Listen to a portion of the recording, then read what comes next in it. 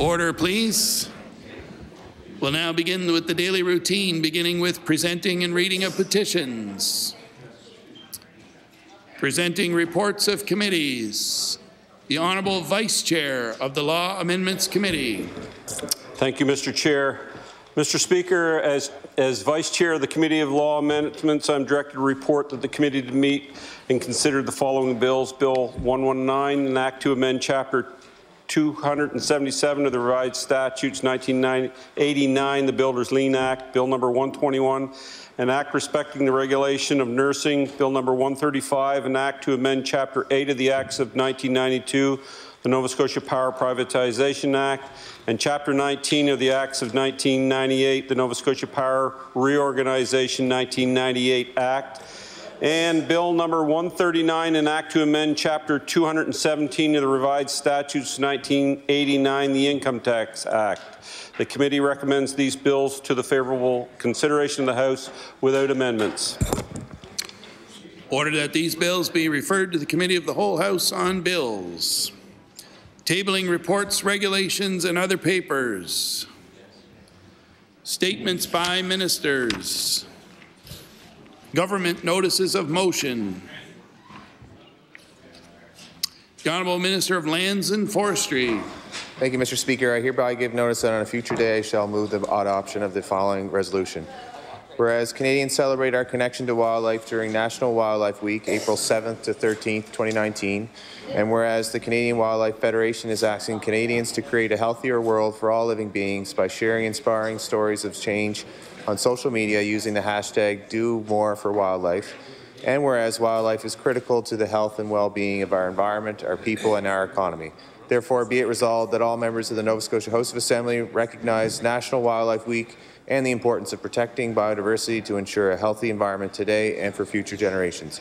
Mr. Speaker, I request waiver of notice and passage without debate. There has been a request for waiver. Is it agreed? Agreed. It is agreed. With all those in favour of the motion, please say aye. Contrary-minded, nay. The motion is carried. Now move on to introduction of bills. Notices of motion. Statements by members. The Honourable Member for Cole Harbour Eastern Passage. Thank you, Mr. Speaker. Today I rise to bring recognition to Michelle Kempton for her hard work and commitment to the not-for-profit Maritime Race Weekend Society. Michelle's dedication has seen the Society raise over $103,000 and counting. Proceeds are always distributed back to our community to support local groups. Maritime Race Weekend happens along the picturesque road of Eastern Passage, Nova Scotia, and has many local supporters and runners from all over the world. Each year, approximately 5,000 participants from around the world take part in the event. Many dress up in all manner of pirate costumes and more. Mr. Speaker, I ask all members of the Nova Scotia Legislature to join me in recognizing Michelle Kempton and her team of dedicated volunteers for all that she and the group do for our community, and we wish them nothing but success this fall with the next Maritime Race Weekend. Thank you, Mr. Speaker. The Honourable Member for Dartmouth South. Mr. Speaker, I rise today to recognize two pharmacies in Dartmouth, the City of Lakes Pharmachoice on Portland Street and Highfield Park Pharmachoice in North End Dartmouth. Menstruation is pricey. For anyone, the cost of hygiene products can be a burden. For people experiencing poverty or living on a fixed income, that cost can be prohibitive. Cassidy Bellefontaine and David Chason saw a need in their community and took the extraordinary step of making menstruation products available to those who need them free of charge in their pharmacies. Please join me in thanking Cassidy and David for taking period poverty seriously and working to reduce its prevalence in Dartmouth. The Honourable Member for Clayton Park West. Mr. Speaker, I would like to recognize a woman in my riding that has a gift for teaching others. Greta Moore began volunteering as a tutor at Cash and Goodman Library back in 2002. Over her 18 years at the library, she has helped many people with reading and their academics. But what really ignited her desire to help was when she met a refugee family who struggled to learn their new language. Greta believes in helping others and being a good neighbor. Greta believes that in helping others and being a good neighbor, we build a strong community and furthermore, a strong country. I couldn't agree more. Mr. Speaker, would this House of Assembly join me in applauding Greta for sharing her knowledge and helping to teach our new community members. Thank you, Greta. The honourable member for Argyll-Barrington. Mr. Speaker, on Friday, April 1st, 2019, the Nova Scotia government hosted the 45th Annual Provincial Volunteer Awards. Among those being honoured was Audrey Doucette. Throughout her life, Audrey has spent countless hours volunteering during her spare time.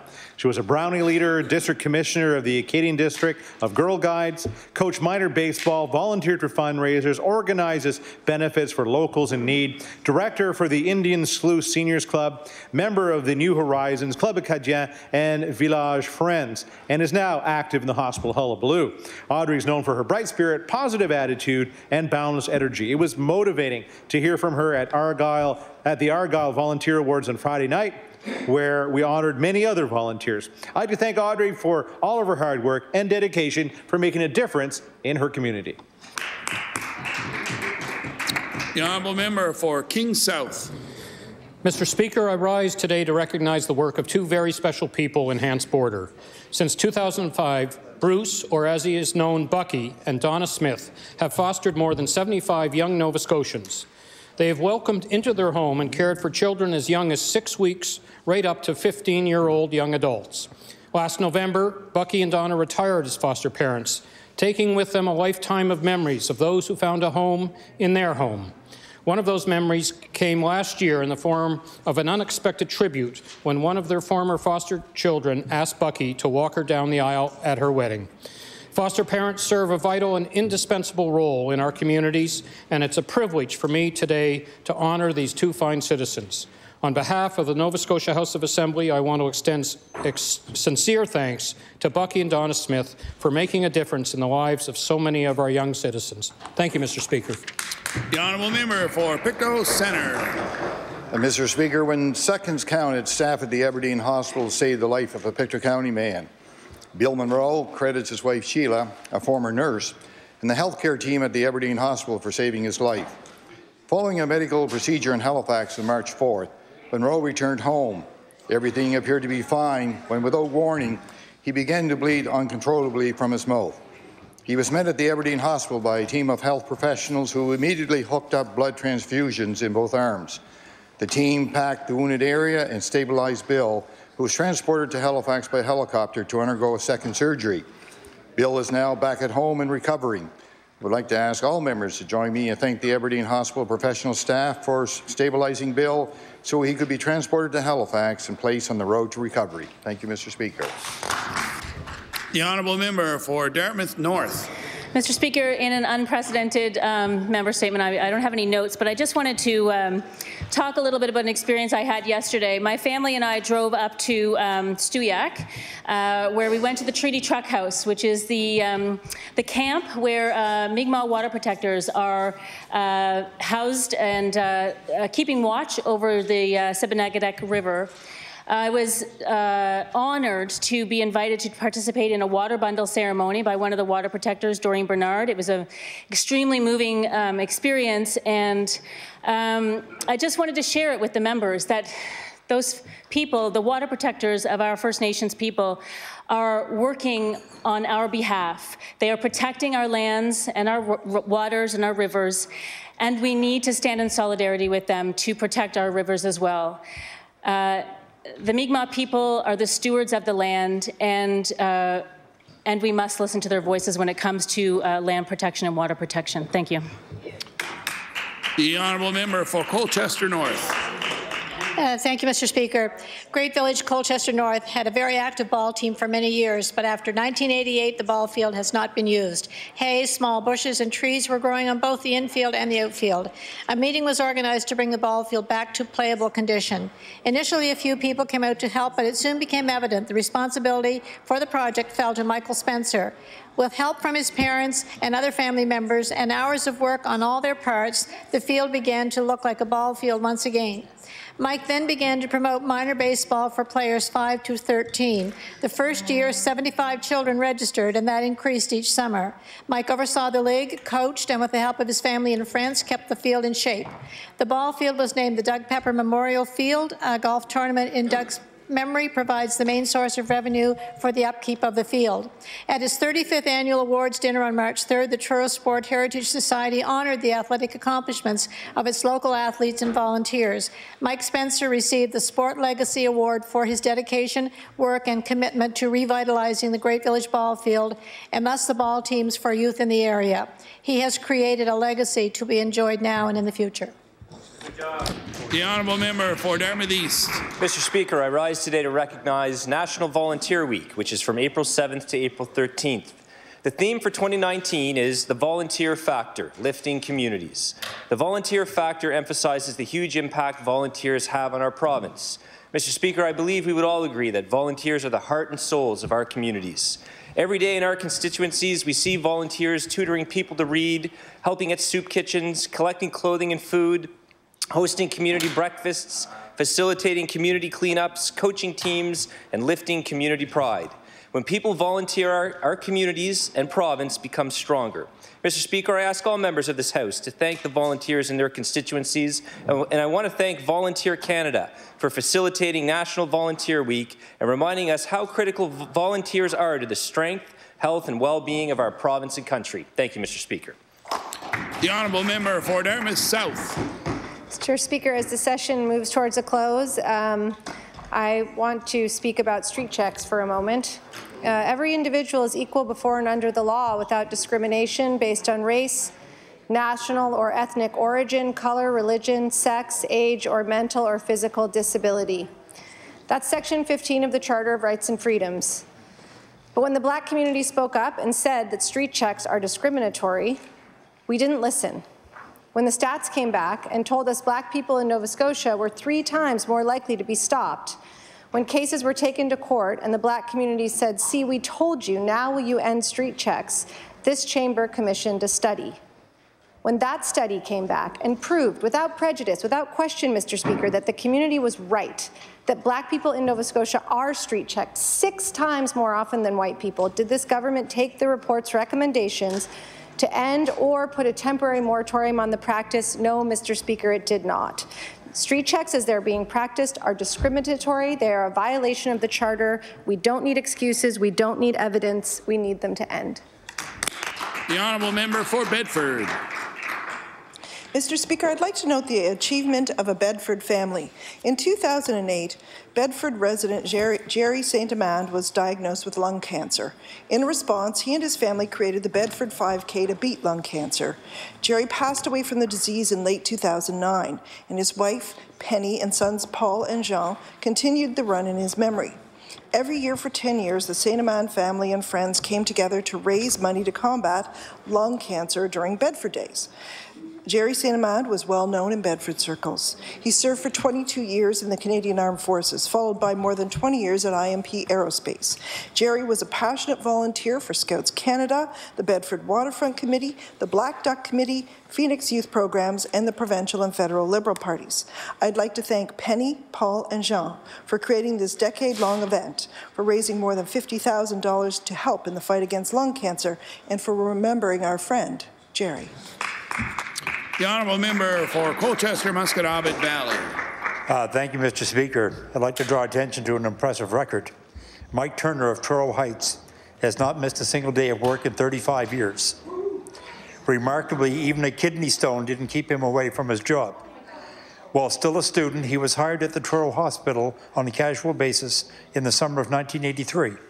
He has since moved up the ranks, currently working as part of the Nova Scotia Health Authority supply chain operations team within the Colchester East Anne's Health Centre. With a similar track record dating back to his school days, Mike attributes his stellar attendance to a strong immune system and deems himself extremely fortunate. He is grateful that his daughter appears to have the same inherited gene. So let's see if she can beat his record. Thank you, Mr. Speaker. The Honourable Member for Halifax-Chebucto. Speaker, what to do in case of fire is a common fridge poster handed out in schools. It's an easy-to-read, quick summary of what to do in the event of such an emergency. Another common such list is a list of emergency numbers. But, Mr. Speaker, there's another common such list in parts of Halifax, although I doubt it's familiar to all of us. It reads, "Know your rights," and lists off recommended actions to take should you be stopped by the police. This is a reality in black communities in Nova Scotia, where discriminatory stops by police are so common you need a fridge poster to remind you of what to do and what not to do to ensure your rights aren't violated any further. Mr. Speaker, Working While Black began distributing these cards a year ago when it became clear the government wasn't going to act on street checks until the much-anticipated Wortley report was released. Well, finally, the report has been released, and it proves what has been known all along. This practice is discriminatory and racist, and yet the government is still not listening to the community's cries to end it. Mr. Speaker, I implore the government to stop street checks and let everyone in Nova Scotia live safely without fear of racism. Thank you. The honourable member for Colchester North. Kings West. Thank you, Mr. Speaker. As April marks Cancer Awareness Month, it brings me great joy to share that 13-year-old Carissa Bezanson of Kingston is officially cancer-free. Carissa was diagnosed with biphenotypic acute leukemia for over 2 years, and she fought a courageous battle with her family there every step of the way. Recently, Carissa celebrated this milestone after completing an 843-day period of chemotherapy treatments and other procedures with her family, friends, and a surprise guest from the Acadia Axemen hockey team at a celebratory event. While Carissa still has a few smaller medical challenges ahead of her, I know she will overcome these with the same sense of tenacity. I have great admiration for Carissa and those who have fought and continue to fight the awful disease of cancer. People like Carissa are why we must continue to work hard for a cure. Mr. Speaker, I ask that members of the House join me in recognizing this important milestone for Carissa Bezanson and wish her continued good health. Thank you, Mr. Speaker. The honourable member for Sackville-Beaverbank. Thank you very much, Mr. Speaker. April the 7th to 13th, of course, is National Volunteer Week, when Canadians take time to recognize the contributions of volunteers in our community. And today I'd like to rise to specifically recognize Peter McCormick, who is with Special Olympics. Peter's a volunteer coordinator and coach for the multi-sport program. Him and his daughter,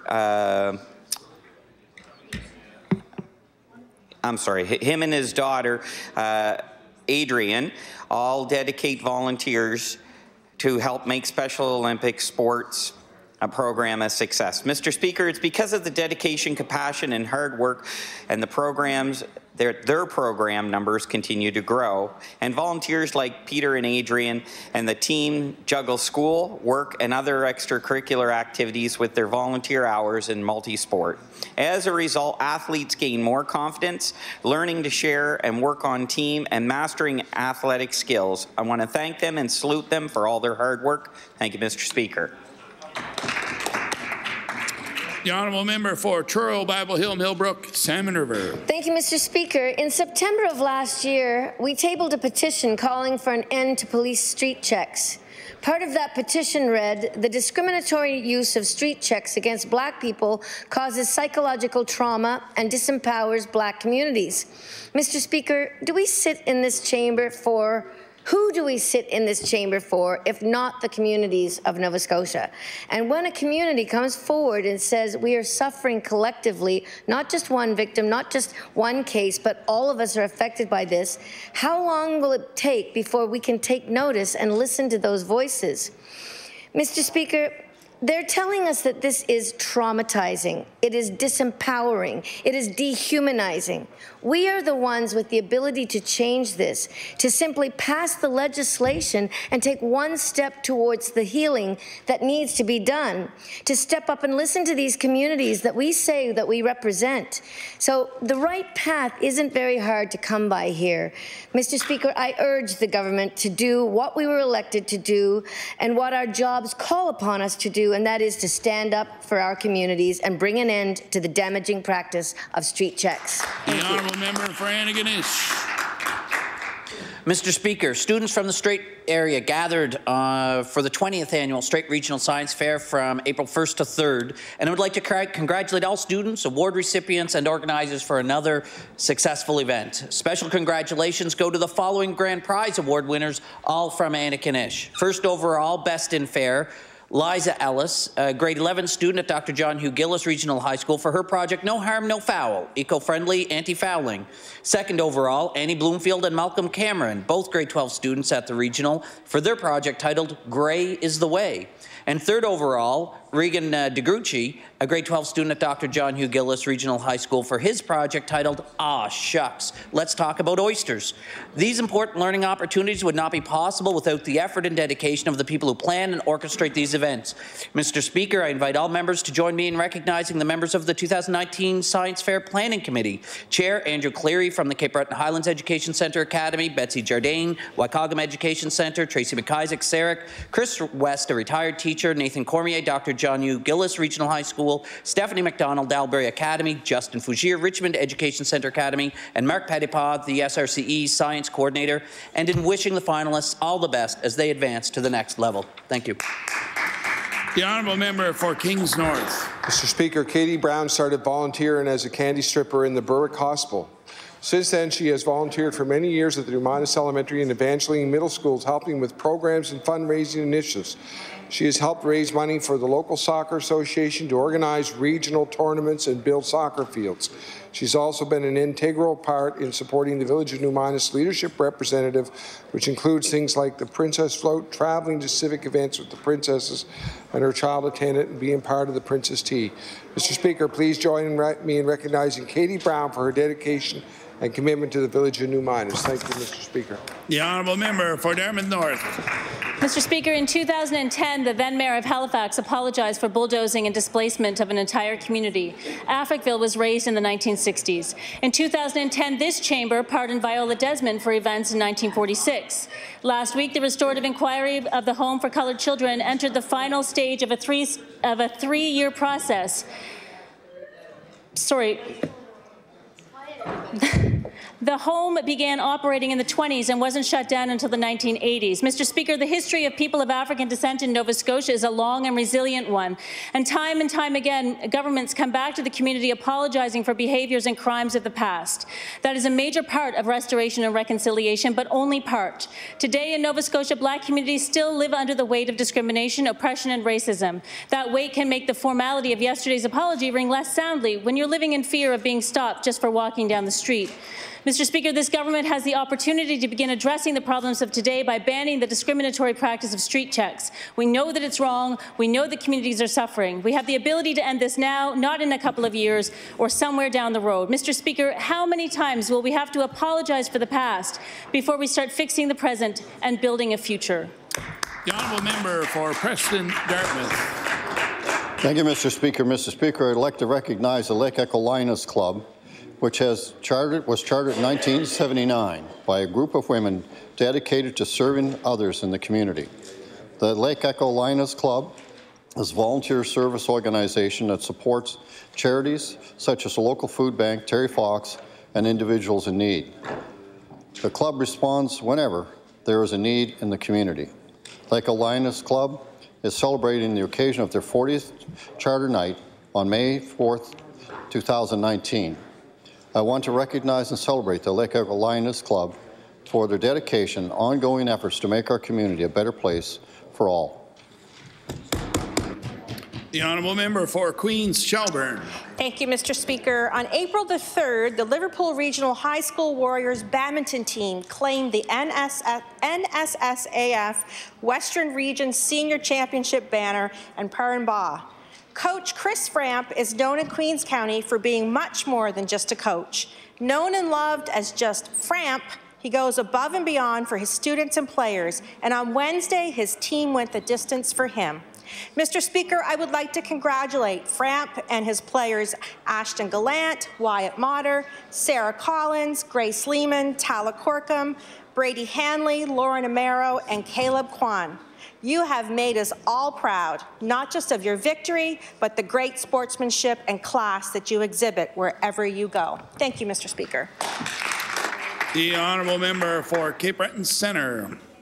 Mr. Speaker, what evidence does a government need to validate a community's cries? My colleagues and I called for a moratorium on street checks over a year ago when the study of the practice was ongoing. Back then, the rationale was that if a practice so much as hints at the idea of a violation of someone's rights, we should probably stop doing it, at least until we figured out what's going on. But the minister wanted to wait, wanted to delay acting until the Wortley report was concluded. And then, when the report was released and the findings validated what the community has been saying for over a decade, the response from the government was still to not take action, to think on it more, to delay, Mr. Speaker. People's rights are being violated. What the report calls discrimination, this government calls useless or useful investigatory practices. Mr. Speaker, our citizens are being targeted with this practice, and the government can't bring itself to simply pass a piece of legislation that would end it. It's shameful, Mr. Speaker, that we can sit here in this chamber willfully ignoring the problems that is our job to address. The honourable member for Clare Digby. Thank you, Mr. Speaker. Today I want to recognize the continuing efforts of my community to welcome a family to our area. Rima Shalraka and their 6 children who arrived in Digby in 2015 have thrived and started Keenan's Kitchen, a catering business. Despite this, part of their heart remains overseas with Rima's family. Rima's mother, 3 brothers, sister and niece are presently living in a refugee camp in Tripoli and want to join the Keenans here. They have applied to come to Canada and may arrive within a year or so. As they will be privately sponsored, the sponsor group will have to raise all of the $40,000 to bring the family members to Canada. So far, Team Rima has raised over $12,000 from some 80 tuna cans passed out last summer, a Valentine's dinner at the Schoolhouse Cafe in Sandy Cove, and a fundraising dinner at Freeport early in March. Future upcoming fundraisers to get the remaining $40,000 need to sponsor the family include selling Mother's Day truffles, a walkathon, paint nights and concerts. I applaud the group's efforts to reunite this family so they can all live here and thrive as the Keenans have. Thank you. The honourable member for Northside Westmount. Thank you, Mr. Speaker. I rise today to recognize the valuable role the Wilfred Oram Centennial Library plays in our community. It is so much more than a depository of books. Librarians Daphne Weber, Debbie Pedetz, Kathy McLeod and Ruth Ann Gillis run story time, toddler time, babies and books, computer labs, science club, community groups, adopt a book program, fiber lunch, outdoor fitness activities, snowshoe rentals, radon detectors, and yes, there are magazines, books, and videos on displays. I would like to take this opportunity to thank these ladies for the role they play in building our community. Thank you, Mr. Speaker. The honourable member for Halifax Needham. Mr. Speaker, I want to add my voice to many Nova Scotians' voices who recognize that the Nova Scotia Human Rights Commission report on street checks is enough, more than enough evidence of systemic racism in policing practices in this province. Black men, Professor Scott Wortley found after crunching Halifax Police's own data, are 9 times more likely to be street checked than the rest of the population. The report doesn't just have enough evidence, but it also has enough stories, like that of Trayvon Clayton, a 20-year-old St. Mary's student who both plays and coaches basketball, studies criminology, and aspires to study law. He shared his experience as a 16-year-old walking home from a party, traveling alone as he'd been advised, only to be confronted and eventually slammed to the sidewalk by a police officer. Clayton helped lead a community meeting on street checks on March 30th. He has shared his story in countless interviews and community meetings as well as part of the human rights process. And again, I say enough. He should not have to tell the story again. And this government should say enough. We believe you, it matters, and we will act. The honourable member for Hants West. Thank you, Mr. Speaker. I'd like to recognize the West Hants Historical Society. The West Hants Historical Society is a centre for research and learning dedicated to the preservation, interpretation, and promotion of the rich heritage of West Hants region. Based in Windsor, it operates a seasonal museum as well as a year-round genealogy and research department.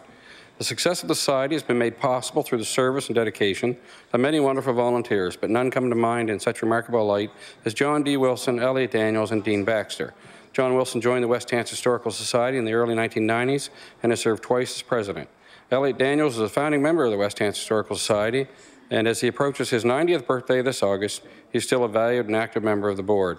Dean Baxter joined in West Hants Historical Society 25 years ago, and with Elliot has been responsible for the upkeep and maintenance of the museum building on King Street. All three of these gentlemen have gone above and beyond the call of duty as volunteers in the West Hants Historical Society, and the Board of Directors feel that there's no better time than now to recognize their selfless and tireless contributions. Thank you, Mr. Speaker.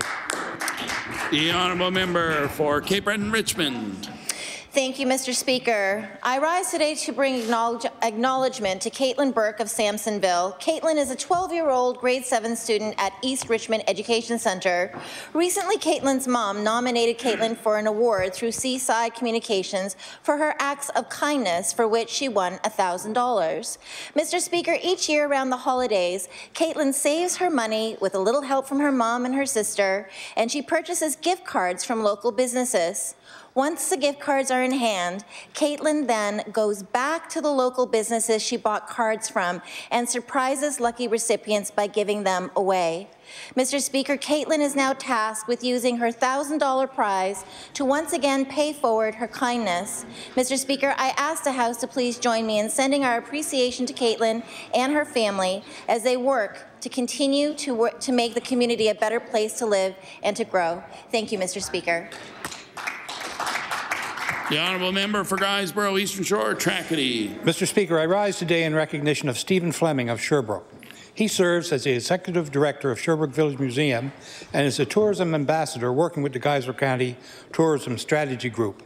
Stephen has been part of a new tourism initiative being generated throughout the whole of Guysborough County, bringing together tourism service providers, operators and stakeholders in the community. This tourism working group seeks to build a voice for Guysborough County tourism and capacity within the tourism operators. It has the ultimate goal of appealing to those near and far to come and see everything from the museums to the natural beauty we have to offer. Stephen has been emceeing these tourism workshops, of which there have been 4 so far, with more planned before the start of the summer tourism season as the Guysborough County Tourism Strategy develops and works towards its goals to increase and enhance tourism in our area. Mr. Speaker, I want to thank Stephen for his contribution to this initiative and efforts as a Guysborough County Tourism Ambassador with his work at Sherbrooke Village and throughout the country. The honourable member for Cumberland North. Thank you, Mr. Speaker. Today, I'd like to recognize Joe Donachie of the Rotary Club of Amherst. He's been bestowed a life membership in recognition of his 50 years with the club. He's served several terms on the board of directors and on many committees. Joe is a big supporter of his community and involved in the walkathons at Camp Tidnish. His first walkathon was in 1978 to help raise money for a van for a preschool program. Joe was chair of the Rotarian Home Exchange Fellowship for over 20 years. Dr. Joe Donachie, anaesthetist, participated in 8 Rotary-sponsored medical volunteer programs, which took him to North Africa, the Caribbean, and latterly to the interior of Peru. Joe is a valued member of our community and is a fine example of someone who gives back. Thank you, Mr. Speaker, and please join me in congratulating Joe for all of his work in the community as a Rotarian. The honourable member for Halifax Armdale.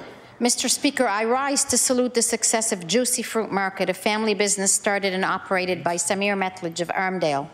Juicy Fruit began as a small fruit and vegetable shop at the Armdale Rotary. As the little shop grew and Samir focused on the wholesale side of the operation, the shop relocated downtown before expanding to Bayers Lake. The business grew in size and became even more of a family affair as Samir's wife Violet and sons John and Sam and daughter Lisa joined the business in financial and operation roles.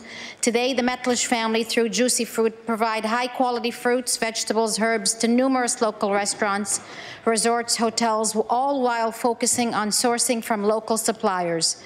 Juicy Fruit also gives back through donations to local churches, Feed Nova Scotia, Parker Street Food and Furniture Bank, and so many more. Please join me in congratulating the Metledge family on over 25 years of success with Juicy Fruit Market. Thank you. The honourable member for Cumberland South.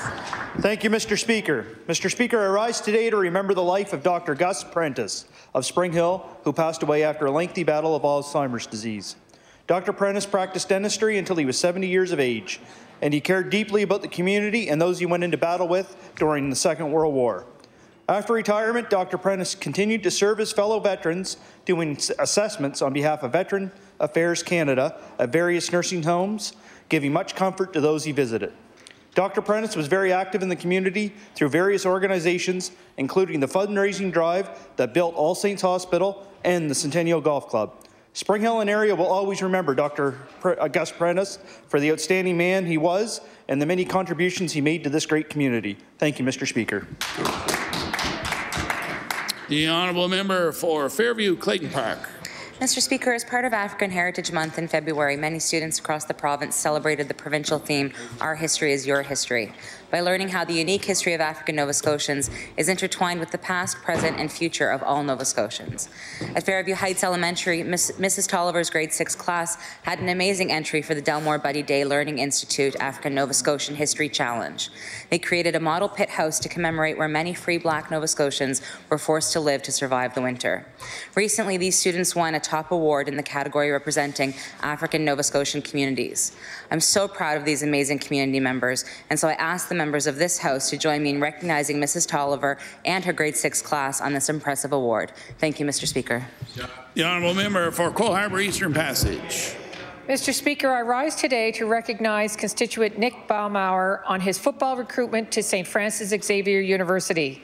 Nick's interest in football began when he began grade 10 at Auburn High School. He quickly realized his enjoyment and skill for the sport. This led Nick to try out for the team Nova Scotia 2 times, which he made both years. Finally, in his final year at Auburn High School, Nick was recruited and accepted to play football for the X-Men. Nick worked very hard for this achievement, both on the field and off, meeting the academic requirements. Nick will begin studying sports management in an arts degree program this fall. Mr. Speaker, I ask all members of the Nova Scotia Legislature to join me in recognizing Nick Baumauer for all of his hard work and dedication. Thank you, Mr. Speaker. The honourable member for Timberley Prospect. Thank you, Mr. Speaker. I would like to congratulate Sandy McDonald, a resident of the Prospect community, for receiving the 2018 Gia Almond Award for advancing peer support and advocacy for those in need. Sandy is the board president and founding member of the International Association for Premenstrual Disorders, a nonprofit organization that provides education, support, advocacy, and resources for those affected by premenstrual dysphoric disorder and premenstrual exacerbation of underlying disorders. This organization bridges the gap between mental and reproductive health. I was especially pleased to learn about this award and learn that Sandy would not only identify a need in an important but little-known area of physical and mental health, but also take concrete steps to organize volunteers to help others who otherwise might experience helplessness, loneliness, or even despair. Mr. Speaker, Sandy McDonald deserves the highest praise for her community service, and I am certain that members of the House will join me in sharing my gratitude for those like Sandy who develop and implement a plan to meet an important need. Thank you, Mr. Speaker. The honourable member for Pictou Centre. Mr. Speaker, whether from a love of the music, a sense of homage to heritage, or a simple curiosity about languages, a group of beginning students gather once a week to learn Gaelic in Pictou County. The majority of people involved have ancestors who once spoke the language, but the closest claim any of them have is to grandmothers they never met who spoke Gaelic. Whitney McGuinness considers herself a Gaelic learner, but is also a class instructor. McGuinness is working toward becoming fluent.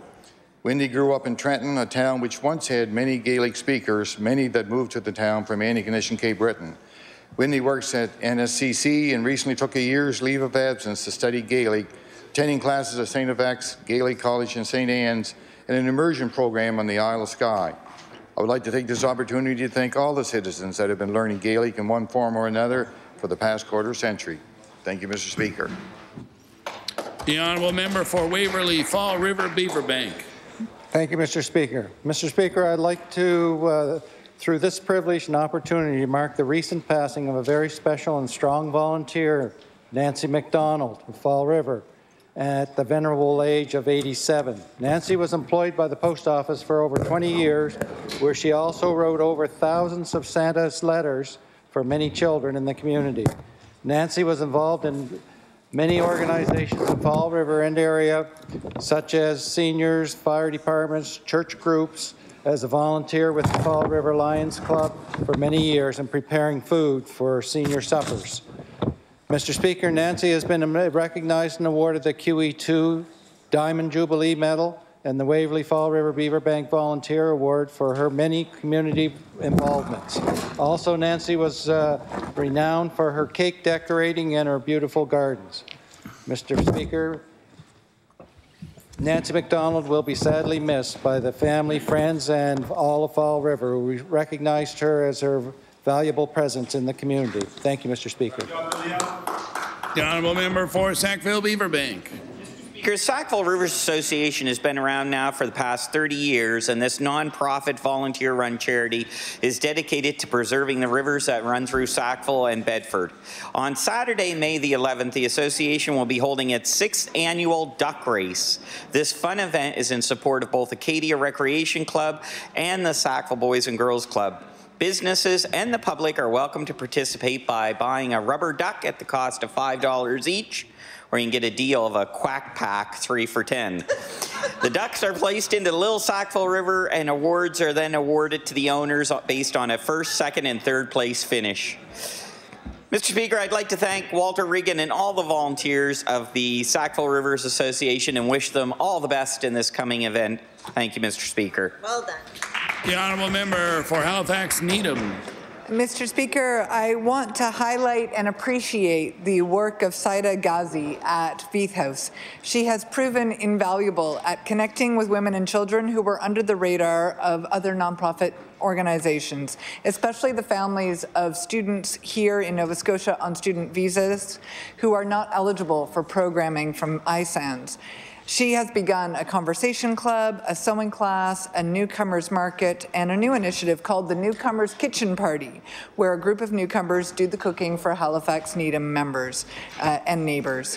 A relative newcomer herself, but a Nova Scotian now, Saida is warm, creative, and energetic, and we are all better off that she has found a place at Feith House to offer her considerable gifts to the world. Thank you, Mr. Speaker.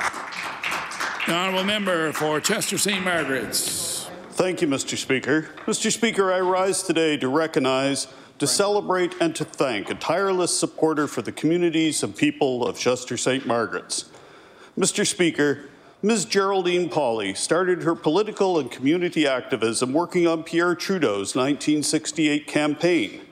Subsequently, she worked with such notable political figures as Lloyd Axworthy, Mary Clancy, and Graham Steele.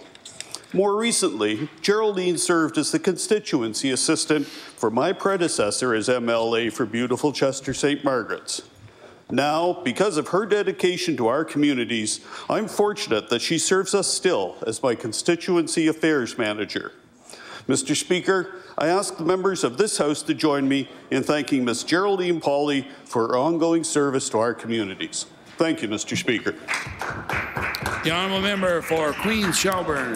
Thank you, Mr. Speaker. The Duke of Edinburgh Bronze Awards offer an opportunity for our youth to be engaged community members, physically active, and to experience adventure. That said, these awards require participants to work very hard in several categories in order to merit them. Under the guidance and time of Troy Smith, Crystal Stewart-Smith, and Cassandra Williams, this worthwhile program was offered to youth in Queens County. Guidance and time well spent and much appreciated.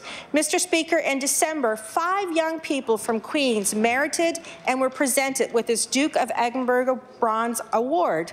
I would like to acknowledge Ellen Riddall, Keegan Oikel, Georgia Williams, Ella Stevens, and Jordan Duffney, and congratulate them on all achieving such a distinguished accomplishment. You are a wonderful role models for our youth, and I wish you every future success. Thank you, Mr. Speaker. Just want to remind all members that member statements should be directed through the chair and not speaking directly to the subject of your member statements. I've heard several of them that are addressing the topic of the member statement directly. So just a point of clarification. The honourable member for Lunenburg. Mr. Speaker, I rise today to recognize Scott Saunders of Lunenburg, who was recently inducted into the Lunenburg County Sports Heritage Society Wall of Fame. The Lunenburg County Sport Heritage Society recognizes individuals who have made a distinct and valued contribution to sport through their connection to Lunenburg County. Throughout his curling career, Scott has compiled a long list of impressive accomplishments. Scott skipped the Nova Scotia Junior Men's Curling Championship winners in 1975, 1977, and 1978. 1978. And in 1975, he was recognized as the All-Star Skip at the Canadian Junior Men's Curling Championship. Scott's achievements in the world of curling continued throughout the years as skip for mixed curling teams, men's curling teams, and senior men's curling teams. Scott was no stranger to being the skip in a number of championship games. Mr. Speaker, I would ask that you and the members of this House of Assembly please join me in congratulating Scott on being inducted into the Lunenburg County Sports Wall of Fame. Thank you, Mr. Speaker. The honourable member for Northside Westmount. Thank you, Mr. Speaker. I rise today to recognize a rather remarkable group of more than 200 members called Madison's Angels. Last year, a North City teenager took her own life. Madison Wilson was bullied and was unable to cope. Madison's Angels started as a group of friends who wanted to do random acts of kindness in Madison's memory. They gathered over 100 hats, mittens, jackets to help the SPC and the Abandoned Cat Society. I'd like to take this opportunity to thank Madison's Angels as they find a way to heal, do something positive in her memory, and to help the community. Thank you, Mr. Speaker. The honourable member for Kings South. Mr. Speaker, as I travel around my constituency, I always find it so heartening to witness the phenomenal work of volunteers. These local heroes often do not get the recognition they deserve, and that's why it's always a great pleasure to rise in the House to publicly thank someone who's gone above and beyond to give back to the community. Today, I would like to recognize an exceptional Kings South volunteer, Wenda Wielden. Wenda has always been deeply committed to improving the lives of her fellow citizens with a special interest in mental health and well-being. Her involvement in a myriad of important organizations, including the Women of Wolfville Theatre Collective, the Nova Scotia College of Counselling Therapists, the Workshop Council of Nova Scotia, the Flower Cart, and the Deep Roots Music Cooperative, has contributed greatly to the health and vibrancy of our community. Wenda's extraordinary efforts were recently celebrated at the Provincial Volunteer Awards, and I ask all members of the Nova Scotia House of Assembly to join me in congratulating her on that well-deserved award and thanking her for her many contributions to our community. Thank you, Mr. Speaker. The honourable member for Cumberland North. Thank you, Mr. Speaker. Today I'd like to recognize community volunteer Catherine Hathaway. Catherine has a long history of volunteering and making our community a better place to live. Most recently, she serves on the Cumberland Healthcare Foundation as our chair of the board of directors. Catherine has also volunteered at the Trinity St. Stephen United Church Playgroup for years. In recent years, Catherine has shared her musical talents, helping many nonprofits raise funds. She is a woman of many talents and shares them for the betterment of our community. Please join me in thanking Catherine Hathaway for all of her work and efforts to make our community a better place to live. Thank you, Mr. Speaker. The honourable member for Yarmouth. Thank you very much, Mr. Speaker. The Little family of Yarmouth County has been named the Provincial Volunteer Family of the Year for 2019. Jeff and Erica Little and their children Alex and Emma have lived in the Yarmouth area since 2008 and began volunteering as a way to meet members of their new community. Since then, Jeff, as a board member with the Yarmouth Hospital Foundation, created and chairs the annual We Care Radiothon, a fundraiser initiative which benefits the Yarmouth Hospital. Erica, Emma, and Alex also volunteer their time for this event. To date, $300,000 has been raised to purchase much-needed hospital equipment for the Yarmouth Regional. Jeff also co-founded and chairs the 100 Guys That Share, which has donated more than $130,000 to local charities. Jeff was also named the 2019 Provincial Volunteer of the Year for the Municipality of Yarmouth. Erica devotes her time to Rotary and the Interact Club, is a volunteer for Meals on Wheels, the Yarmouth Area Chamber of Commerce, the local 100 Meals Program, and school advisory councils. Daughter Emma Little transformed her small high school Rotary Interact Club into the largest in Atlantic Canada. Son Alex then worked to create a new Rotary Interact Club at the junior high level, where he leads the club as president. The entire Little family has been involved in Scouts Canada, and I wish this House to join me congratulating the Little family for being named Provincial Volunteers of the Year. And there's more that I'll table here. The honourable member for Kings North. Mr. Speaker, today I rise to pay homage to Sterling Gosman, a friend and longtime pastor of Visitation and Care at New Midas Baptist Church. After 12 years, Pastor Sterling Gosman will be retiring again, as he had already completed 33 years with Fredericton CBC. Pastor Sterling has provided loving care to many families in their time of greatest need. He has been a great inspiration to a whole community who saw him on his early morning walks, and will always be remembered for his exuberance from the pulpit. After 2 careers, 3 children, Neville, Tia, and Misha, 6 grandchildren, and all that with teenage love of his, with Anne, the teenage love of his life by his side. I want to wish him a long and retirement, good health, and happiness. Well done, good and faithful servant. Thank you, Mr. Speaker. The honourable member for Dartmouth North. Thank you, Mr. Speaker. May I make an introduction? Permission granted. Thank you. I'd like to draw the members' attention to the gallery opposite, where we have a few people who have just joined us. We have Amina Abiwaji. We have Elle Jones, who the House would know is a prominent poet, journalist, professor, activist, and many other amazing things. Elle's joined us, and also Katrina Jarvis, who is a social work student in my office in Dartmouth North, my constituency office. Katrina is in her 3rd year of social work at DAL. She's been an invaluable addition to the work that we do in casework in our office, and I'm really happy to welcome her to the House again. Thanks. The honourable member for Lunenburg West. Thank you, Mr. Speaker. Mr. Speaker, I rise today to recognize David Walker, Bridgewater's 2019 Provincial Volunteer Representative. For the past 40 years, David has been an integral member of our community as an educator, a coach, a volunteer, and an elected official. He served 25 years in municipal government, 13 years as a councillor, 8 years as deputy mayor, and 4 years as mayor. This experience provided David with a gateway to volunteering with several organizations, including Safe Communities Lunenburg County, the Bridgewater Police Commission, and president of the Nova Scotia Association of Police Governance. David is also an active member of the Bridgewater United Church Council, an announcer at the Bridgewater Junior A Lumberjacks hockey games, and a member of the Parkview Education Centre's SAC and Alzheimer's Awareness Breakfast Team. I ask all members of the Nova Scotia Legislature to join me in thanking David Walker for his contribution as a volunteer and for helping guide the growth of Bridgewater. Thank you, Mr. Speaker. The honourable member for Antigonish. Mr. Speaker, last summer, the community of Antigonish hosted the 2018 Special Olympics National Summer Games.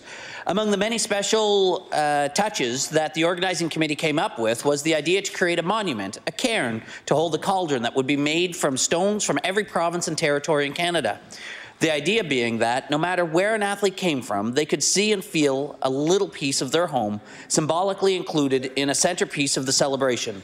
Designed by Councillor Andrew Murray and constructed by Francis Arsenault of South River Stone and Glenn Arsenault of Arsenault Monuments, the cairn became a proud addition to the stunning set created by the local committee and a wonderful prop in countless selfies. On March 26, this beautiful creation was installed at its permanent home in the Antigonish Cairn Park, which sits across the road from St. Yves, where the games were held. It is a proud addition to the series of cairns in the park, each of which represents a major Scottish clan that settled in Antigonish. And now we have added the Special Olympics cairn to help us remember the many special guests we hosted from every part of Canada in 2018. The honourable member for Halifax Armdale. Mr. Speaker, I rise today to recognize the important research being conducted by Dr. Joseph Sadik. Dr. Sadik, a psychiatrist, medical director of the Atlantic Mental Health Clinic, and an associate professor of psychiatry at Dalhousie, is doing vitally important work on mental health and wellness. Recently, Dr. Sadik and the Canadian Mental Health Foundation's Nova Scotia division held a public event to discuss his book, A Clinician's Guide to Suicide Risk Assessment and Management. I understand this new book is his 4th, having last published A Clinician's Guide to ADHD Comorbidities in Children and Adolescents. I want to thank Dr. Sadik for his research and encourage all members and Nova Scotians to get informed about the realities of living with severe and chronic mental illness. Thank you. The honourable member for Pictou East. Thank you, Mr. Speaker. Mr. Speaker, a little community in Pictou East has a big dream, and I'm sure this dream will become a reality.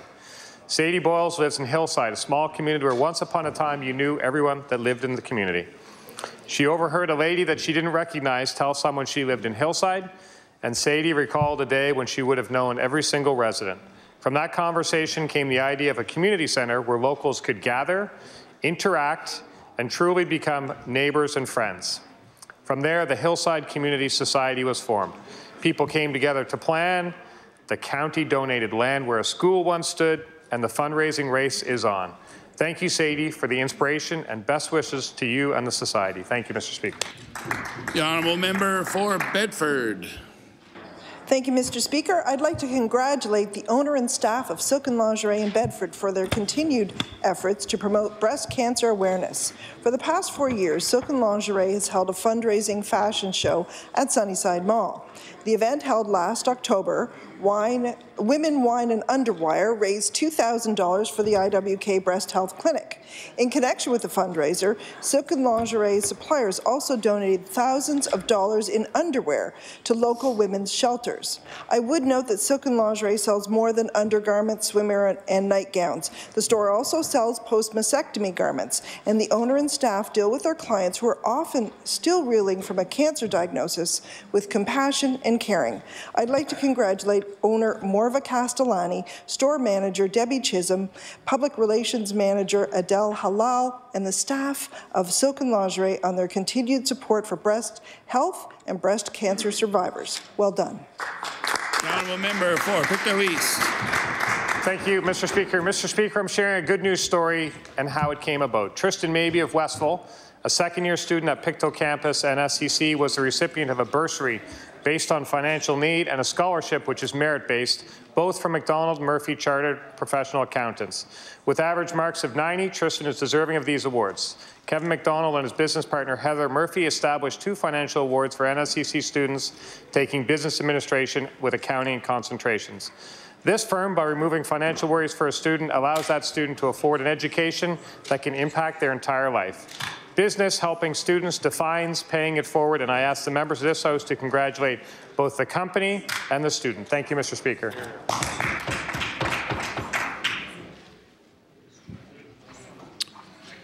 In the absence of no more member statements, we'll now move on to government business. The Honourable Government House Leader. Thank you, Mr. Speaker. I move that you do now leave the chair and the House resolve itself into a committee of the whole on supply. Motion carried. The House will now recess for a few minutes while it resolves itself into the Committee of the Whole on Supply.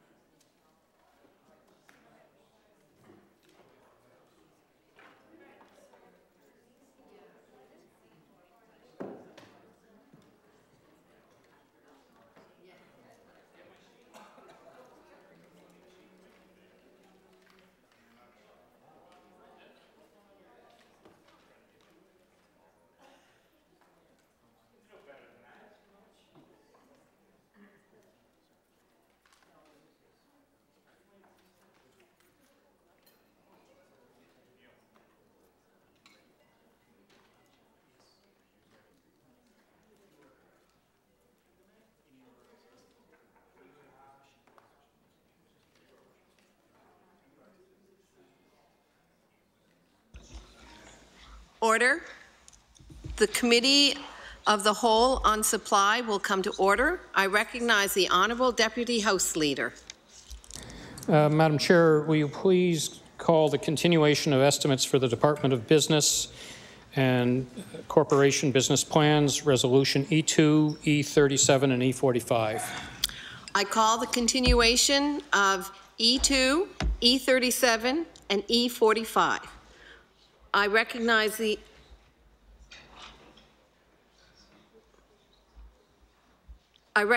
Honourable Member for Pictou East.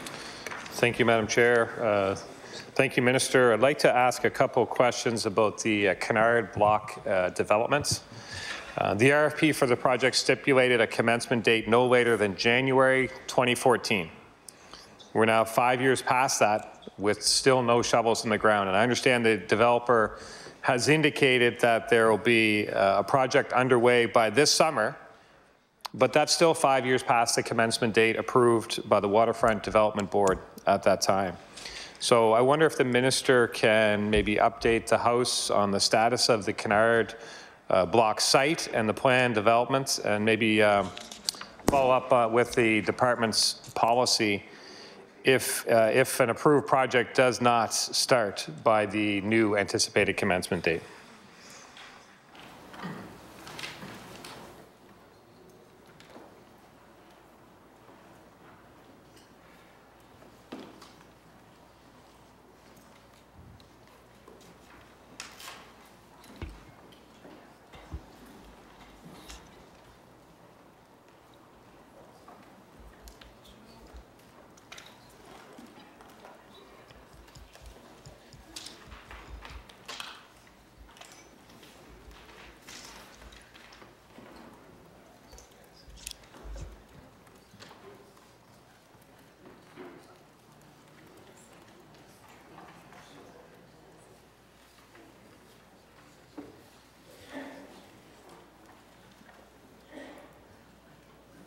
I recognize the Honourable Minister of Business. Thank you, Madam Chair, and thank the member for the question. Certainly, with respect to the site that the member is talking about in the waterfront here in Halifax, collectively, there are a number of developments that we are looking at there. Obviously, as the leader mentioned, around the Kennard site, there has been some ongoing development.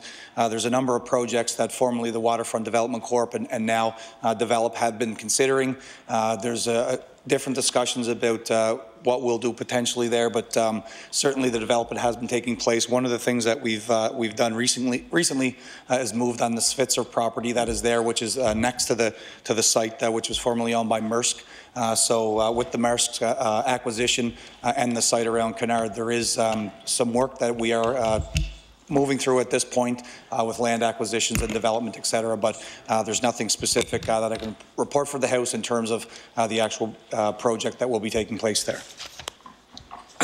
I recognize the Honourable Member for Pictou East. Thank you, Madam Chair, and my apologies. I should have been specific in the block, specifically referring to request for proposals number 1835. That's Kennard Block mixed-use development. That was July 2012, and in that RFP, which was awarded, the request for proposals, the schedule for construction commencement was very clearly stated as February 1st, 2014, and I can certainly appreciate some delays around weather and whatnot have you, but we're into a 5-year delay at the moment, and I just wonder. If the minister and the staff can update the development community and really the citizens of Halifax on the expected development on this site, because to wait that length of time does certainly warrant an explanation. So I would like to again, that was request for proposals number 1835, Kennard Block mixed-use development. So I wonder if the minister can specifically talk to the delay on that piece of property.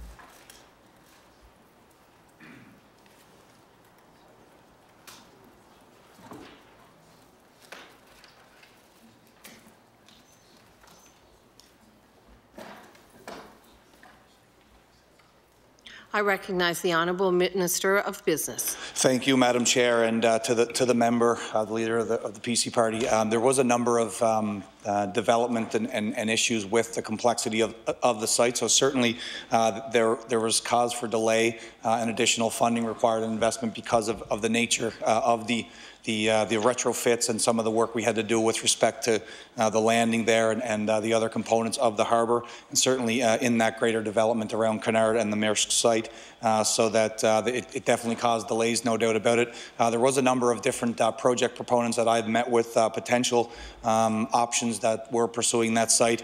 Those discussions still are ongoing. We haven't landed in any particular place yet to update the House on, but the delays were caused by a number of factors, and again, the site complexities were the major part of that.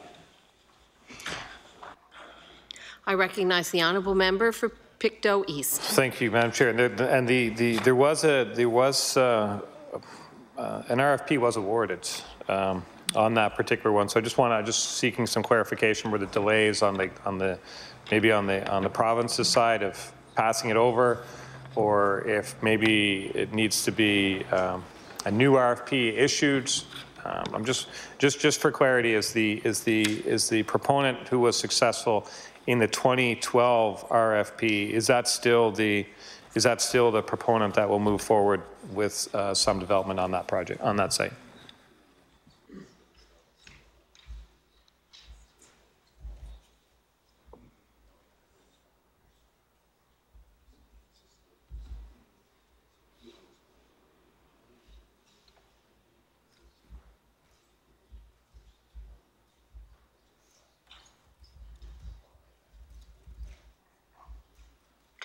I recognize the Honourable Minister of Business. Thank you, Madam Chair. And at this point, certainly it was Southwest that was a successful proponent. The conversations are still ongoing with Develop. Again, between the environmental challenges that were found on the site, plus some of the alterations around what was going to be built there with the public space, the private entity that was there, etc. Again, that was the main cause for delays. But we're going to get Develop Nova Scotia down to give some of the specifics if there are any. But at this point, from all of our information, anything that I've been privy to so far, that proponent is still in place for the site. I recognize the Honourable Member for Pictou East. Thank you, and if the minister can maybe provide any additional information afterwards, that would be helpful. I'd like to move on to the summary of departmental write-offs 2018-2019. The Department of Business has a write-off of $10.3 million. The description is Nova Scotia Jobs Fund equity, term loans, guarantee loans, royalties, and mortgage foreclosure by a third party. I wonder if the minister is able to provide a more detailed breakdown of the write-offs that the province made in that account this year.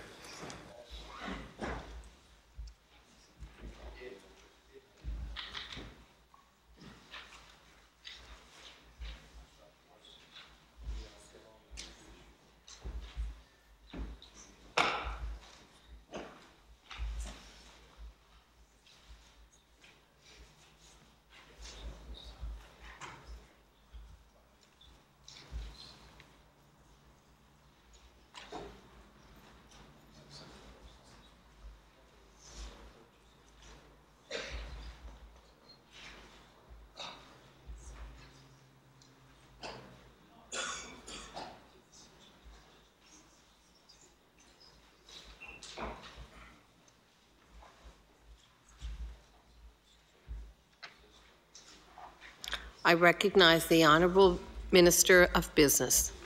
Thank you, Madam Chair, and thanks to the member for that question. So there were a total of 9 particular line items associated with that $10.3 million write-off. 7 of the 9 were associated directly to the Jobs Fund. They were AFC Equity, Kanakwa Seafoods, Co-op Atlantic Credit Union Loan Guarantee Program, Paid Claims for Loss, Rosedale Farms Limited, Stelia Aerospace, McDonald Peat Moss. They were the 7 from the Jobs Fund. The other 2, Southwest Shore Development, was a mortgage. That was the to the tune of $475,000, and the other was a Cape Breton Resort write-off, which it's a miscellaneous. It's $4,400. So we can get that specific list for the member, but that's the nature and the full extent of the $10.3 million written off. Thanks. I recognize the honourable member for Pictou East. Thank you, Minister, for that. Look forward to receipt of that list there. I want to talk about the film industry. So under the old system, up to 2014, the province used to invest somewhere in the range of $25 million in the film industry. And we know the volume that was generated by that investment, or at least partly attributed to that investment. I'd like to ask the Minister, how much was invested in the film industry by the province in the last year, and how much is expected to be invested this year?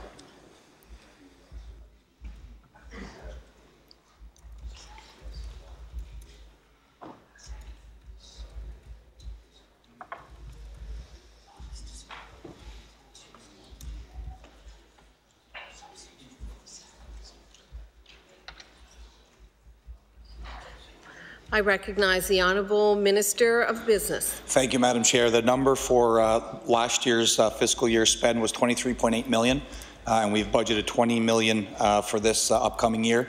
And obviously, NSBI has the direct link and relationship with film and screen and the entire sector, so they're certainly keeping track of what's in the pipeline and what could potentially come down. But at this point, the budget line is $20 million. I recognize the honourable member for Pictou East. Thank you. Minister, is it now accepted that the $25 million that was traditionally invested in the industry was generating economic activity in excess of $100 million a year? Is that a number that would be accepted by the province?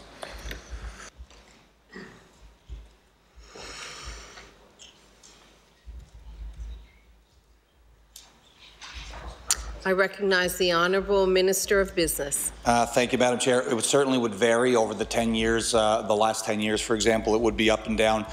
We've maintained through all of the changes between the tax credit and the incentive fund 1 to 2% of the national market for film. But with respect to the direct question, I think it's a fair rolling average over those number of years that the number would be $100 million.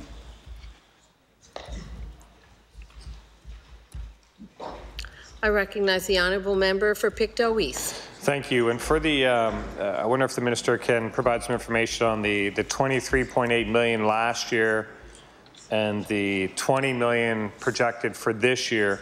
Does the minister have some forecasts of the economic activity that was attributed last year to the 23.8 and going forward to the 20 million? What type of economic activity can the province expect?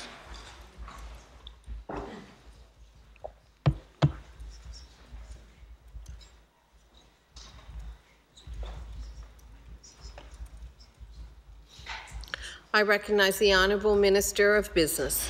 So thank you, Madam Chair. So essentially, we're still in that range in terms of the long-term average. Because of the multiple-year nature of some of the investments and the projects that take place, that there is a fluctuation based on what happens sort of throughout the year and leading up to the year end. So last year, I think we're tracking in the range of about 85 million. The year before was somewhat higher than that. Still would have been under in that range between 85 and 100, but it's stayed pretty consistent. And again, I think that looking at snapshots in time of multiple years gives you that sort of average. So last year looks like in the range of about 85, and still tracking give or take around 100 million. I recognize the honourable member for Pictou East. Thank you. Before the changes, a $25 million investment generated economic activity, according to PricewaterhouseCoopers, of $139 million. And according to the department, that economic activity was somewhere between $120 and $180 million. So $25 million led to quite a bit of economic activity. And now, after everything that's happened in the industry, we know, according to the department's numbers, that a very similar investment, 23.8 versus 25, has led to economic activity in the range of 85 million. So we're spending the same amount of money, but there's a lot less economic impact on the province.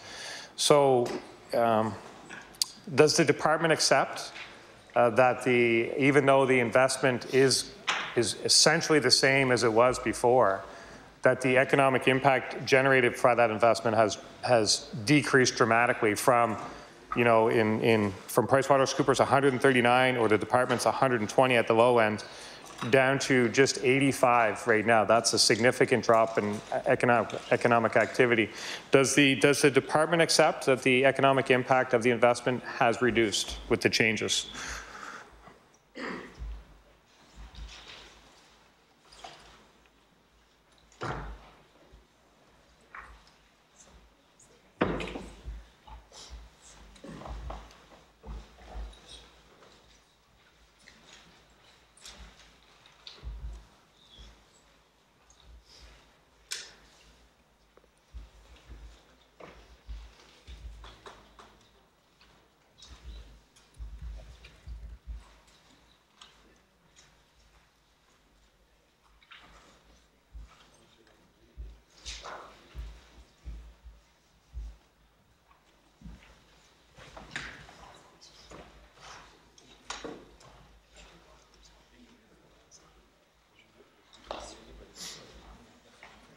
I recognize the Honourable Minister of Business. Thank you, Madam Chair, and I think that certainly I'll repeat some of this from Friday at the discussion with the NDP caucus regarding the film impact and sort of the collective energy and relationship that has taken place over the last number of years, and certainly we are appreciative and respectful of the position that industry has taken in terms of the changeover.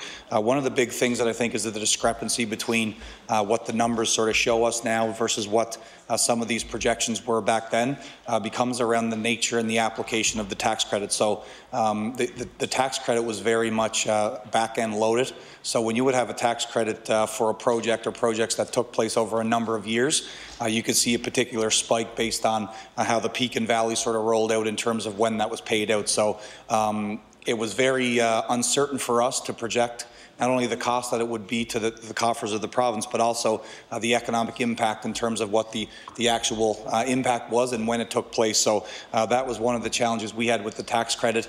The incentive fund is very much front-end loaded, so now the certainty's there. When we pay this out, Madam Chair, we know where it's going and to what extent it's going. But again, not only that, at the same time, it's tied into the certainty around that total revenue projection and revenue impact from the industry. So again, over time, as we're into number of years now with the incentive fund, we will certainly see that stability as well, because we're not counting revenue in out years. It's all sort of lines up at the same time. So again, and I think that so when you're looking at the revenue projections and the ultimate performance versus the old tax credit, the incentive funds, in our perspective, it is around the same, in the same ballpark, but now we have the certainty for the fiscal envelope and the budgeting of the province, and also for the fact that there is a local content in terms of labour, where the investments take place and such in terms of Nova Scotia spend. So things being equal, there is a discrepancy in the revenue counts, but the ability to forecast does loom significant for us, and also the fact that when you're dealing with out years, that does throw off that final revenue injection in terms of which year the tax was collected versus when the spend took place. I recognize the Honourable Member for Pictou East. Thank you, Madam Chair, and I think what I heard the Minister say is there's a discrepancy in the revenue accounts, meaning the economic impact is smaller for almost the same amount of money. But the government has some certainty over the timing of what it invests. I think that's a concern to me for sure, because we need to get the most bang from buck that we can possibly get for investments we're making. And it might be convenient for budget purposes, but if we're spending the money and we're not getting the economic impact, then that's short-sighted. That's what that is. So, and I think what we're seeing is a pretty dramatic impact on an industry that had an economic impact, according to Pricewaterhouse, of 139, according to the department of 120, down to 85. And that's a big impact on our economy, for sure. And I don't know if that's a good impact to take in the name of easier accounting. So I'd just like to ask the minister: does the department believe that there are more people working in the film industry in Nova Scotia today than there were in 2014? Is it the department's assessment that there are more people working in the industry today than there were back then?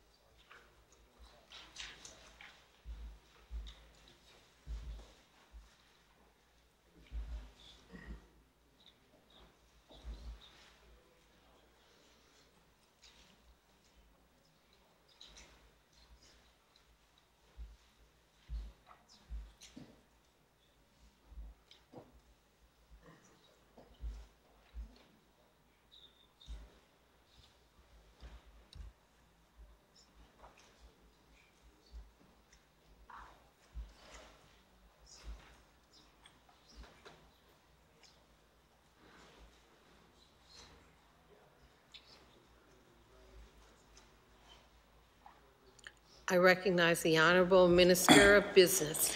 Thank you, Madam Chair, and thank the member for the question.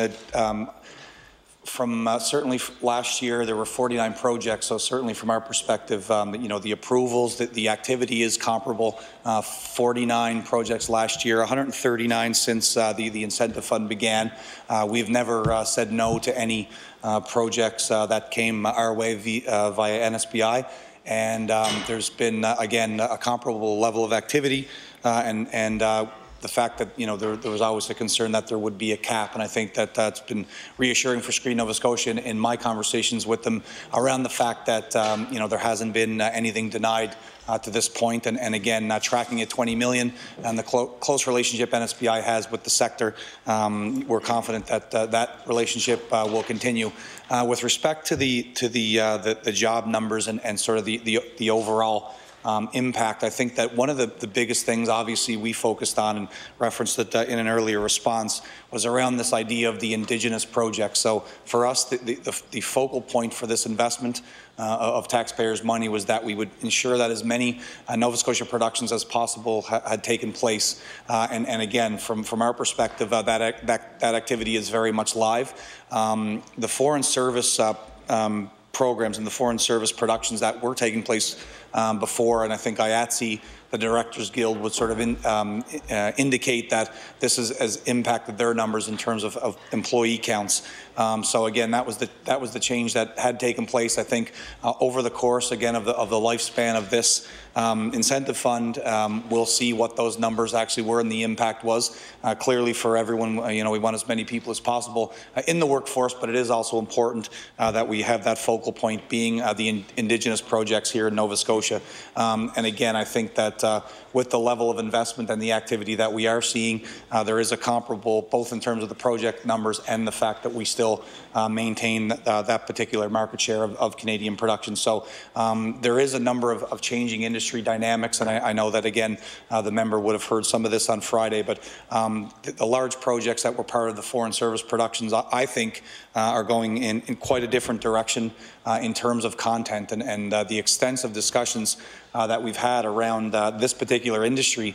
It's incredible how quickly it's changed and to what extent because of the Netflix world, Madam Chair. Now, quick content, massive demand. There's a hunger for content, very much so across the board, for shorter productions, for one-offs in some cases, series in others, and of course the movie option in terms of Netflix. Those productions are going to continue to flourish, and I think that when we get to the 5-year sunset and the review for this incentive fund, that'll be the conversation that certainly is the focal point for Screen, I would suggest, and for us as well. So with the Indigenous focus for this particular investment, we believe that we're in the right spot. But again, I think that IATSE, I've heard some of their comments around the impact of their workforce. But again, I think that with the changing dynamics of the sector, there may be, hopefully a leveling and a stability around the total number of people that are working in the industry here in the province. I recognize the honourable member for Pictou East. And I do appreciate the distinction between the types of projects, but that's why I was trying to get to the people working in the industry, because different projects employ different numbers of people. Has the industry asked for a larger pot for the incentive fund, or have they just asked for changes to the structure of the incentive?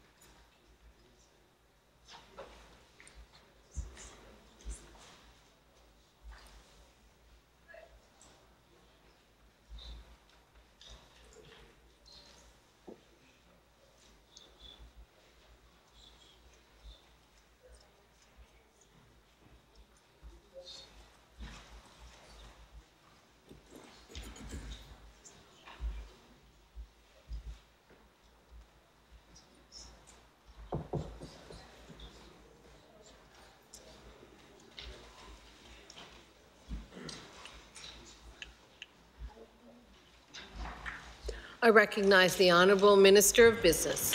Thank you, Madam Chair, and thank the member for the question. I certainly can say with confidence that the Screen Nova Scotia and the industry across the board would love for a larger fund. So I think it would be inaccurate to suggest that they want to keep it here.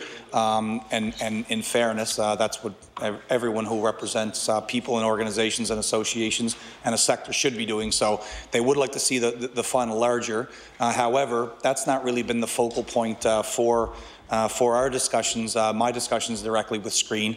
One of the aspects is around in the beginning with the incentive fund, as we roll over from the tax credit, there were challenges with respect to the administration and sort of the red tape associated with accessing these funds. That was in the very beginning. I haven't heard that certainly in my tenure with the Department of Business. So by and large, I think that everyone of the 49 and of the 139 players that have accessed funds from this account, they're happy with the process itself. So the way the administration works, NSBI has done a good job with that. However, what they have asked for is the larger base rate. So the percentage that's applied immediately, they would like to see that increased, and essentially some of the one-off incentives that we've identified around local labour or regional focus, for example, would be rolled into that base rate. Our position on that is that we would be better served to keep those incentives separate so that there is that enhanced focus on Nova Scotia talent, Nova Scotia workforce, and the various sites that would be identified as potential shooting spots for these productions.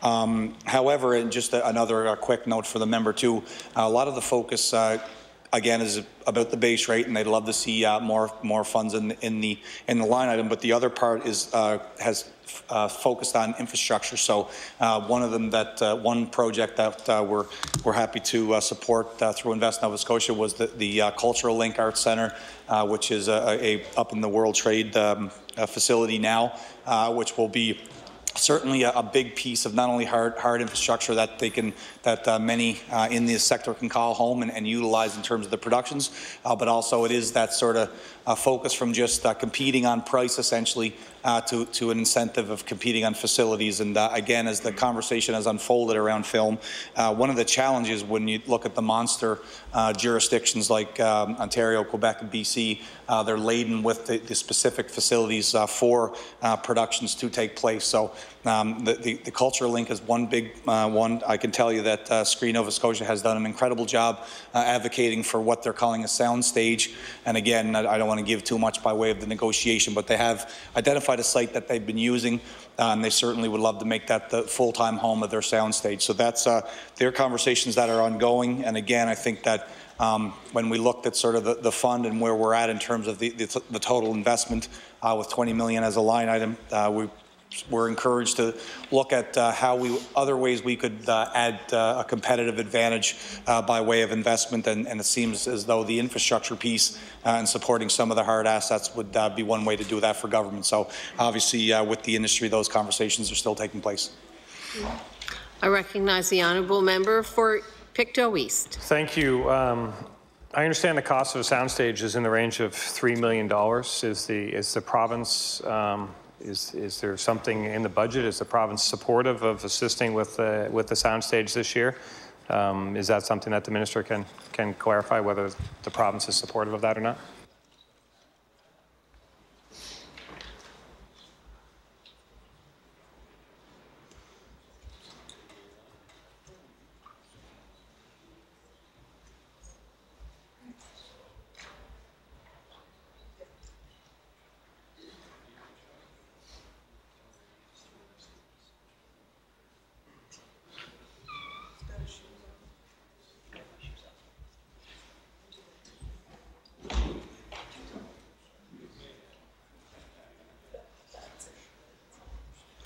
I recognize the Honourable Minister of Business. Thank you, Madam Chair. And I can say, again, not without pushing the government too far down the road or putting a private sector-led board in any conflict or challenge. But I love the idea. I think it's great. I think that the people and the players who are supporting that, they know what they're doing in the industry. And I think that when you've got that kind of leadership come up with an initiative that they see as being over and above the incentive to bring these productions here, what kind of facilities we need on the ground. So I think it's incredible.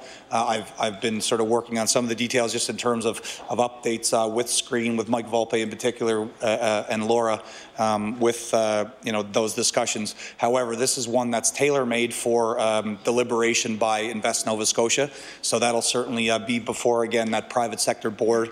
I think that for them, there's a number of examples where sound stages became unsustainable in other jurisdictions, and they had to be subsidized by the respective provincial government. So for us, I think, and for Invest Nova Scotia, the big piece is that the business model, the case that's put together around the stability of that will certainly come into play big time for the Invest Board. But again, not to prejudice their process, but that has been in the conversations without question. But there's nothing in our budget specifically that would identify that. That's one that we put our faith in Invest Nova Scotia to look through those details and come back with a recommendation that would be their decision. I recognize the honourable member for Pictou East. Thank you, Minister, for that. It sounds like it's not in your budget, but it might be in the Invest Nova Scotia budget, and maybe the minister would make a presentation to advocate on behalf of the soundstage. I think you just did a pretty good job there for it, but I certainly agree with you on the importance of that to the industry in this province. The industry has asked for the creation of an equity investment program, $2 million a year. I don't think I saw it in this budget. Is there any intention to move forward with any type of equity investment program?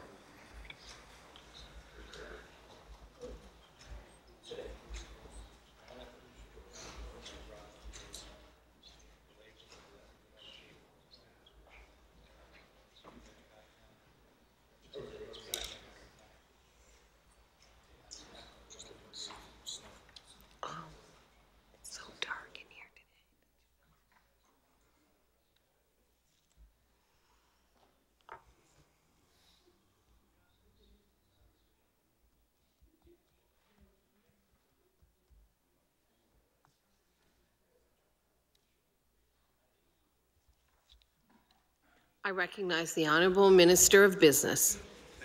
Madam Chair, and thank the member for the question again.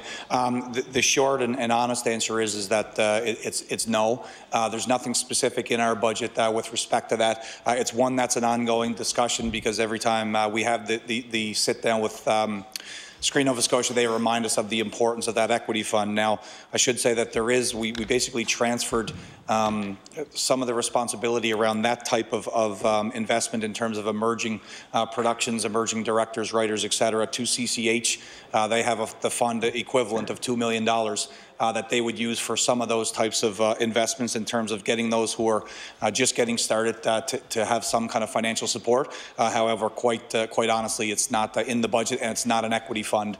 This is just a direct investment that would be more targeted, but it wouldn't be an equity position. It would just be an investment on behalf of CCH, and again, very much streamlined in terms of emerging productions that could take place here.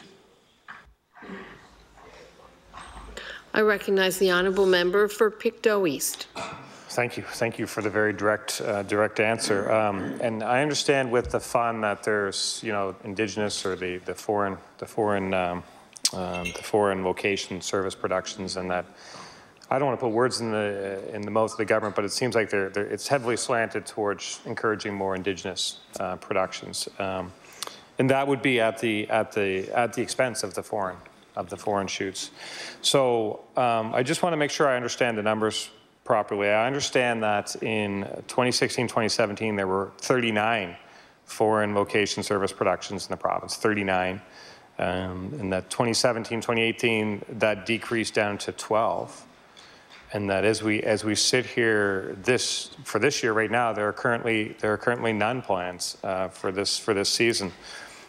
That would lead me to believe that while the industry is growing and while productions are fighting for space, in this province we're actually losing ground and losing production. So I wonder if the minister, maybe not the numbers would be great, but at least the trend is definitely 39 to 12 to really nothing on the books right now.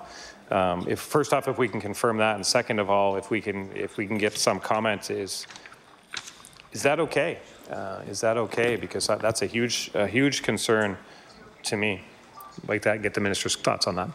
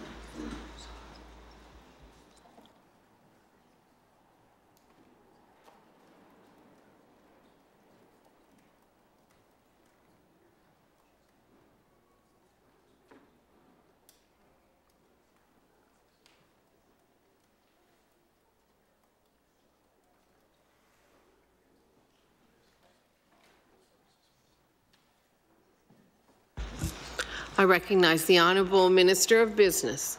Thank you, Madam Chair, and thank the member for his patience. We have an NSBI representative going to come down just to give some clarity if there is anything specific around the numbers. Look, there's no question. I think that the general direction is correct. The foreign service productions have decreased. I think that they still will find their way here. Obviously, the Mist was one that comes to mind. The Lighthouse with Willem Dafoe and Robert Pattinson that shot in Yarmouth last year was one that was of significant investment. And really, I think that when you look at both of those, there were things that were obviously drawing them to Nova Scotia that were outside of the incentive fund and the sort of the financial value of coming to this jurisdiction. Obviously, with the Mist, and of course down with the Yarmouth Lighthouse, there is a specific reason why they came. And again, we're certainly not closed off to the foreign service production option. But I think that the member isn't incorrect when he's stating that our focus is on the Nova Scotia productions. It's on the Indigenous projects, the personnel, the leadership here who would have that direct tie into Nova Scotia. And again, looking at how we compete, what large-scale productions take place here. You know, there's obviously with this particular line item. $20 million is a significant investment. It is along that range and has been consistent for a number of years. The reality is that the way the incentives are based, there will be a focus on the Indigenous side of this sector. So there's no question about that. That is certainly the direction. I recognize the honourable member for Pictou East. Thank you, Minister. And I think the concern of mine is highlighted in the economic activity of 100 plus down to 85, and I do attribute that to the foreign service locations where there's, you know, these types of shoots can have a cast and crew of over 100 people, and they generate a lot of economic impact. That's where it's coming from, and I think that's missing right now, and I think we're losing a lot of economic activity by failing to focus on those types of productions. And I know certainly in this chamber we talk a lot about the impact of the Yarmouth Ferry on Yarmouth, but I know the Lighthouse itself, 3,000 hotel room nights just in the shooting of the Lighthouse. And I don't think those people took the ferry to get here, Madam Chair. So I think when we're looking about the economic impact of different investments on the province, we need to be mindful that they come from a lot of places, and we have limited resources in this province, and we need to make sure that we're getting the most bang for the buck and that we're honest about where the returns are coming from. We're honest about where we can do better. And I think for the film industry right now, I think there's an opportunity to do a lot better for this province if we focus on some of those foreign location service productions. They're very, very significant. So I wonder if the minister can just share some information on his thoughts on the split of Indigenous productions versus foreign service, and whether it's time to regroup and put a focus back on some of the foreign service and make sure we're attracting productions here. They're going elsewhere. We might as well get them here, and I think it would really help our economy. I recognize the Honourable Minister of Business. Thank you, Madam Chair, and thank the member for the question. As a point of clarity, I think that we'll maybe get some further information from the member. We don't have any indication that those numbers have gone quite from 39 to 12 to 0. I know we've got a few on the books for 2018-19 that certainly are foreign service productions. So if just even to regroup after through staff to figure that out, because I know that without question there are some that will be accessing the incentive fund that are not Indigenous to Nova Scotia. So that's one piece. But I think that with respect to the question itself, again, we have identified that this was the route we'll take, and I think that 4 years and then next year being the 5th year and the negotiation year for the incentive fund, I think that we'll have a significant amount of data, significant amount of the financial information, the production information that will indicate what direction that the industry is going in. Again, it is a very dynamic, ever-changing industry, and I think that once again, the content world has changed overnight with respect to what's needed by the online content providers, such as, of course, the big one being Netflix, Crave, and others. So I think that that probably does change the game, and I think that in an industry, and I don't want to sound ignorant or naive about the industry, but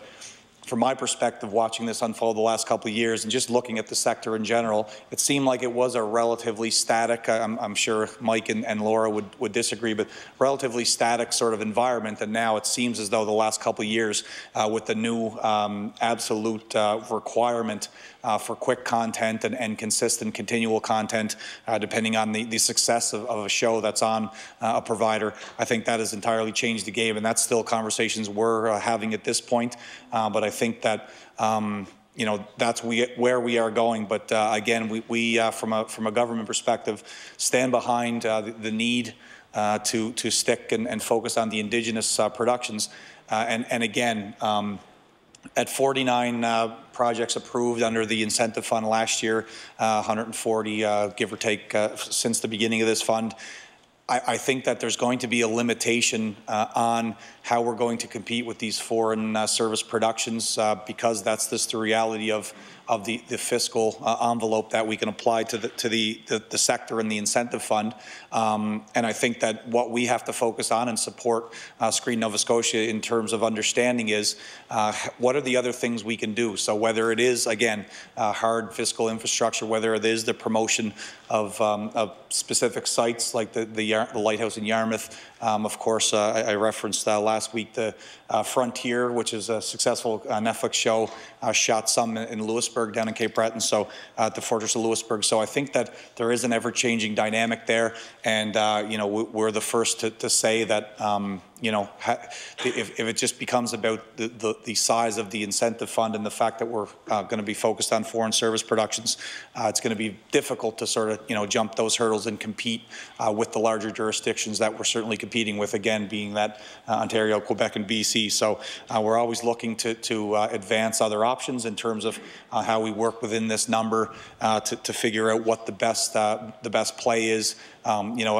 I haven't heard too many concerns around the $4 million per production cap. I know that we had a sort of an individual deal with the MIST to have that production here, but the large number cap hasn't been one that has come up too often in terms of restricting the ability. It becomes about other things and resources that particular productions require. So I think that obviously there is a limited investment that we can make as a province, and I think that you know, with respect to, again, ease of access, the focus on Nova Scotia, that's the best we can do from the incentive fund side. So it's looking at these other ways around the CCH emerging productions fund, around physical infrastructure through boards like Invest Nova Scotia, to figure out what other ways we can augment, supplement, and make sure that the industry is supported and they can feel that support. I recognize the honourable member for Pictou East. To the Minister, Nova Scotia certainly has some of the most beautiful landscapes and scenery, and I do think that they'll come here. We just have to be competitive with the incentive that we have, competitive with other provinces. To my colleague from Inverness has a question. I recognize the honourable member for Inverness. Thank you, Madam Chair, and Mr. Minister.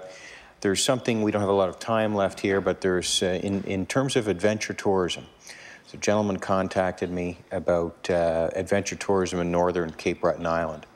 And this is something I want to leave with you. He was attempting to get a study done, which would form the basis for the creation of adventure tourism in the northern part of Cape Breton Island.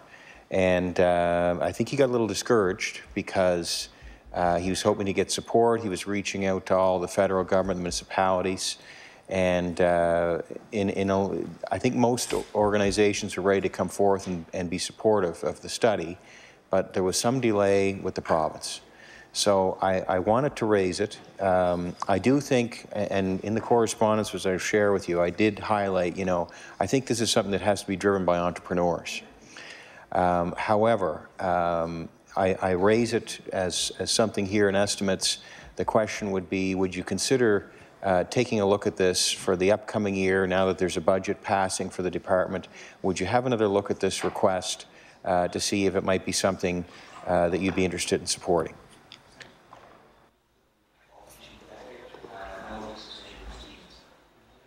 I recognize the Honourable Minister of Business. Thank you, Madam Chair, and thank the member. I'm not too familiar with that particular name. I just asked the member, so I'd be happy to look at that for sure and then get a lens on it through Michelle and the team at Tourism Nova Scotia.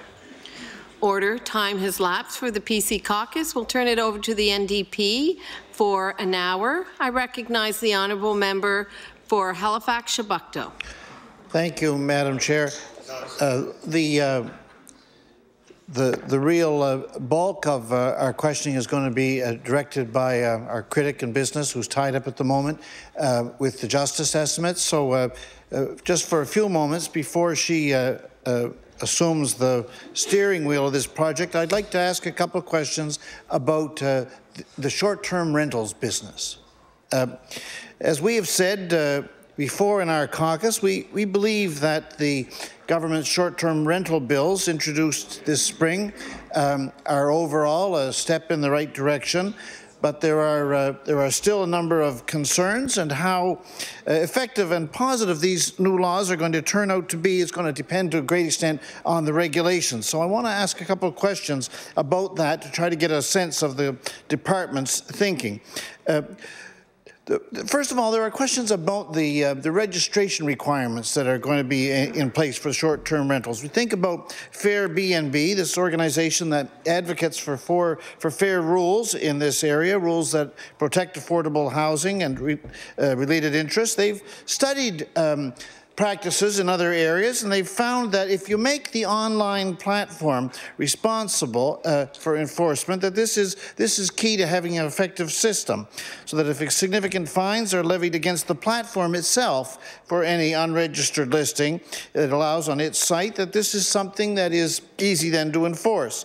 It's easy for the government to check listings, make sure they're registered, and then to levy fines against the platforms if there's any failures on this front. That way, profitable platforms like Airbnb can use their pretty able resources to ensure that all hosts are registered before they list them.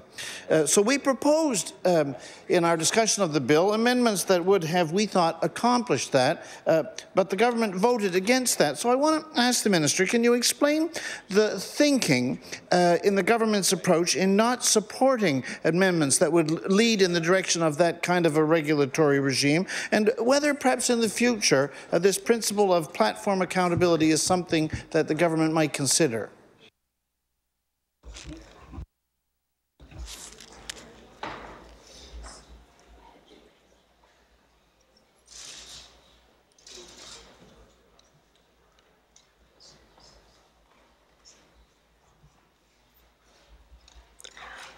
I recognize the Honourable Minister of Business.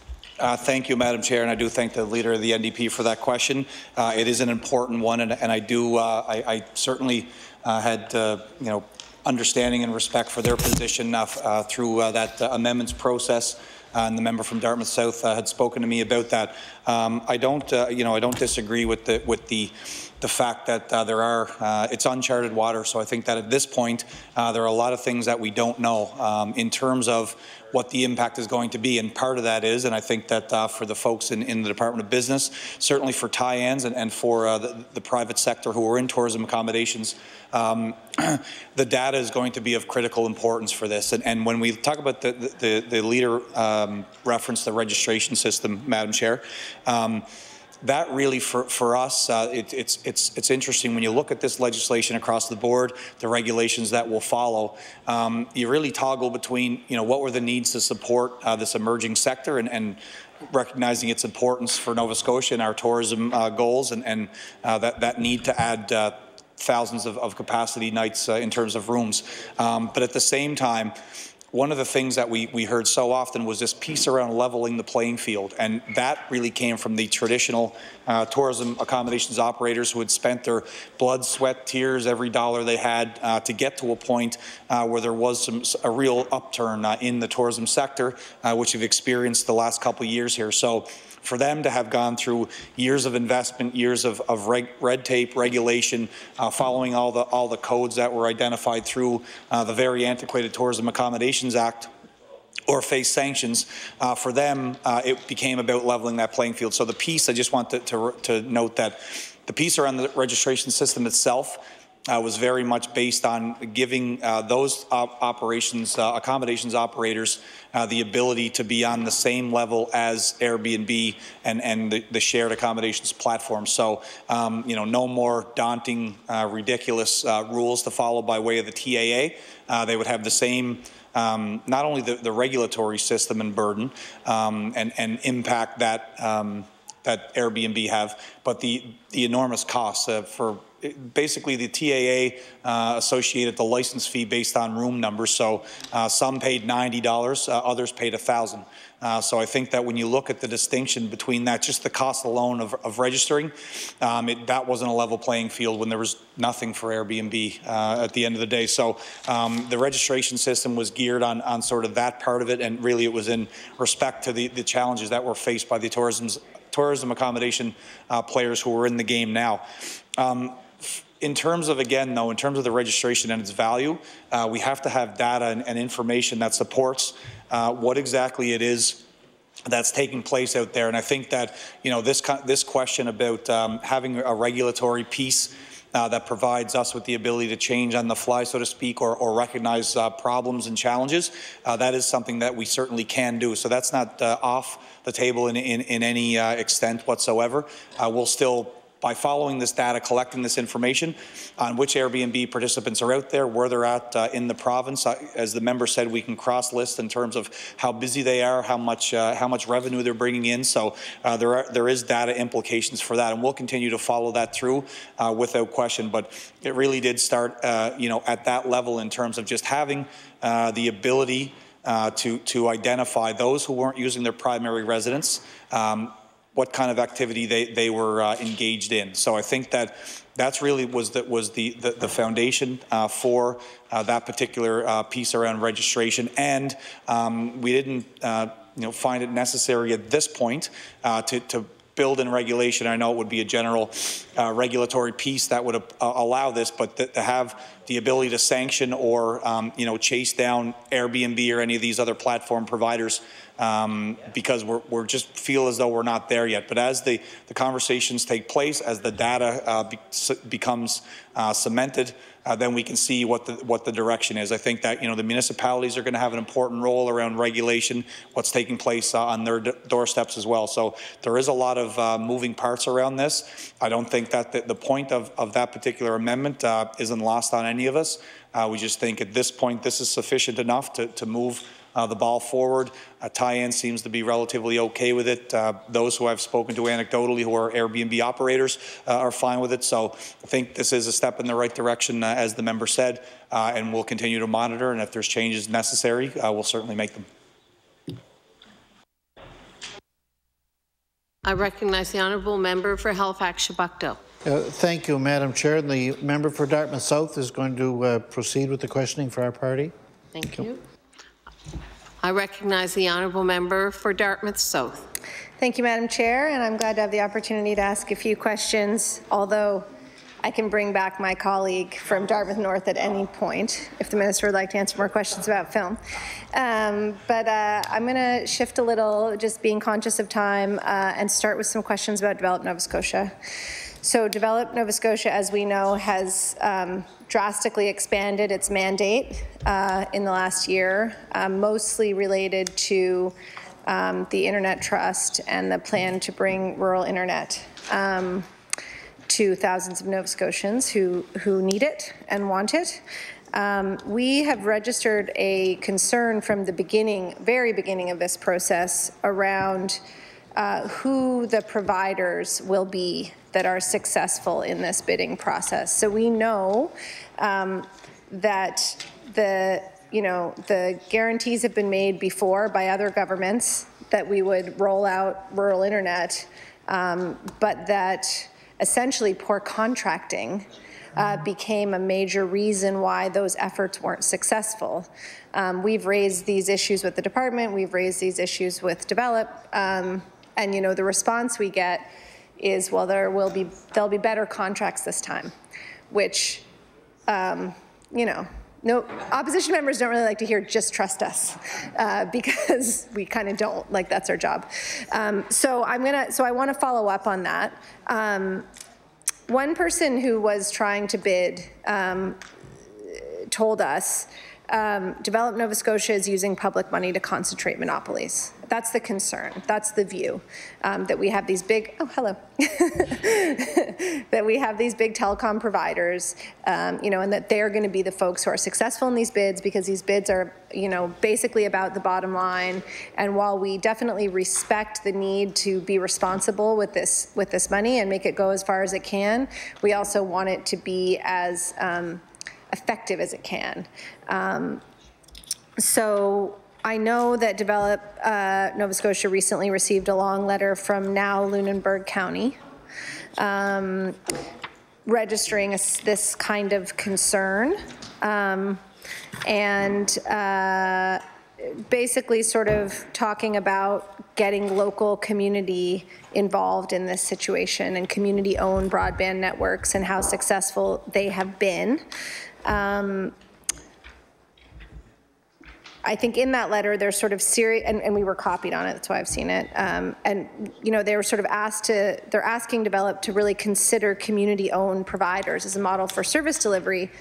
And I know that the response to them and the response to us when we raised it has been that, you know, no one is excluded from bidding, and that it's really the outcomes that matter.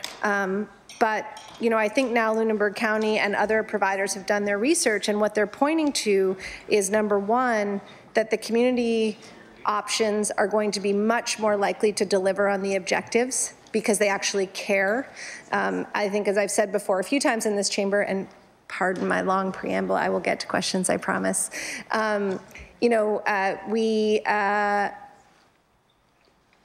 we can't solve the problem with the same thinking that got us there. And we're talking about a market failure, but that market failure is still a market failure. So, you know, a bidding process is a little weird when nobody really wants to bid on it, and that's why there's no internet there, if that makes any sense. And that's why, you know, we believe that community-owned infrastructure is really a way forward. So, you know, we have examples, the Valady Community Fiber Network in Kings County, West Hants, Windsor, Wolfville, and Berwick. They've partnered with Acadia and the NSCC. It's nonprofit, and it allows small providers to compete with Eastlink and Bell. And we have other examples which we've discussed. So to get to my questions, the main issue I've heard from municipalities and smaller providers is that they'd like to partner with is that some of the setup of the request for qualifications in the bidding process actually excludes them from the jump. So in particular, by requiring financial and insurance qualifications for the pre-qualification process before the service regions have been defined, has blocked small providers and municipalities from that pre-qualification round. So multiple sources have sort of told us that that process was backwards. I know a couple did manage to put applications together, but many others didn't. And so I'm wondering if the minister can tell me why the pre-qualification was designed in that way, and whether there was actually consultation with those municipalities and those small providers on that process so that they would have the best advantage to come forward as a successful bidder.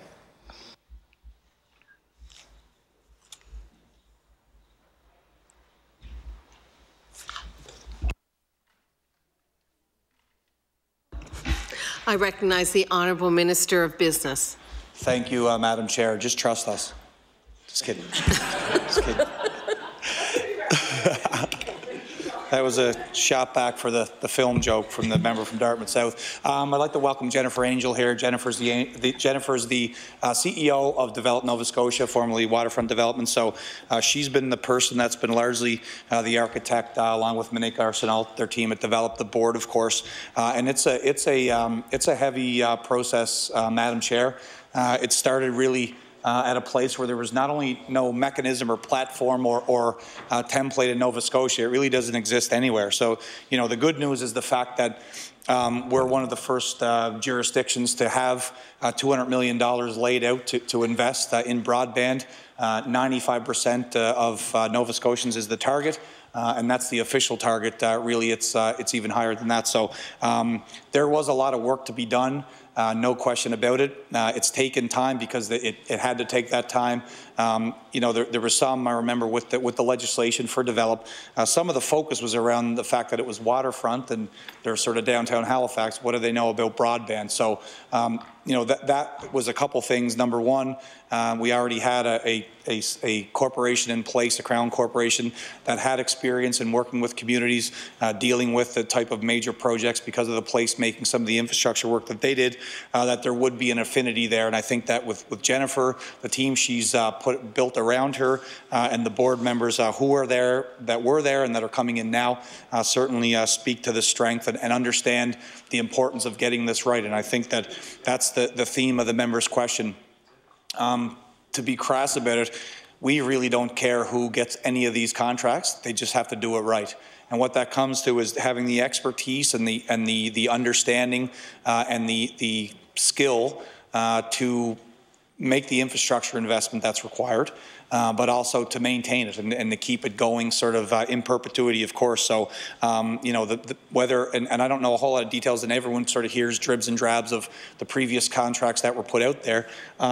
You know, certainly the perception is that it wasn't a smooth process and we didn't get where we hoped to be even with those investments, you know, prior to our time since 2013. So I think that we have to get this right and we can't mess it up. So Jennifer's role and Jennifer's responsibility, obligation was that we build out a process that would not miss anything. So whether it be a community-owned co-op, a municipal partnership with one of the municipalities, or one of the private sector providers, that we get this right. I know that the member wasn't insinuating anything personally, so it's not. This isn't sort of a criticism or an attack on her preamble, but I think that I've spoke with some of the big players, and I don't think it's that they don't care. I think that they're concerned about getting this right, and no question, the member hit it when she said that a market failure is a market failure. That's absolutely true, but the importance of this particular process and this investment is the market failure, and a lot of the times with these places that we're trying to get to in terms of stable broadband access, the capital cost is significant, and it just from a business model perspective, it's not worth that investment to reach those customers. So that's where we come in. So we help build out whether it's fiber optic, satellite, wireless, we build that out. That's our investment. That is the market failure, and that's what we're responsible to do, because that's the only way we're going to get broadband to some of these areas, because there's no business model that makes that work, and that's where we are. But I think that in terms of, you know, being a partner and having not only a role to play in terms of their expertise, but with the private sector players, that they can have access to some of those markets. And like everything else, it'll be supply and demand, and if people are unhappy, they'll make decisions accordingly. So I think that, you know, with respect to the private sector operators, they're in this for the long haul as well. But having said all that, we just finished the process by way of who meets the obligations and meets the requirements for participating in this process. And to Jennifer's information, no one's been excluded. There hasn't been anyone that's been bumped out of the mix. So I think that if the member has any clarification on that, I think we would certainly be willing to hear that and understand what exactly happened there, because to our information, no one's been ruled out yet. They're still going through the deliberation process on who's in and who's out in terms of providing the service. So that's where we're at this point, and I think that, again, we're focused on the outcomes here. We've got to get broadband to 95% minimum Nova Scotians, and whoever can get us there, that's who we'll go with. Thanks. I recognize the honourable member for Dartmouth South. Thank you, Madam Chair. I thank the Minister for that answer. And I think, you know, we will go back and see, because certainly we have been approached by people who have said that they felt blocked from applying. Now, what that technically means, you know, we'll have to clarify. Those weren't conversations I had personally. But, you know, one example is NCS Networks. So they're a non-dominant provider who have lots of experience providing internet in Lunenburg, Queens, Colchester, all over the province. Small rural networks are their specialty. Now, they didn't apply for the pre-qualification because of the way it was designed and because of, they say, the frustrations they had trying to get answers. Now, I want to acknowledge the huge ramp-up efforts that Develop has had and all those staff coming on board. So, you know, I'm not criticizing the work of staff in any way, but it is a large project. And again, you know, we had hoped that there would be an orientation towards those smaller providers, because back to the market failure question, of course, I mean, if you know, I have to believe that anyone who gets the contract is going to try to fulfill it, but the community providers have skin in the game, right? I mean, these are municipalities, these are nonprofits, these are people who live and work in these communities, and so that's the point that I was effectively making. But back to NCS, as a small provider, they worked with their bank to try and give them financial insurance and information that the pre-qualification required. But because the actual projects aren't designed yet, and they don't know what the municipal and provincial contributions are, they couldn't give their bank the business plan they required to get the financial backing, because they're small, like they're not working with a bunch of working capital, right? So they need to get a loan for this, but they can't get it because they didn't have enough information. Just for the pre-qualification process, they would have had to buy $11,000 in insurance. Now, they say they would have done that if they thought that they had a chance of pre-qualifying, but they didn't know if they did, given the way it was designed. Our understanding is this has happened to other small providers as well. So I guess my question for the Minister is whether he has any concern that the pre-qualification process has shut out experienced providers and somewhat limited the field. I recognize the Honourable Minister of Business. Thank you, Madam Chair, and thank the member for the question. I guess the short answer is, from our knowledge and experience with this, that hasn't been the case. I think that, again, the whole focus of this was to ensure that anyone who could compete with any of these individual projects or collective as a group would be here as partners and potential partners moving forward.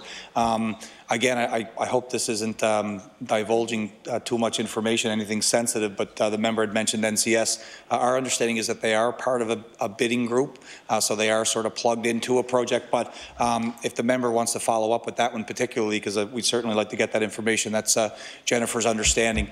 And secondly, Jennifer also pointed out that there's no minimum requirement in terms of investment, and I don't know what the NCS would have taken to their banking institution, but there's obviously requirements for insurance and things of that nature.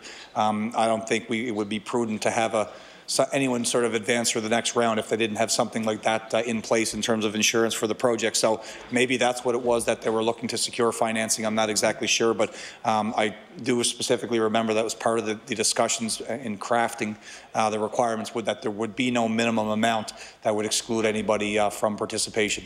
But again, I think that with the outcome focus, NCS sounds like they've got an understanding and an appreciation for the importance of this, and I certainly don't discount or deny that the community involvement piece is significant. And if I was to name a stakeholder, obviously individuals, but a stakeholder that was the most interested in this, in getting the money secured, but also in the process, would have been the municipalities. So I think that any chance that they're going to have the partner and sort of have a collaboration and be involved in the potential bidding for some of these contracts is significant, and it's important. So I think that there would never have been any effort to exclude anyone other than putting formal requirements on the list of qualifications that make sure that if they are successful, and they can carry out the function and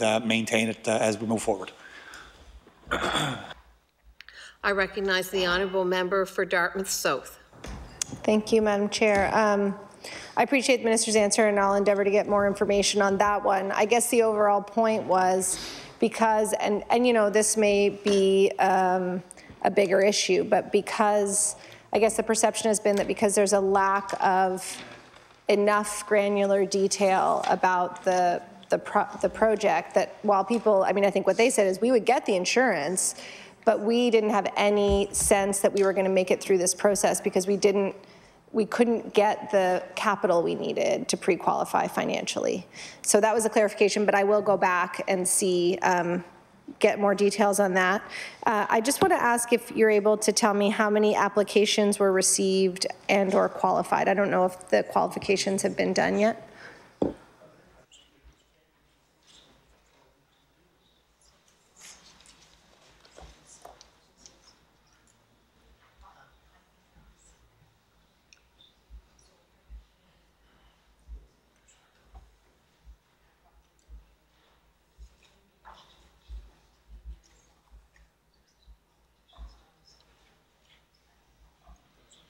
I recognize the Honourable Minister of Business. Thank you, Madam Chair, and thank the member.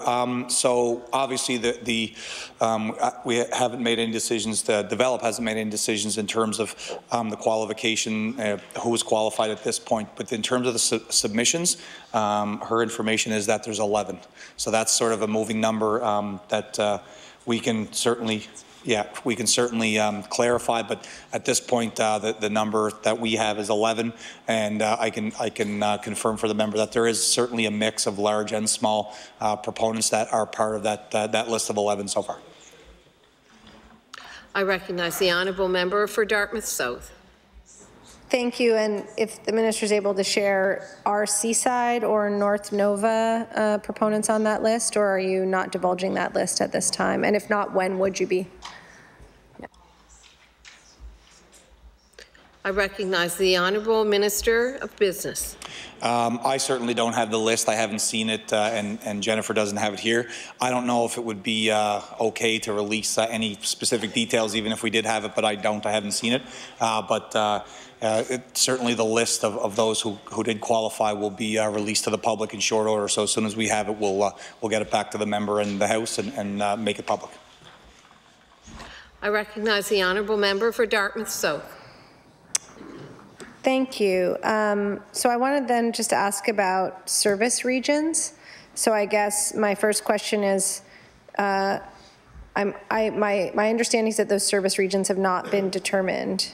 Is that accurate? Or if they have, can the minister share what they are?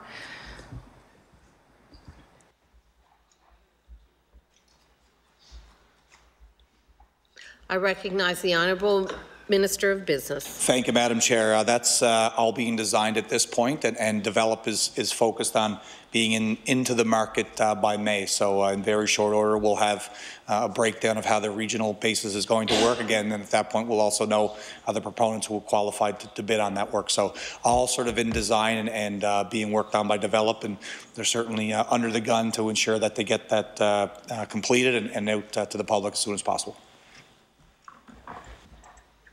I recognize the Honourable Member for Dartmouth South.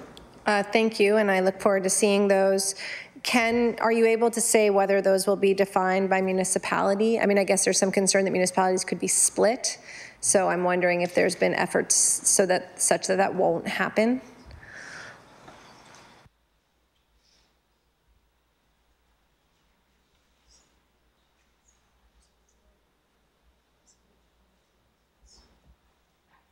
I recognize the Honourable Minister of Business. Thank you, Madam Chair. So the official answer is that we can't say that for sure. However, I think that the whole sort of mandate and the focus of this particular aspect was that we identify the technical requirements and what is needed. And when we're looking at a region, it was, our approach to this, I think, by and large, was that we would look at areas, regions as a package, and have those that would be, relatively, from a technical perspective, attainable with those that might be more challenging, and therefore there's a financial implication to those as well. So really the boundary, so to speak, or the areas will be defined from the technical need perspective, and it certainly just wasn't as definitive as just identifying county lines, municipalities, and things like that. But we'll still continue on the design piece of that, but again, the focus was more on the technical requirement.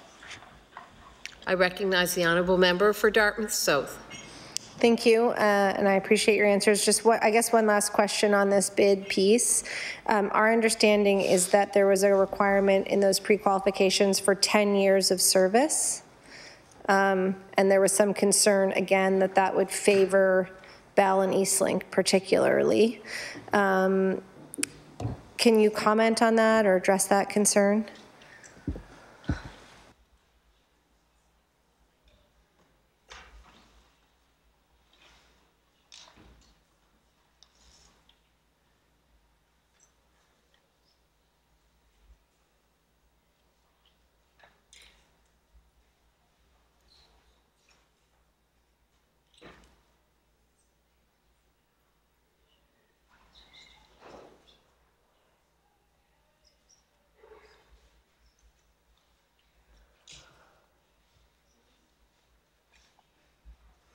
I recognize the Honourable Minister of Business. We can't specify that it is 10 years, although it's certainly, again, Jennifer's articulation of this is spot on.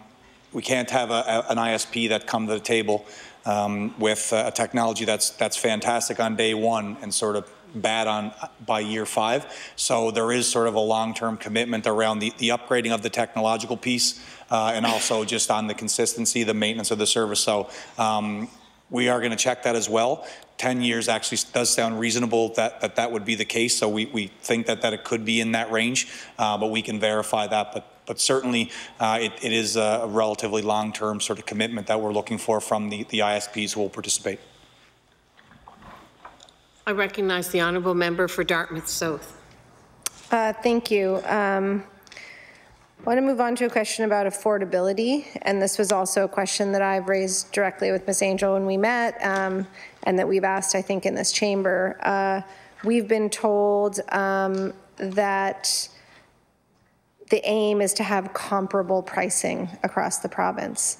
But we know from looking at examples like Kings County, who have a nonprofit cooperatively owned network, that they're able to actually provide significantly lower pricing. And we also know that consumer capacity in rural Nova Scotia is different than in the urban areas.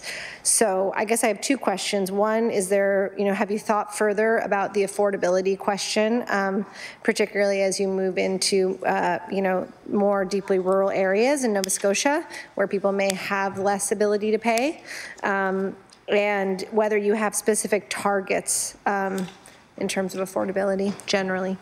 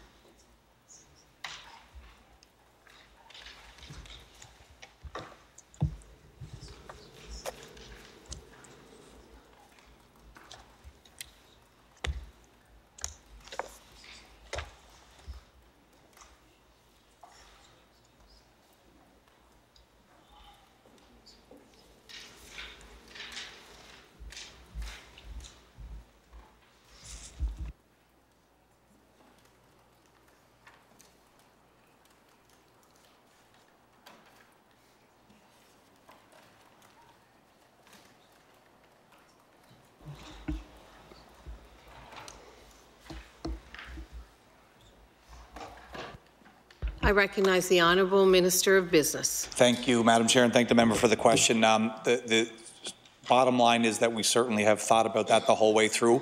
And in sort of broad terms, the focus will be around having comparable prices to the urban market. So it is staying within that range. Obviously, we haven't identified what that plus or minus would be, but it's got to be in that range. The whole, this is a pretty frivolous exercise if it's not attainable in terms of the cost. But I think that the important thing to note here, and said this to the member at one of the previous responses. One of the realities of the capital build and the market failure is that the cost that's charged per customer is a direct function of the capital that's required to build it out. So in essence, that's the government and that's the taxpayers' contribution to that price and cost control for residents. So when we're taking the financial load, the burden of the capital requirements, that gives these ISPs the reality and the requirement to stay within reason in terms of the pricing. So when we get into the contribution agreements, and the agreements that come around the service levels, we're certainly going to have some requirements by way of what that range is going to be. Again, there will be market factors, no doubt about it, but we're not going to have taxpayers shoulder the load in terms of the capital and then have an unaffordable mechanism and cost structure for those ISPs in particular areas. I recognize the honourable member for Dartmouth South. Thank you, Madam Chair. I guess the last question for now on this is around cell coverage. So I know some of my colleagues in this chamber have asked about this, particularly those with more rural constituencies that have significant issues with cell coverage. Obviously, this project and its size and scope does seem to lend itself to also looking to address the issue of cell coverage, which oftentimes can be have all the same impacts that lack of wireless has for rural communities. Our understanding is that cell coverage basically needs more fiber laid, and that's one of the ways that this wireless could be extended. It could be fiber, it could be Wi-Fi. And again, you know, from the research that we've done, it seems that community-owned open access fiber would actually make it much more affordable to build those cell towers in rural areas. But my core question is, you know, how do you see this internet subsidy project interacting with this issue of cell coverage, which I know came up at a lot of the consultations?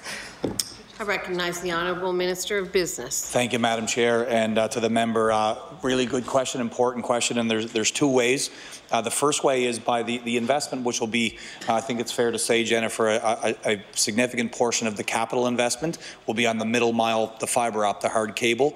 That will, by way, certainly drastically increase the market viability of providing the service. So in that essence, in and of itself, this will provide better access and an opportunity for ISPs to participate and provide additional cell coverage. So that's one way. Secondly, one that I believe she may have asked the question to me in the last session around this. The Department of Municipal Affairs, the Minister has undertaken a cell coverage map discussion and a scan. So as we said, if there are opportunities when we go through this process and there is a requirement for us to build towers,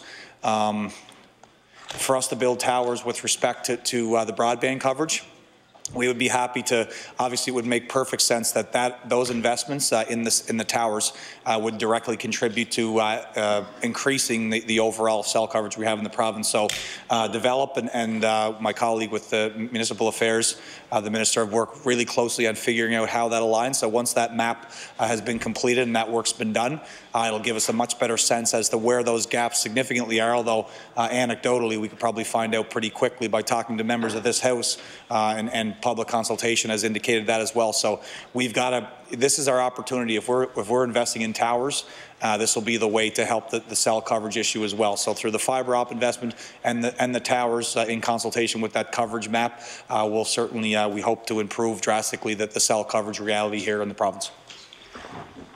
I recognize the Honourable Member for Dartmouth South.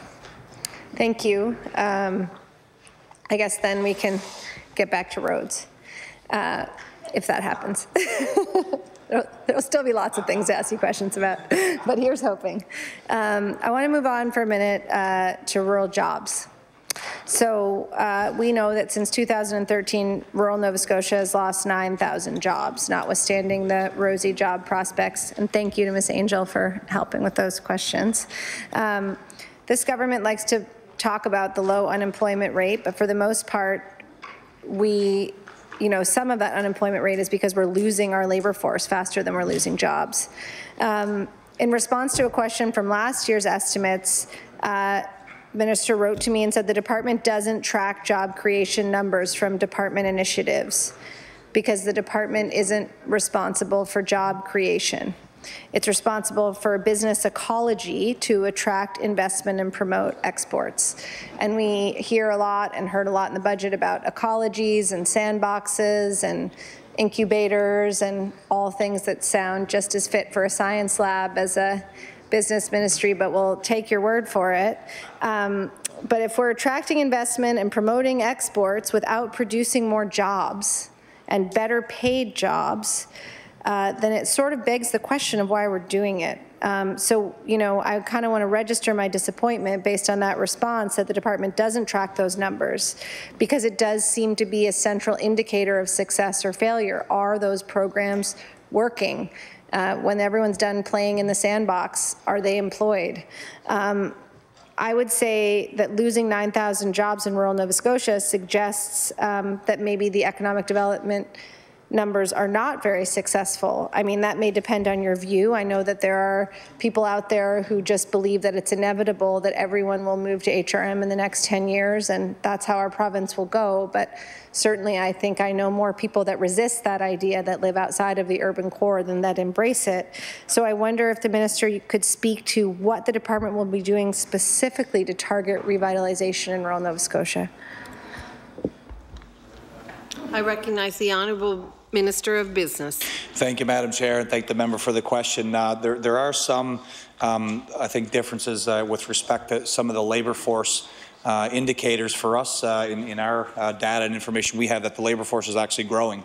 And of course, the unemployment rate at 6.2% is at its lowest since they began tracking. And I know that certainly there's an impact on Metro, and we're talking about rural. So, you know, I certainly again wouldn't disqualify that. But there are a number of pieces, and I know that the members heard them. But this is going to be the bulk of the answer. But the most ever full-time jobs, the population growth, the fact that youth, especially for us in Cape Breton, the fact that there's more youth staying than going is of huge impact for us. The international student impact has been significant in terms of the rural economy and just the rural culture, society, the universities, the post-secondary education institutions have certainly built up that strength in terms of cultural connection, but also the economic impact of that.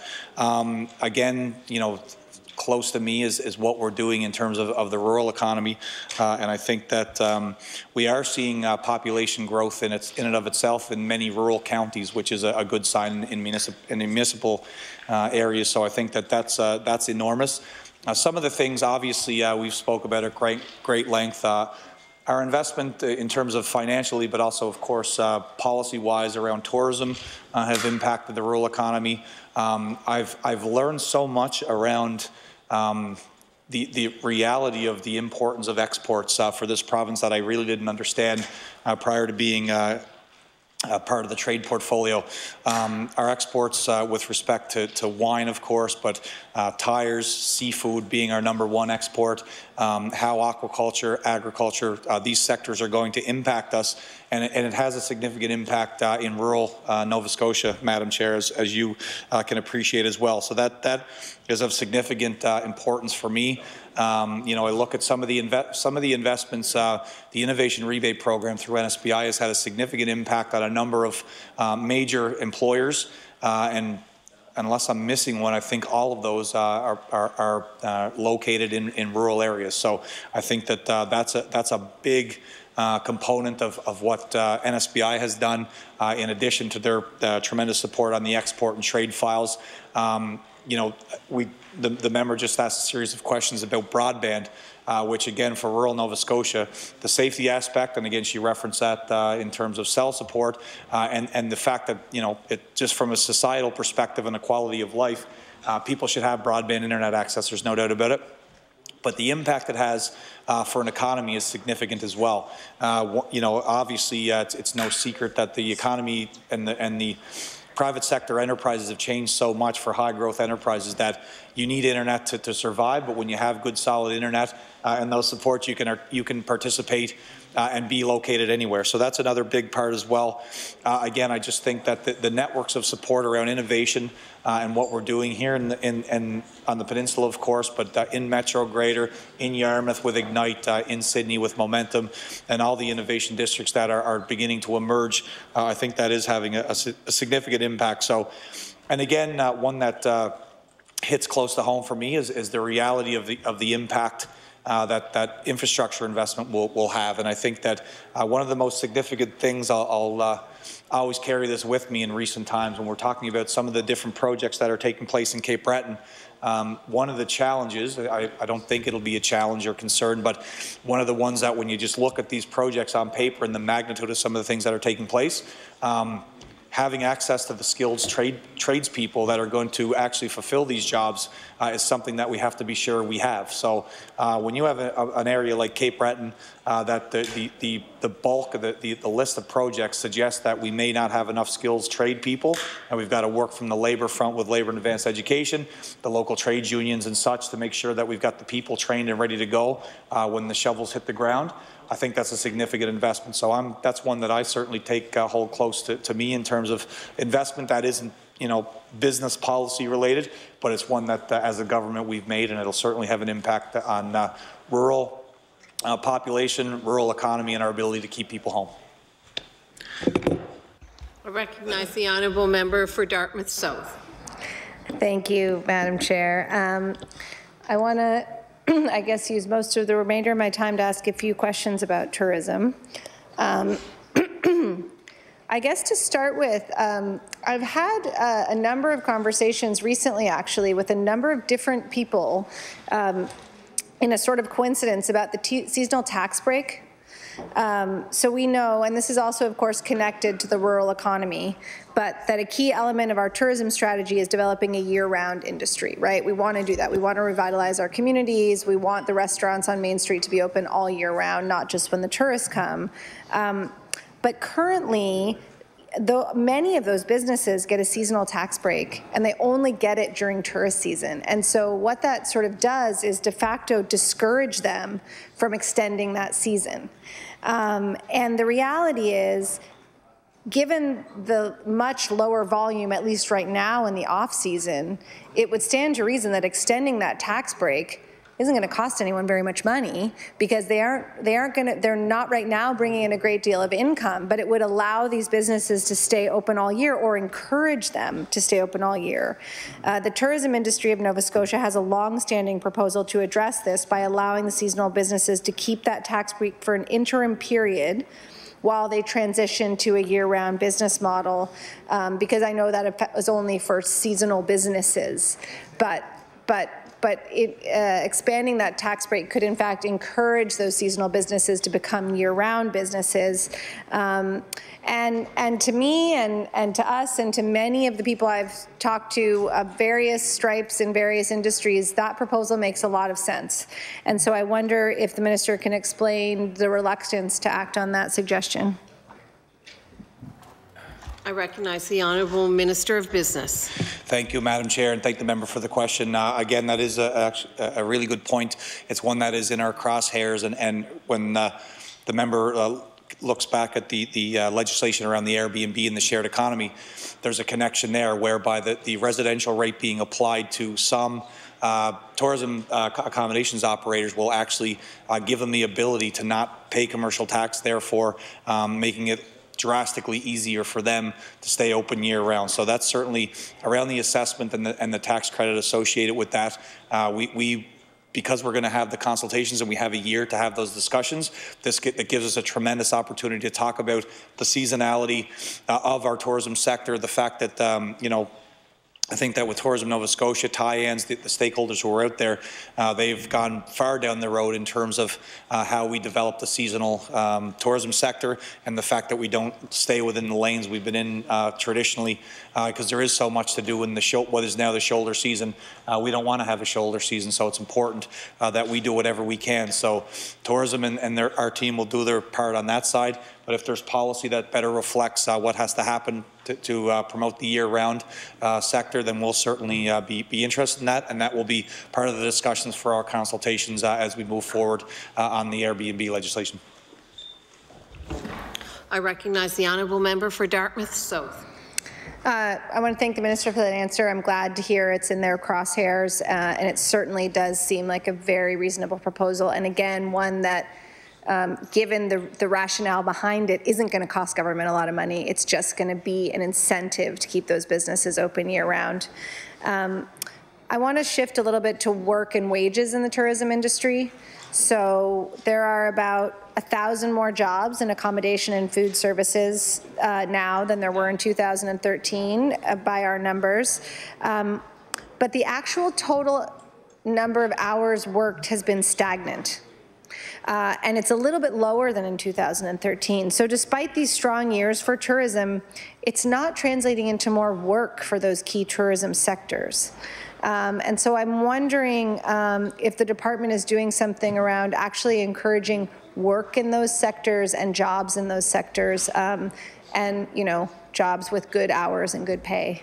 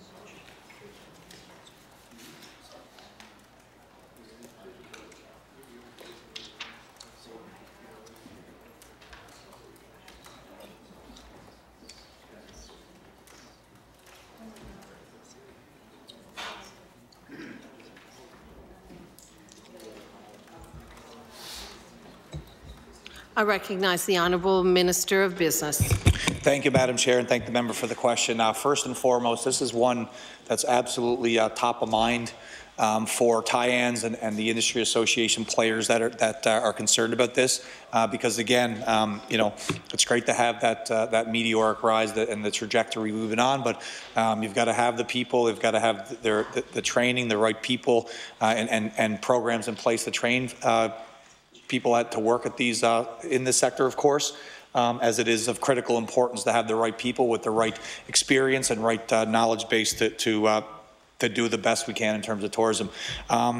Certainly for us, the attachment program, Graduate Opportunities, has been successful in bringing youth into the fold, and it's across a number of sectors. But certainly, that is part of it, and seeing the uptake that has had an impact. Quality improvement around the post-secondary education institutions, any of the tourism marketing programs, the culinary programs that we have, they do impact the ability to provide additional bodies to that labour force, which is of critical importance. The member mentioned the full season reality, and that seasonal now gives us limits our ability to grow the tourism sector.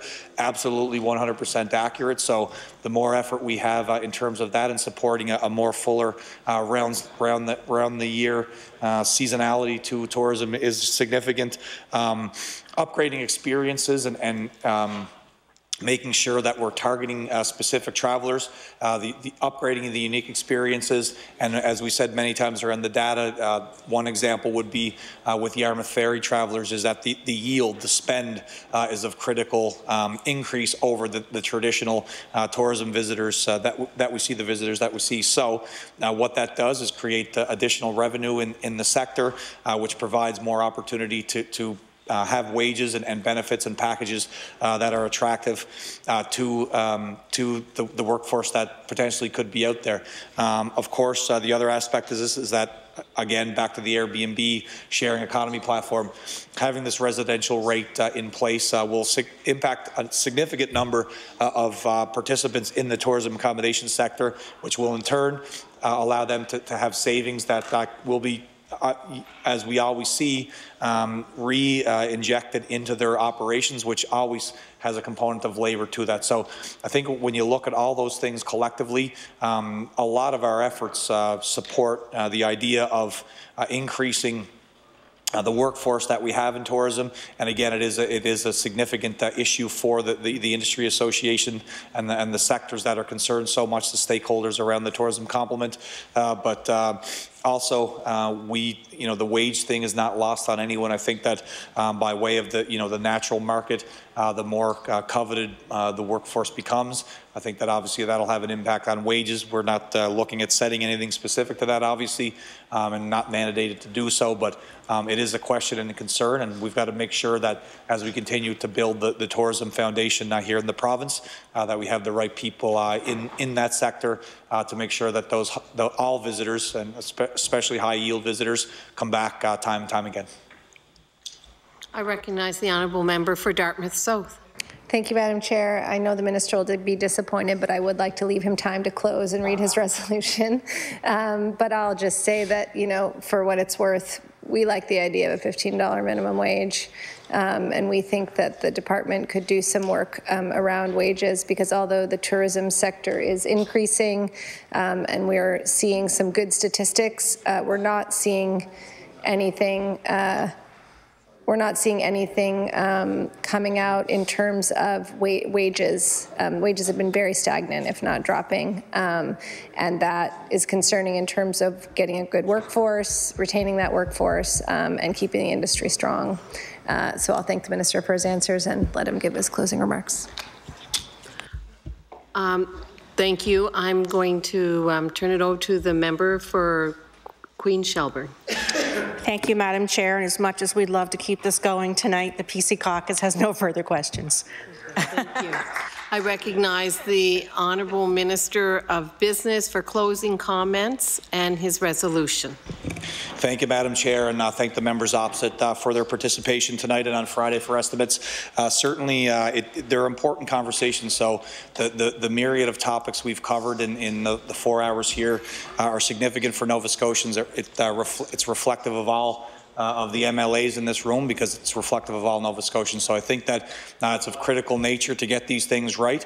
And I think that when you're talking about the many aspects of the economy and sort of where we're going, it represents a big part of how we pay the bills. So as a province, so I think that holding government's feet to the fire and being accountable for the decisions we make, the investments we make, and the policies we craft is of tremendous significance. And it's an important exercise for me, and the fact that we get to come here and answer those questions and be on the record with where we're going is certainly recognized. So I appreciate the opposition participating in this and pulling me into the chamber for very significant conversations. I'd also just like to thank the many staff, my bodyguards up in the gallery, Madam Chair. It's amazing, and I know that all members of the House, opposition or government, recognize the work of the public service and the bureaucracy that make these things move all day, every day. And any question that we have, no matter how complicated, how challenging, it's the men and women that work in the Department of Business, Trade, Service, Nova Scotia, for me, but all departments that carry the mail. So we can't thank them enough. They believe in what they do. They could be successful in any aspect of life and any job that they would pursue.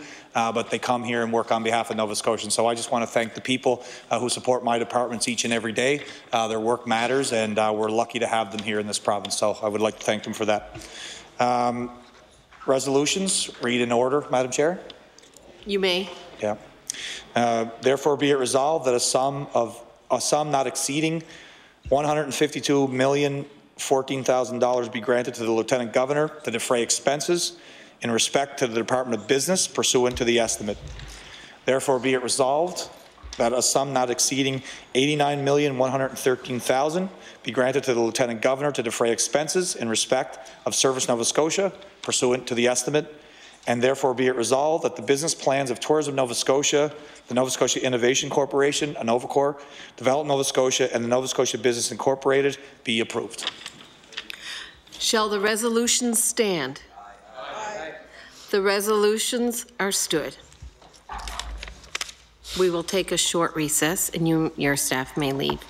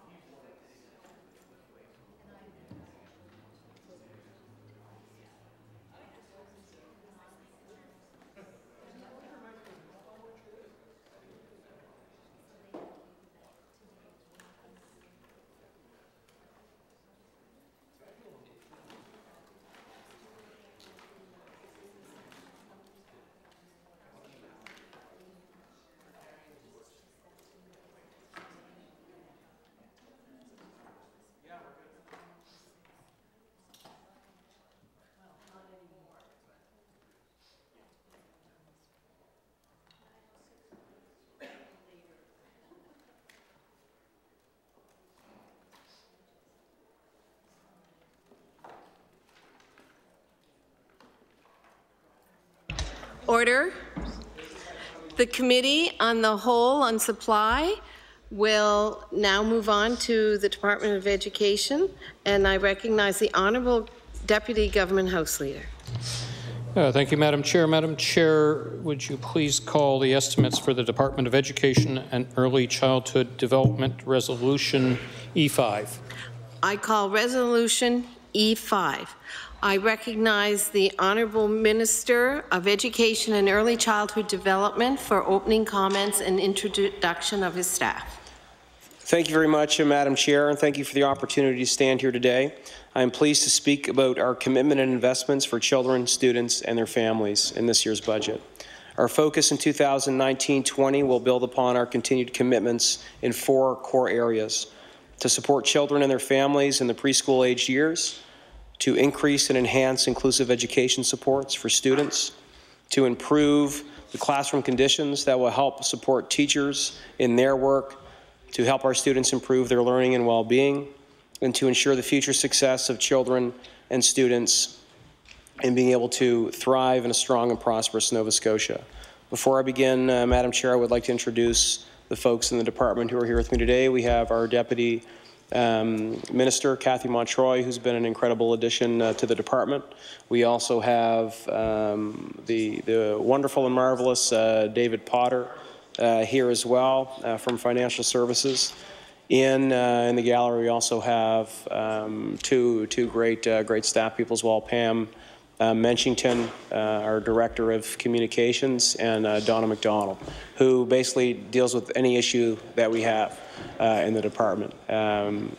Really happy to have these staff with me today. They're some of our best and brightest in the public service, I believe, and they're helping us achieve great things for students in our department. If there are any questions that we cannot answer today, we can provide the members with information in a timely manner. So we do have staff also watching and listening to the proceedings back in the department who can help us track down any info that we might not be prepared for today. Budget 2019-20 will focus on the success of our children and students. This year we'll invest $31.6 million more than last year, which brings our overall increase to the budget of education since we began government to about 30%. We've increased this budget by approximately 30%, which is very significant considering that we have been in a period of enrollment decline overall, Madam Chair. So this is the first time that we've actually seen funding not fall in line with changes to a decreasing enrollment. That will bring our total estimated budget for this year to almost $1.43 billion, and the 30% increase is about $300 million. I think over $300 million we've seen an increased investment since our government has been in office. We will make these investments in a comprehensive early years system that will ensure children continue on the path of success when they reach our public education system. We will also make investments in quality education, supports, services, and improved conditions for teachers that will create the conditions for future successes of our students. When we invest in the conditions that support success, we invest in the future prosperity of our province. I've had the opportunity over the last year to meet with Nova Scotians who are passionate about the education of our children. I've had the opportunity to visit our classrooms, our pre-primary sites, and our child care centres all across the province. It is those visits and those moments that are always a highlight for me as Minister of Education and as a parent, because I can see the quality of care and support that our children and students are receiving on a daily basis. This budget will continue to invest in growing and strengthening an early years system that supports our children from infanthood into school. The early childhood experiences children have in their first 5 years of life have a significant impact on their successes over the course of their lifetime. In Nova Scotia, we believe in a comprehensive approach to early learning and care.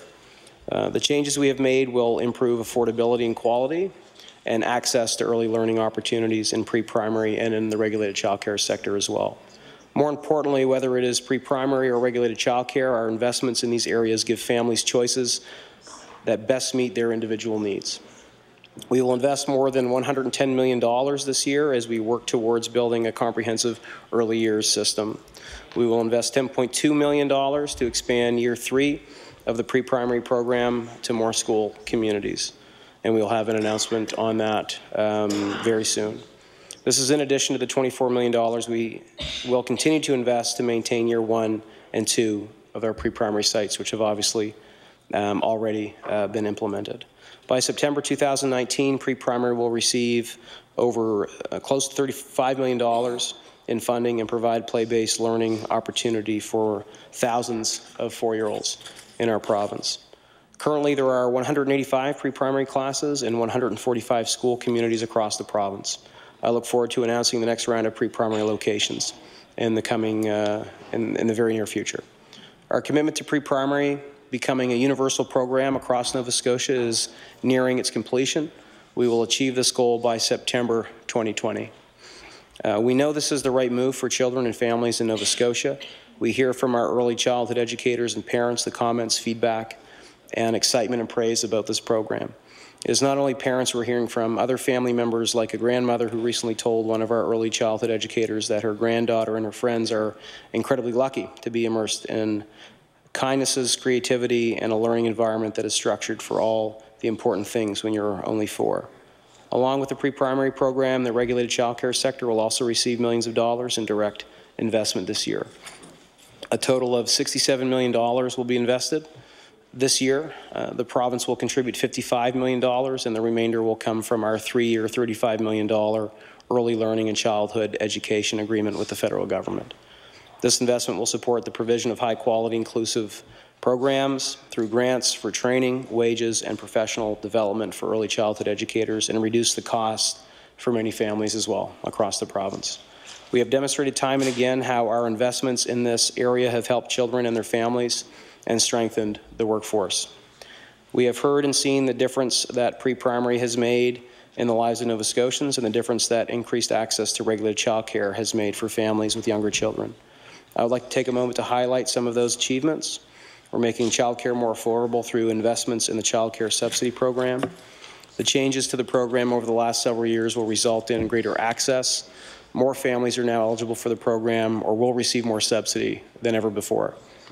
We're also making childcare more accessible and affordable for Nova Scotians through grants and opportunities like the Space Conversion Grant, Strategic Growth Initiative, and the Program Enhancement Grant.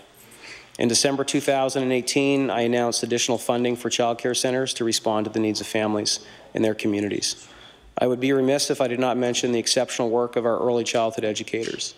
They are the heart and soul of childcare in our province, and we will continue to invest in recruitment, retention, and training opportunities for early childhood educators.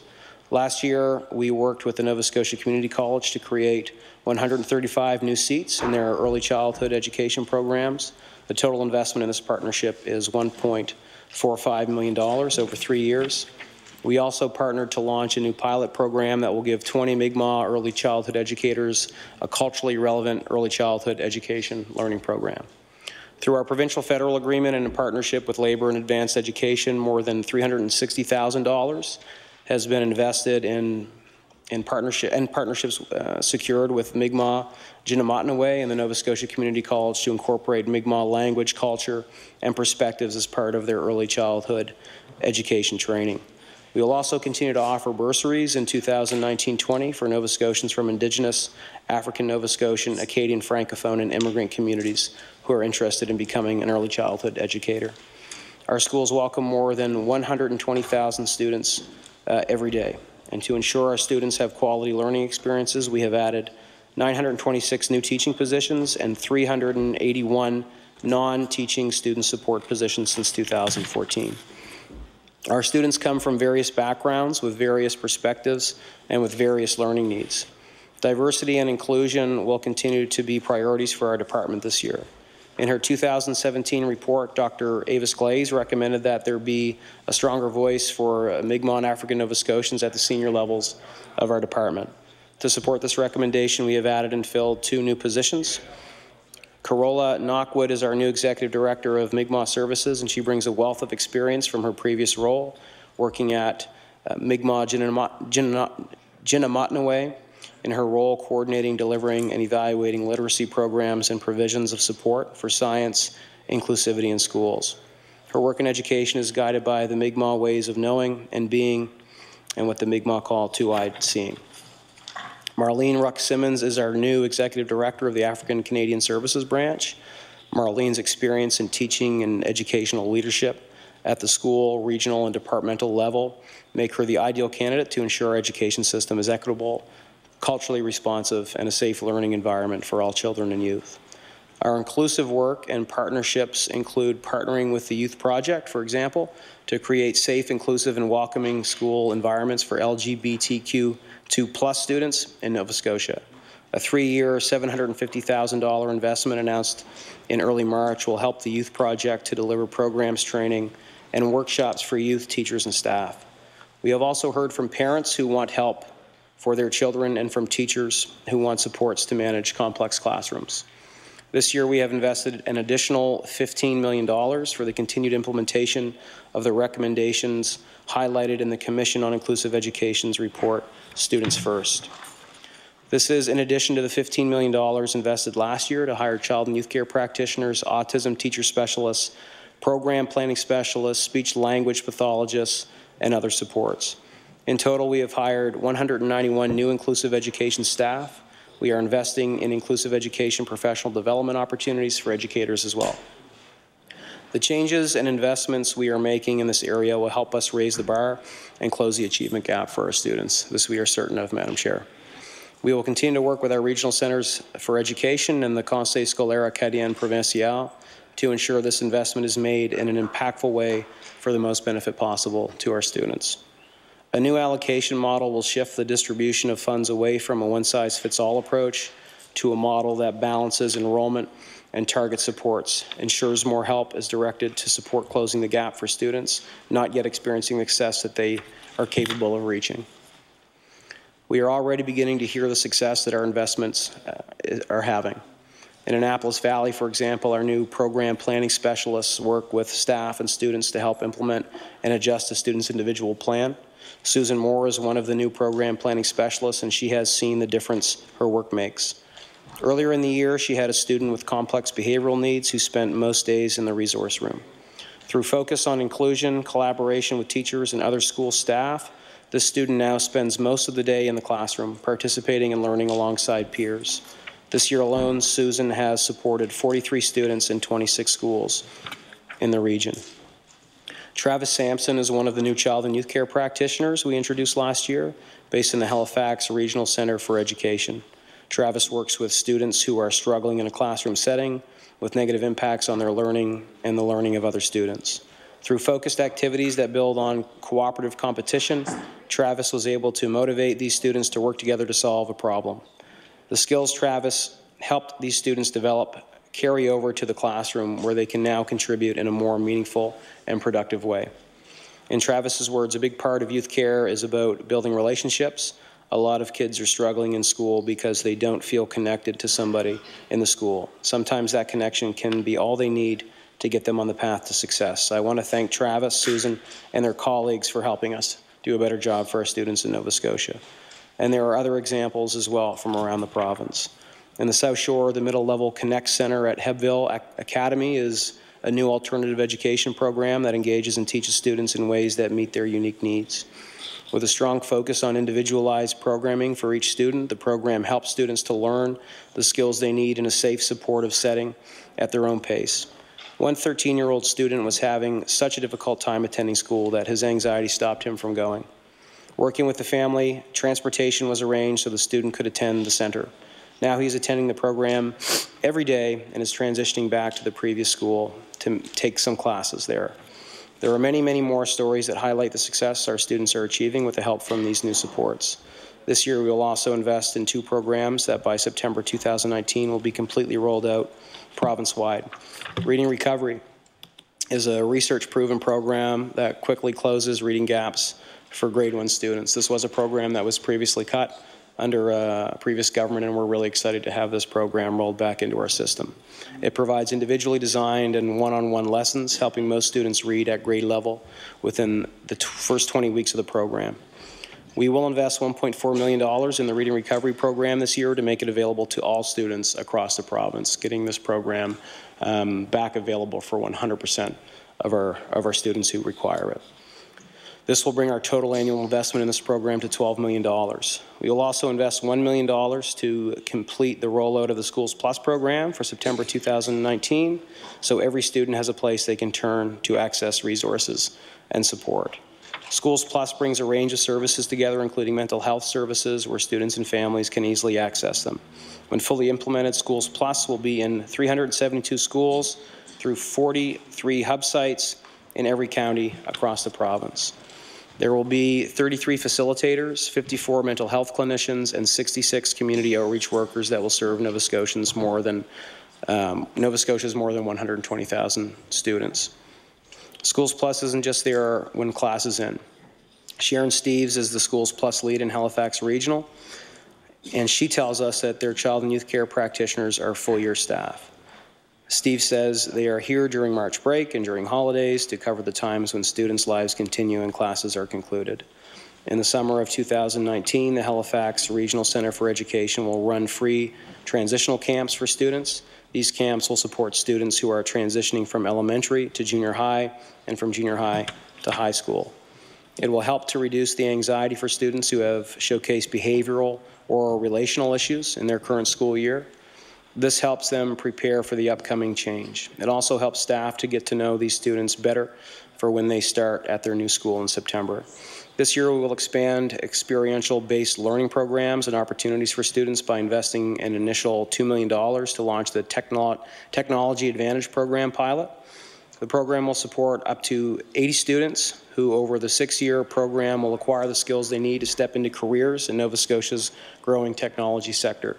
This program is innovative, unique, and designed to fit students that will help them to succeed in their careers. Inspired by IBM's Pathways in Technology Early College High School program known as PTEC, our Made in Nova Scotia approach to this program will include a tuition-free 2-year diploma program from Nova Scotia Community College, positioning the students for success in Nova Scotia's workforce. As we look forward to the year ahead and the important investments we will make, student success is at the core of every single decision that we make in the department and as a government. Whether it is the classroom or in childcare setting, whether it supports our families or our regulated childcare centres, our decisions and our actions will be focused on the success of Nova Scotian students and children. And the future is ours, and it rests in their hands, which is why we're doing this, Madam Chair. That's not to say our work is done. We know there is still a lot more work to do, but in 5 years, we've been able to, I think, start to turn the tide around on our education system, make the necessary governance changes that have been long overdue, invest in the areas that teachers have been telling us they need investments in, and ensuring we have an early years, an early learning program that's going to help give our kids a better start and better chance of success in school and beyond. And with those few words, I'll take my seat and accept questions from the members opposite. Thank you. Thank you. I recognize the honourable member for Queens Shelburne. Thank you, Madam Chair. And I thank the Minister and his staff for being here tonight to have the opportunity to ask some questions. My first question is concerning School Plus. And I must say it was really nice to see further investment put into School Plus once again. That is you know, the collaboration that's in that program is absolutely amazing, and we're hearing from students and teachers how successful the program is. So it's nice to see further investment. The 2016-17 budget invested $500,000 for 3 School Plus sites, hub sites, and expansion of the CSAP services. And now we're seeing a further investment of $1 million to complete the School Plus expansion province-wide by September. With only $1 million investment, it seems like there aren't many sites left. So my question is, can the Minister please advise how many locations are still needed to ensure we have a full implementation across the province?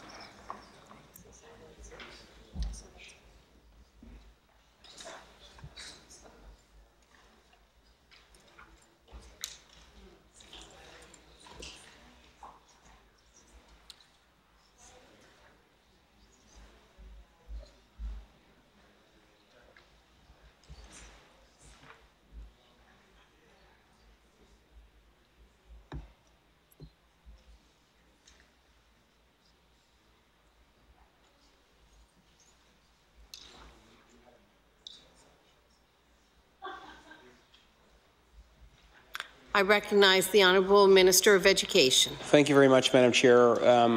Once we reach the 2019-20 year, we'll be at 43 sites total, hub sites, and that will provide 100% coverage in Nova Scotia.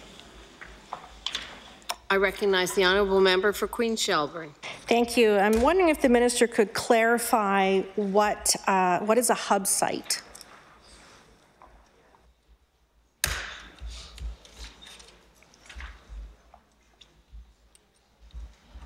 I recognize the Honourable Minister of Education. Thank you very much. The hub site is the school where the staff are located in, and from that school they service the wider school community or family of schools. And because it's working within our budget, we have to have these folks located in one area, but they can reach out and ensure that many more students in their collection zone are covered. I recognize the Honourable Member for Queen Shelburne. Thank you, Madam Chair. Moving on to inclusive education. Last year, the $15 million investment into inclusive education focused a lot on staffing. So my question is the same expected this year with the further $15 million? Is that where that money will be focused on, is staffing?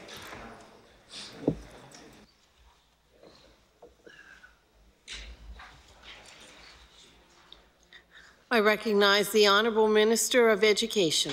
Thank you very much, Madam Chair. While the majority of funding from last year's announcement did go into new full-time non-teaching positions, 100 new student and classroom supports that included 60 educational assistants, 40 child and youth care practitioners, 70 specialists. This is how last year's budget was allocated. 70 specialist teachers, which included autism specialists, behavioral support teachers, and learning center teachers. 11 parent navigators, 6 new school and speech language pathologists. That story is actually incredible. Though just adding those new 6 FTEs in the system have allowed us to reach close to 700 more students with those services. So that's the impact that some of these FTEs are having. 4 student health nurse partnership nurses. And beyond those FTEs, there was also investments in some really important areas that I do want to highlight for the member, because it wasn't all for full-time positions. There are 8 alternative education programs, so those students that are not able to achieve their full potential in a normal classroom setting. We do have alternative learning centers that are proving to be very beneficial for a certain cohort of students, so we've extended that program by 8. We have 2 new Achieve programs. There is a nursing services operational fund, applied behavioral analysis training. So professional development is also really important for the implementation of inclusion. When the Commission on Inclusive Education went into the field and sought feedback from our workforce, 2/3 of our teachers told us that they didn't feel adequately prepared to meet the complex challenges of the classroom. So we also have a real heavy focus on professional development.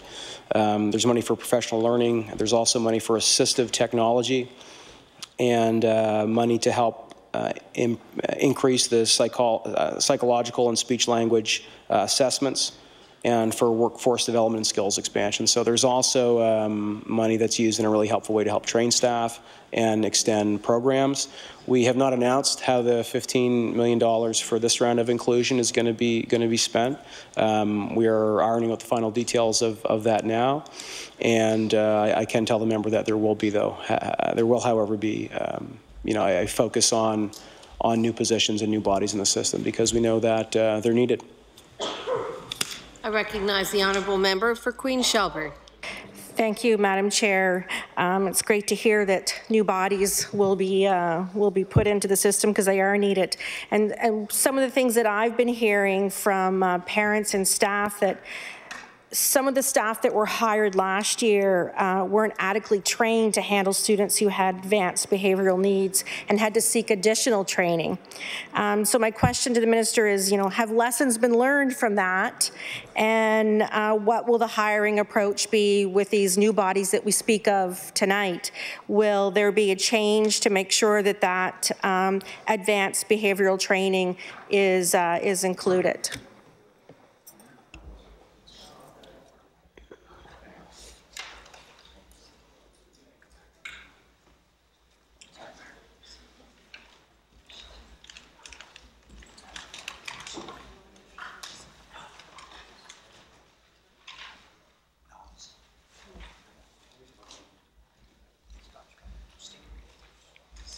I recognize the Honourable Minister of Education. Thank you very much, Madam Chair, and thank you for the question. So, I mean, we do have a host of new support positions that are in the system now. Child and youth care practitioners, as an example, have never been in the system before, nor have parent navigators. So, of course, in year one of implementing new positions and bringing new professionals into the system, you know, you do require a learning curve. So we are taking the information and feedback from the sector this year and making sure that we are able to enhance these supports heading into year two. I recognize the Honourable Member for Queen Shelburne. Thank you, Madam Chair. So we know the inclusion rollout is a 5-year rollout, and my question is, we've seen $15 million last year, $15 million this year. Will the investment continue to be the same? And what is the feedback that you're hearing from parents? Has the department consulted with parents to make sure that they're happy with how the investment is rolling out? I recognize the Honourable Minister of Education. Thank you very much, Madam Chair. So this is year two of a 5-year rollout of the inclusion report. The figure that the Commission had estimated was around $80 million over 5 years. So we are in line with the financial rollout, is in line with what the recommendation was. If you look at the history of our government in education, we have increased funding to education every single year that we've been in government, and in really important ways that we know will be beneficial to our students, from curriculum enhancements, coding, to all of the inclusion supports and new programming that we do have available. So that is a pattern that I think the member could anticipate will continue. The feedback has been overall extremely positive. Met recently with the Council on Classroom Conditions. The feedback on the inclusive education supports have been very good. You know, people, we're targeting these investments in areas where we knew teachers needed the support. So behavioral, autism, helping students deal with emotional, behavioral issues, taking that pressure off the classroom teacher. So these have been going into areas that we know the sector has been asking for and that the sector needs and that our students need as well. I mean, that's not to say everybody's satisfied, because this is year one of a 5-year rollout. But the feedback thus far has been good. We've also heard feedback, you know, that is telling us, you know, we don't have enough yet. But I think as a sector experiences another infusion of new investment and new people, that they will continue to see the benefits of that. We're already hearing back from primary teachers on the impact that pre-primary has had for the first cohort of 4-year-olds that are entering the system. That is actually really exciting. We're hearing already that pre-primary students are demonstrating better self-regulation abilities, better social, emotional abilities, and increased ability to focus and learn. So in the first cohort of the pre-primary students, we're actually starting to see some of the feedback that we were anticipating, and that's really, really encouraging to me and exciting. That's not to say that the work is done. We have a lot more work to do, and we know that. But I think we're off to a really good start. I recognize the Honourable Member for Queen Shelburne. Thank you. And the investments last year, 2 new sites for the Achieve program were opened up at 2 NSCC campuses. Do the investments this year include widening that program? I recognize the Honourable Minister of Education. I appreciate the member's excitement to get this information. I don't want to get ahead of our own announcement on this, but we are in the process of finalizing where these investments are going to go. It is based on feedback that we're receiving from our professionals in the sector and our evaluation of how year one of the inclusion rollout has happened. But I do anticipate there'll be welcome news, and we'll have more to say in the not too distant future on that. I recognize the Honourable Minister for Queen Shelburne. Thank you, Madam Chair, and I thank the Minister for that response. I am excited anticipating that because I know it's a really good program, really is. Moving on to pre-primary. Pre-primary is needed in 118 schools before September 2020 to meet the implementation deadline. When pre-primary is added to a school, how does that impact the budget of the individual school? Is it a separate fund or does it come from their school budget? Yeah, that's the question. I recognize the Honourable Minister of Education. There's no impact to a school budget with the additional pre-primary class or classes. It does impact space, of course. It impacts, classroom space is a key criteria we look at before we decide on pre-primary locations, but it does not impact the budget of the school. It is funded through the budget of the pre-primary program itself. I recognize the Honourable Member for Queen Shelburne. Thank you. So I'll just take that a step further. So schools that needed upgrades or repairs done to accommodate the pre-primary, where did that come from? Did that come from the school's capital budget?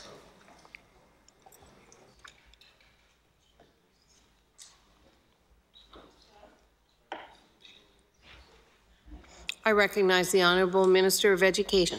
So it's not funded through a school budget. It is funded through the province. So we do have lines in our budget for capital improvements, maintenance, new capital builds. So that's where the member would find those dollars allocated.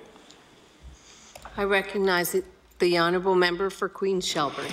There have been rumors that some of the sites in the next announcement are going to be at high school for pre-primary. Naturally, this is concerning for parents who don't want their 4-year-olds in school with 18-year-olds. Can the Minister confirm that pre-primary will be maintained at only elementary school sites? I recognize the Honourable Minister of Education.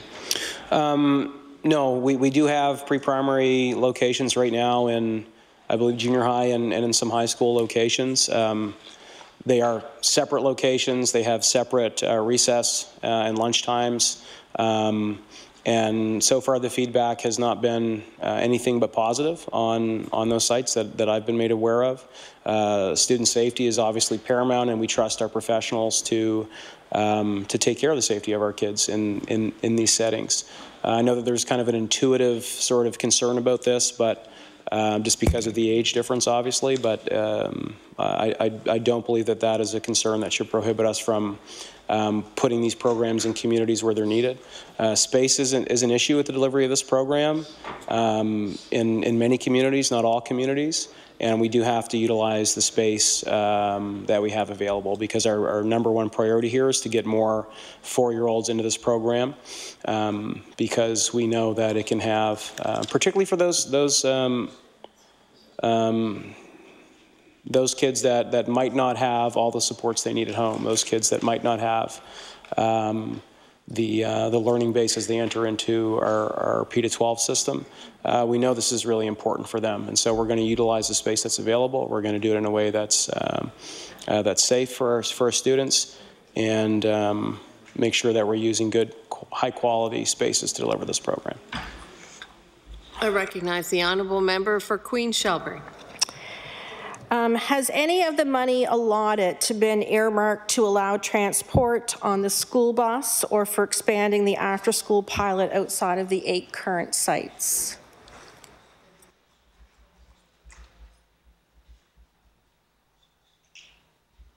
I recognize the Honourable Minister of Education. We do not have funding or capacity for busing at the present moment. Our focus is on getting this to full implementation, and then we can start looking at potentially ways to improve the program or to respond to concerns in communities. The #1 issue that's been brought to our attention from parents isn't on the transportation itself, but on the before and after school component of pre-primary. We are running 10 pilot sites right now across the province, working with the regulated childcare sector to deliver before and after school programming for our pre-primary kids, and look forward to receiving the data from that. That will help inform how we approach before and after school heading into the future. There are We did have some sites that we rolled into the pre-primary program, some early learning sites, some of which have already been delivering after school or before school programming, and we're using the data from those programs as well to help inform how we approach this. I recognize the honourable member for Queen Shelburne. Thank you, Madam Chair. The immigration stream to attract ECEs seems to only be achieving moderate success, and we know the demand that we need for ECEs. 330 were invited to apply, but only 187 received nominations. Are there any other plans to fill the ECE staffing shortages, or is the department simply hoping that the immigration stream picks up? I recognize the Honourable Minister of Education. Yeah, I mean, not at all. We are creating 500 new jobs in this space in the province. That's 500 new positions for early childhood educators with competitive wages that are now at or above the national average. In our programs, there's also benefits involved with that, and I think there's many private and not-for-profit regulated child care centres that are providing that as well. So we're approaching. Obviously, when you're creating this much new space in a sector, this many new spaces for children, and creating this many new jobs, that's going to create some labour market pressures. So we're approaching that through a whole, through several key ways. Immigration is one. As I mentioned in my opening comments, we've also expanded the training opportunities. There are 135 new seats that are funded at the NSCC. We're created new bursaries for Mi'kmaq and African Nova Scotian and Acadian Francophone individuals to get into the system as well, because they are underrepresented in the early childhood education sector. And we're also recruiting inside the province and outside of province. We actually have more people that are trained as early childhood educators in Nova Scotia than we need.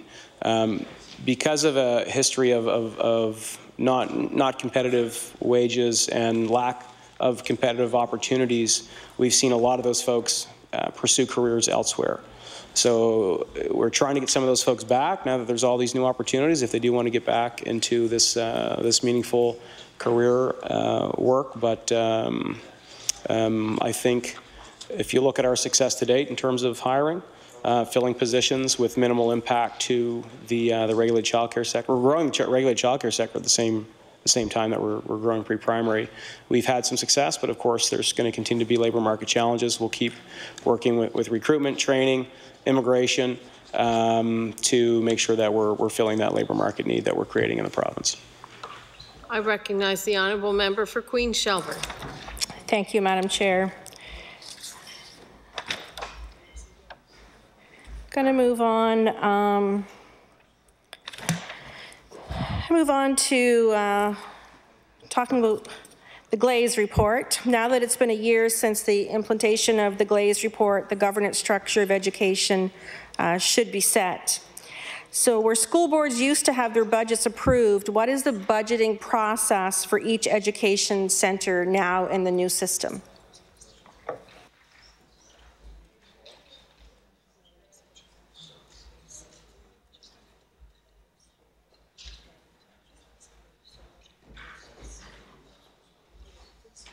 Recognize the Honourable Minister of Education. Thank you very much, Madam Chair. So the budgeting process, the boards used to have to vote on their own budgets that were funded by the department. Now those budgets are approved at the department level as a result of this. So it's we're not looking at having 9 independent budgets approved. We're looking at the budget being approved at the department and the funding flowing into our regions in a way that's consistent with our policy direction and focuses. And that was not something we could achieve while there was a different convoluted governance structure in place. So the budgetary process is much easier now. It's much more streamlined. It allows the department to ensure that the dollars are getting to the students in a way that they're intended to. And I believe that over time we will see this result in positive improvements for student achievement and well-being in the province. I recognize the honourable member for Queen Shelburne. I apologize, the Minister. I'm going to go back to pre-primary just for one question that I missed. My apologies. Pre-primary educators recently received a letter from the Department of Justice informing them of a grievance filed by the NSTU that they may lose their jobs as a result of. This grievance involved NSTU claiming that BED qualified teachers must be incorporated in the pre-primary program along with ECEs because it's NSTU bargaining position. The government said they oppose this grievance, but I'm wondering what actions are they taking specifically to protect the ECEs that are in pre-primary now? I recognize the Honourable Minister of Education. So just to be specific, the grievance actually said that BED holders should be providing the pre-primary program instead of early childhood educators. That's what the grievance is. So we, as a government, take a firm stance against that grievance. This is not an academic learning environment for these kids. This is a play-based learning environment, and we know, based on the literature, based on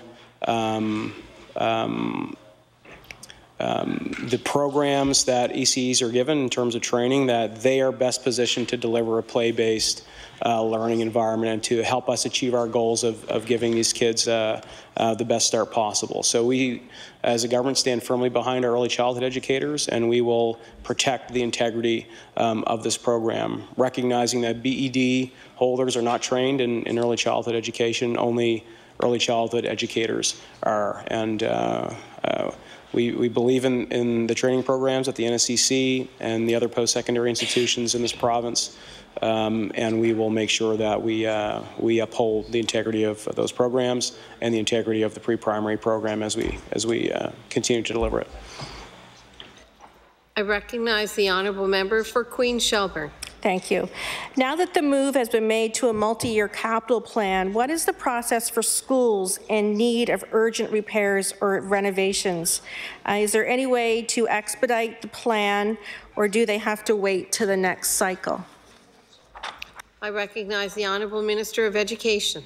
So there's two main capital streams. There is the the multi-year capital plan, which is our 5-year capital plan. That includes new builds and major renovations. I think over $500,000, if I'm not mistaken. Over 150,000. Okay, over 150,000. I was mistaken. So those major projects are encapsulated in the rolling 5-year capital plan. However, there's also maintenance requests that can come in through the department. That process hasn't changed much. The regions provide their maintenance priorities and identify them in relation to their urgency, and then the government responds in the best way we can in relation to our budget. I recognize the Honourable Member for Queen Shelburne. Thank you. So I promised the folks back home I would ask this question. The staff at Liverpool Regional High School have been dealing with a leaking roof now for many, many months. There is mold in the school. There are puddles on the floor. The gym floor is being destroyed. Students are slipping in the water. Is there some sort of contingency plan that would allow them to get through? I guess it would be the maintenance report request. They would have to file that through. Is there a limit on that, that fund that they would apply for?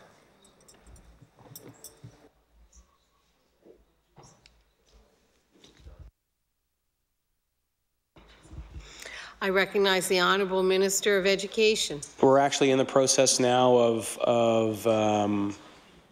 compiling all the requests that come in from the regions for our next phase of our alterations and improvement program. So there'll be, I think, an announcement coming out before. I won't give a specific timeline on that, but we're in the process of collecting that right now, and as soon as we get our budget approved, we'll be able to make an announcement on that. But obviously, repairs that are deemed urgent get a higher prioritization on the list.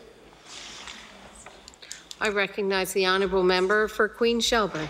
The 2018-19 business plan for the department showed that the high school graduation rate has increased every year since 2009, with a 92.3% graduation rate in 2016-17. This would be a great statistic if our literacy and numeracy rates in the province weren't so low. Staff at the Dartmouth Learning Network have said there's a developing trend in people under 25 registering to get their GEDs who do not even know how to do their multiplication tables. Does the department intend to continue focusing on increasing the graduation rate, or will they accept a reduction in graduation rate as a result of more thorough programming? I recognize the Honourable Minister of Education.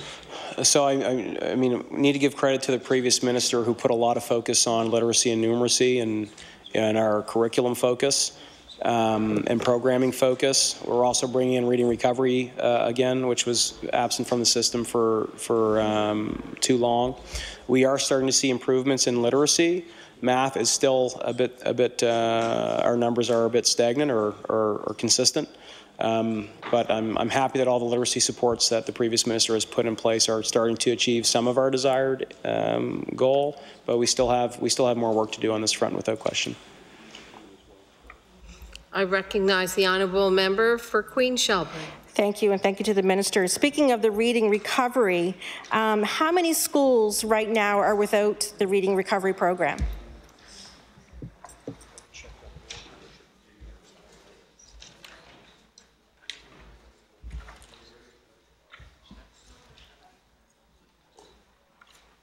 I recognize the Honourable Minister of Education. There's only 10 schools right now that they're not receiving coverage for reading recovery. They will be covered come September 2019. I recognize the Honourable Member for Queen Shelburne. I'd like to talk a little bit about the daily cost of, or the Excel after-school programs. If the minister could advise, what is the daily cost of the Excel program?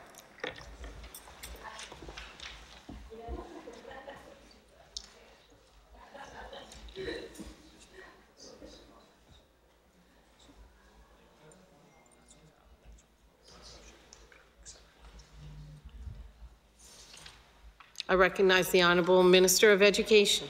Thank you very much. So as I understand that, that's a cost recovery program, so parents are paying for the service, and that's what funds that program for their kids.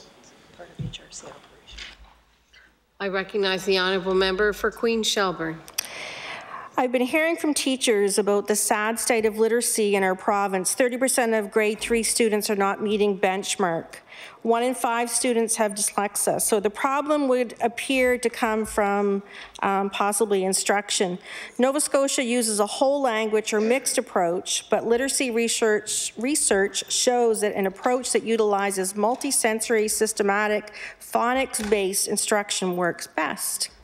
Are there any plans to update the province's approach to literacy to raise literacy rates in the province?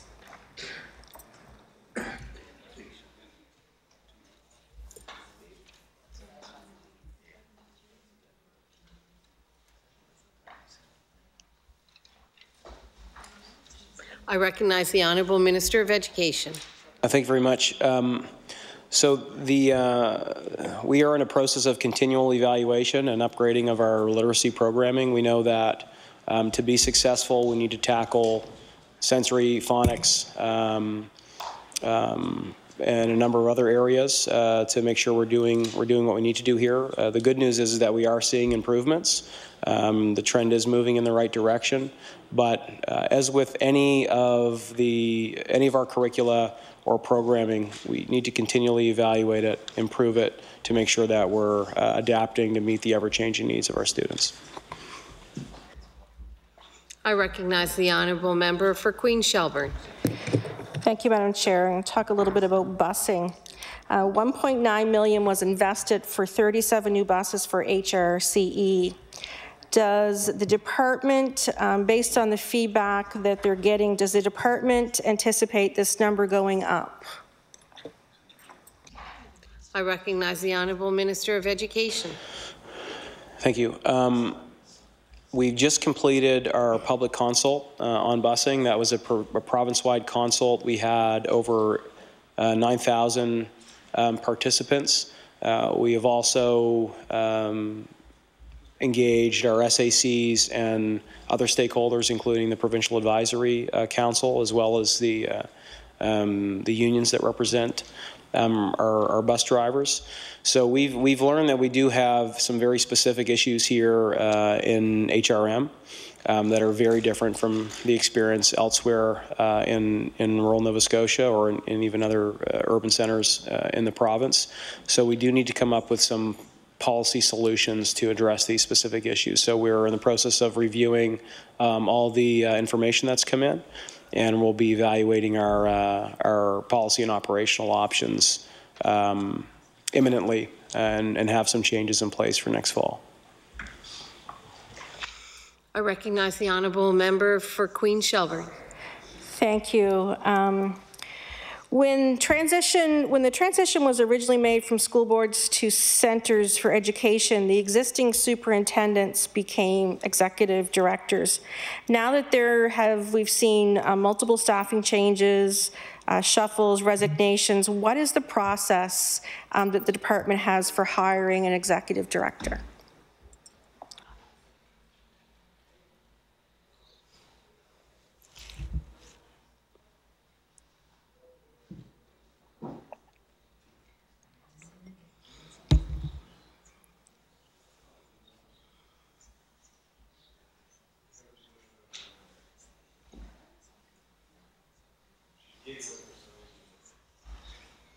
I recognize the Honourable Minister of Education. Yeah, we just recently gone through that hiring process. So obviously it's moved from a local board-based decision where they would each hire a superintendent that would report directly to the board. We are integrating the system so that it's more cohesive and responsive. And that was a result, of course, as we've mentioned in this House, feedback from 3 independent reports that indicated the governance structure was creating some issues in relation to student achievement, well-being, and policy and operational and programming implementation. So we, for this hiring process, we did go broad. We opened it up Canada-wide and sought applicants from across this country. Our deputy chaired a hiring committee that involved other deputies as well, and they went through a process that involved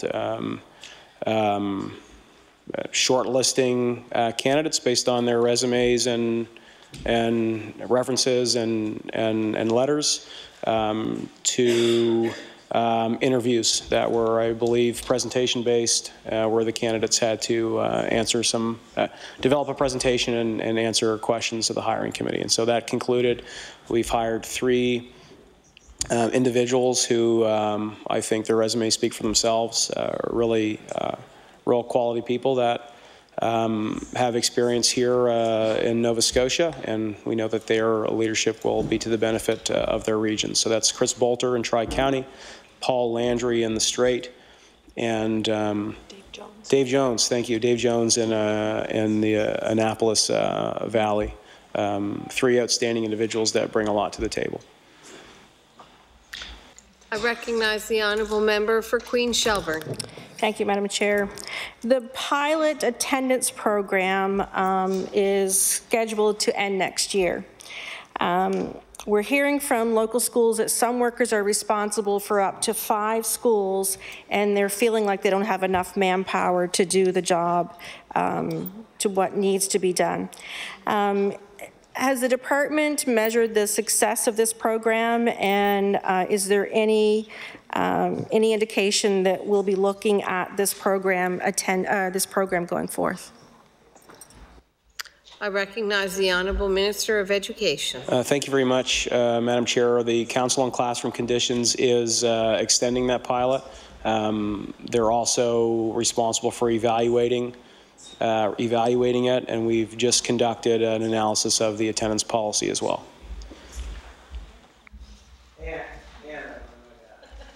Yes.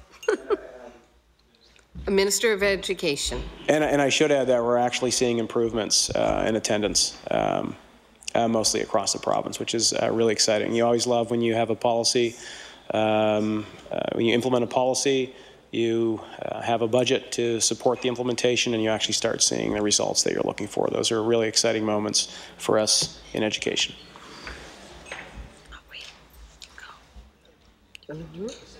I recognize the honourable member for Queen Shelburne. Thank you, Madam Chair.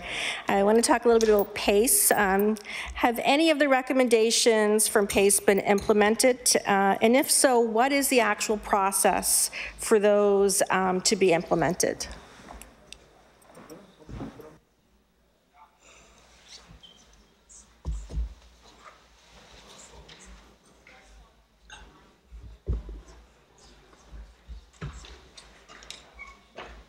I recognize the Honourable Minister of Education. Thank you very much. The first recommendation that PACE has made is that any recommendations coming into the department have impact measures, which would mandate us to evaluate what the impacts would be before implementation. So that is a recommendation that that's their first recommendation. That's one that we've accepted. I recognize the honourable member for Queen Shelburne. Where would the budget come from to implement a PACE recommendation? I recognize the honourable Minister of Education. We go through a budgeting process every year that entails developing a budget based on our priorities in the department, a process that involves going through Treasury Board and making sure that department priorities are aligned with government priorities and making sure that there's funding to invest in our projects. So we've been lucky to date that each year we've gone through that since 2014. We've had increases in the education budget, and those investments have gone in really important areas like non-teaching supports, hiring more teachers, 1,300 in total in both of those categories, pre-primary, and also the Council on Classroom Conditions priority areas, which included implementing a class cap from 6 to 12, where we had previously implemented one from P to 6, and also hiring support teachers for high school and to help implement the attendance policy.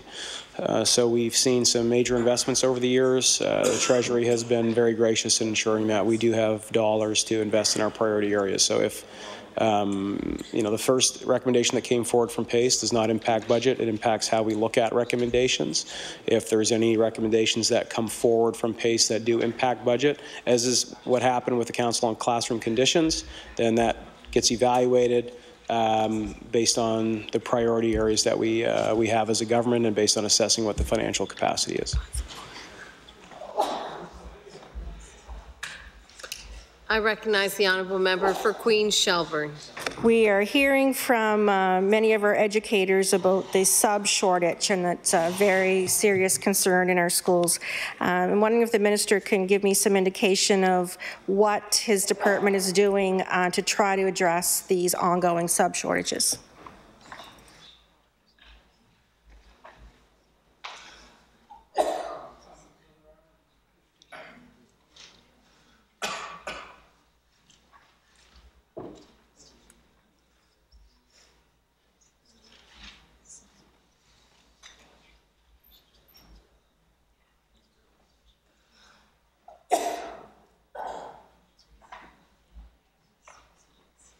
I recognize the honourable Minister of Education. So this is one of those. There is indeed a sub pressure in Nova Scotia. It is a direct result of the hires that we've had. We've hired basically the entire sub pool into permanent employment in the department. We've hired close to 1,000 teachers. Plus the close to 400 non-teaching support. So that obviously has created a sub pressure. So we're dealing with that in a number of key ways. One, we've worked with the union to allow retired teachers more days where they're able to sub without impacting their pension. We have worked with the union in the majority of our regions to allow degree holding subject matter experts who are non-BED holders to come in and provide subbing. So, someone who's a musician, for example, can come in and help if they're approved through the hiring of the region to sub in music class. That would be an example. We are obviously recruiting in other jurisdictions. Ontario is experiencing a very opposite phenomenon is what's happening here, where we're increasing investment, where we're hiring more teachers. There's major budgetary cuts coming in Ontario, teaching positions that are being impacted. So we're in the field right now, marketing to Ontario, and trying to encourage those folks to look at Nova Scotia as a great jurisdiction to come, where there's new jobs that are opening up every year. We're also allowing BED grads to sub. And those are the main areas of focus for us right now to tackle this issue. I recognize the honourable member for Queen Shelburne. Thank you, Madam Chair. I'm going to pass my last bit of time here to the honourable member from Argyle-Barrington.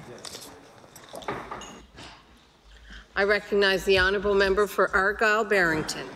Merci beaucoup, Madame la Présidente.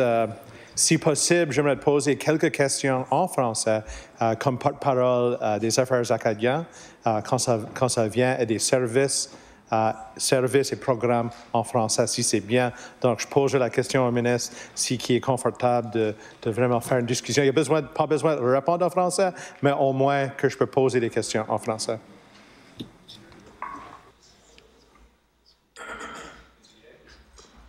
I recognize the Honourable Minister of Education. Bien sûr, je vais essayer, et si je ne comprends pas la question ou je ne peux pas répondre en français, je sais que le membre est OK avec moi parler en anglais, mais et si je ne comprends pas la question, parce qu'il a français standard et le français de Pamlico aussi, qu'on a besoin de...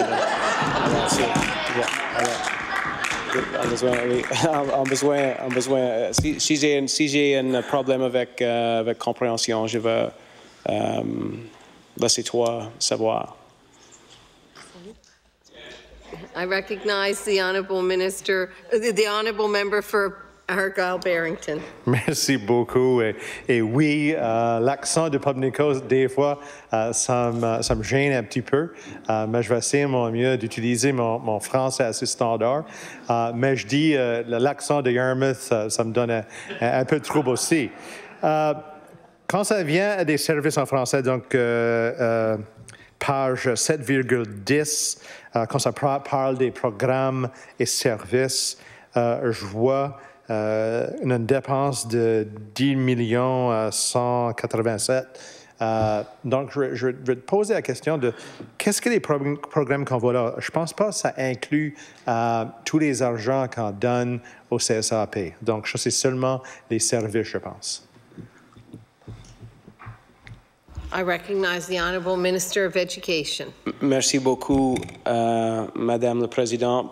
Je pense peut-être quelques mots en anglais va nous aider ici parce que le député Mr. Potter ne parle pas français. Alors, s'il y a du travail qu'il a besoin de faire pour moi pour répondre, je pense que ça va aider avec notre habilité pour répondre. Alors, s'il vous plaît, si tu peux donner quelques mots en anglais pour cette question.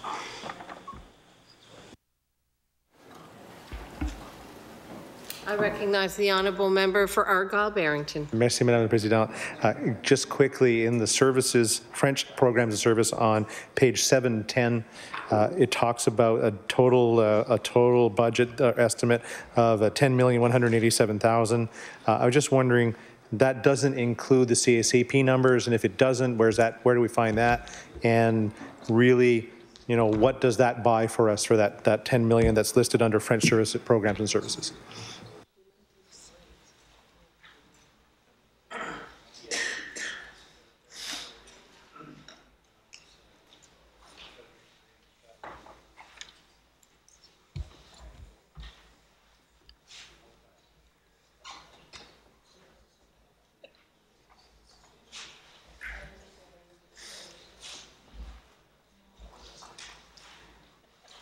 I recognize the Honourable Minister of Education. Thank you very much. So there's two funding envelopes that CSAP gets funded through. One on page 711. That's the operational budget of the CSAP that is funded through the department. The budget line 710 that the member referenced is flow-through money that comes from the federal government, but which also supplements the budget of the CSAP. So that's the difference there. I recognize the honourable member for Argyle-Barrington. Donc, sur la page 711, quand on parle de operating grants, P12 base funding, on voit une dépense, we see an expenditure of $944 million there. What would be the CSAP amount? Quel sera le montant pour le CSA paiement?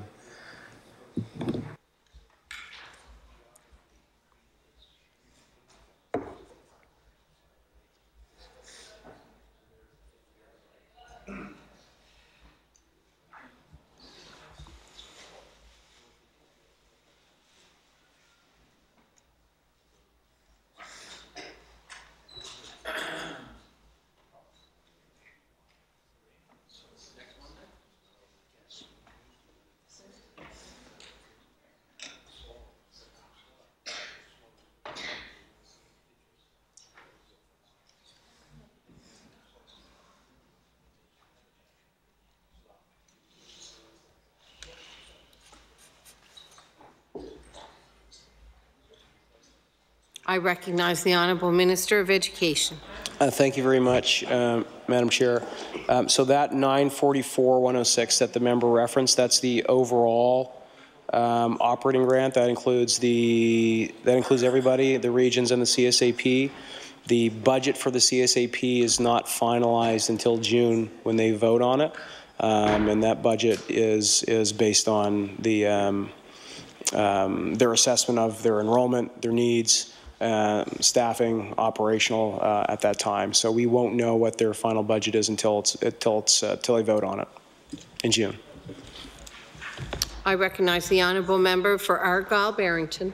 Okay, je comprends ça. I kind of understand that a little bit, but if I remember correctly, when we used to have independent school boards, there might have been a different way to account for that. You know, you don't want to give them away their budget right off the bat, but at the same time, we sort of have to know. I mean, the CSAP is set up differently than the school boards used to be set up because of their attachment to the Charter of Rights and Freedoms and the responsibilities held thereunder. So I think from an accounting standpoint, it would be nice to see, you know, a little more of a breakout of what those amounts are. Understanding, though, there's still a negotiation to be done with them once the provincial budget's done. What was the total expenditure last year? What did we see last year, Mr. Yeah.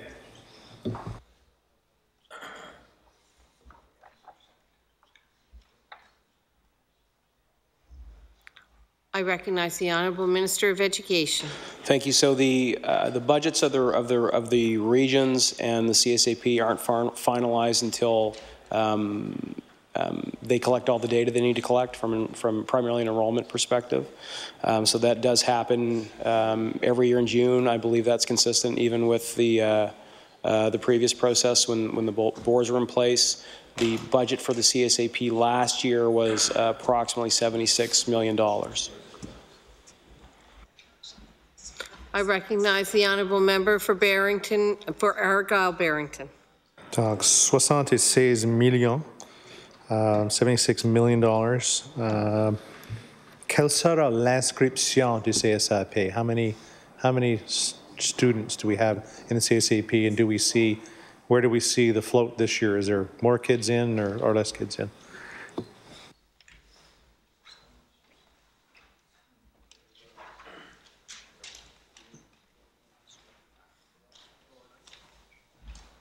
I recognize the Honourable Minister of Education.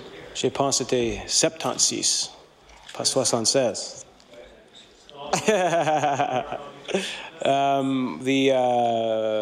I mean, we're estimating the early numbers coming in on enrollment are estimating there to be about an increase of 150 students. I recognize the honourable member for Argyle-Barrington. Donc, comparé à les autres, je ne sais pas même que c'est appelé en anglais. So with the regional enterprise centers, the regional education centers, I mean, I don't even know what the French version of that is, but compared to, let's say, the Yarmouth Tri-County, or trying to look more of our rural education centers. What are we seeing there compared? I'm sure if there's an increase in the CSAP, are we seeing a higher number or a lower number in the other systems?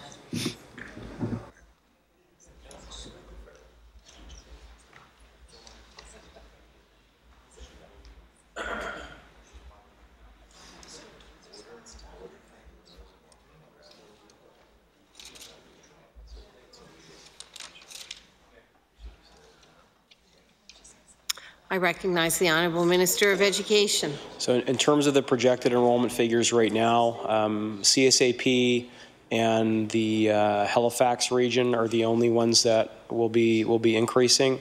In every other region of the province, we're looking at either consistent enrollment or moderate decline in enrollment. I recognize the Honourable Member for Argyle-Barrington. Sera-t-il possible de voir l'inscription pour la région, je dirais, du sud-ouest, la région de Paramba ou la région de Clare, pour voir comment ça va, so the Clare area and the Argyle area, to see how they're doing there?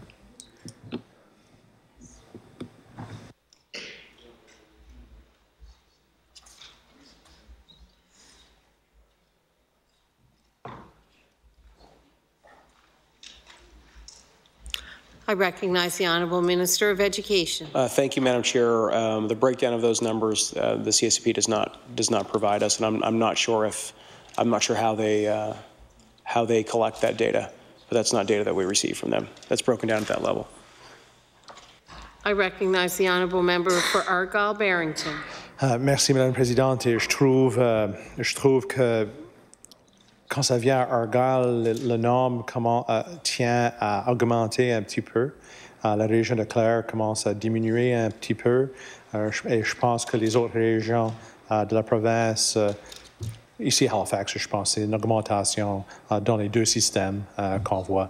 Mais les régions de Chéticamp ou la région de Richmond, c'est peut-être assez fluide ou pas si tant. Donc, c'est une question, si possible, si le ministre peut trouver ces informations-là du CSAP, que peut-être qu'il pourrait les donner à une autre date.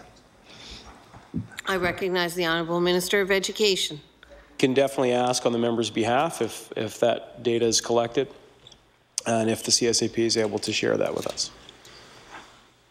I recognize the Honourable Member for Argyle-Barrington. Donc, une de mes choses favorites, c'est la nouvelle école à Wedgeport, qu'on parle de possiblement commencer la construction l'année prochaine. Donc, j'aimerais que le ministre, peut-être, qu'il parle de la nouvelle façon de trouver un site, de vraiment trouver comment est-ce qu'on va construire une nouvelle école dans une communauté, une petite communauté, mais une communauté importante comme Wedgeport. I recognize the Honourable Minister of Education. Thank you very much. Very excited for the new build in Wedgeport. I know that that has been a priority of the CSAP from a capital perspective for a number of years. In terms of the new site selection process, we're moving from one which was driven by preferred sites provided to the department for analysis from the community to a process that's a bit more streamlined, that's technical and focused at the early stages before we go to the public for feedback. So, I mean, it might vary with the CSAP because they might have a say on where they do want that school to go, but generally speaking, we're looking at a process where we evaluate the current site of a school to see if that is adequate, and if that's the preferred site, then we go there. If not the current site, we look at other Crown land in the catchment area of that school or municipal land that might be available and that would be able to be serviced. And then if there's no options there, then we go out to the broader public. And the technical analysis, so for getting power, water, everything that's needed, that will happen in advance, and then we go to the community for feedback on that, and we do that through the municipalities. The SACs would be involved in that, and of course the broader community as well. But particularly involving municipalities is important because it impacts their their capital planning as well. And we want to make sure that there's alignment with where our schools are going and with where the municipalities envision their communities growing as well. The community will also be thoroughly engaged in the design part of this process as well.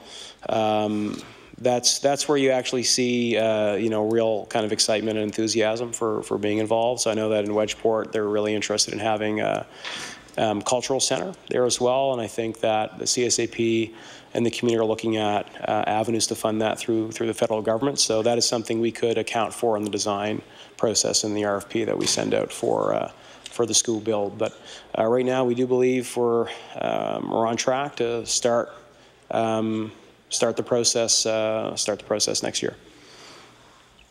I recognize the honourable member for Argyle-Barrington. Et comme le ministre le sait, c'est une communauté qui est vraiment intéressée de continuer la discussion, de vraiment connaître tous les enjeux, de vraiment trouver une façon d'essayer de le change dans les frontières de Wedgeport.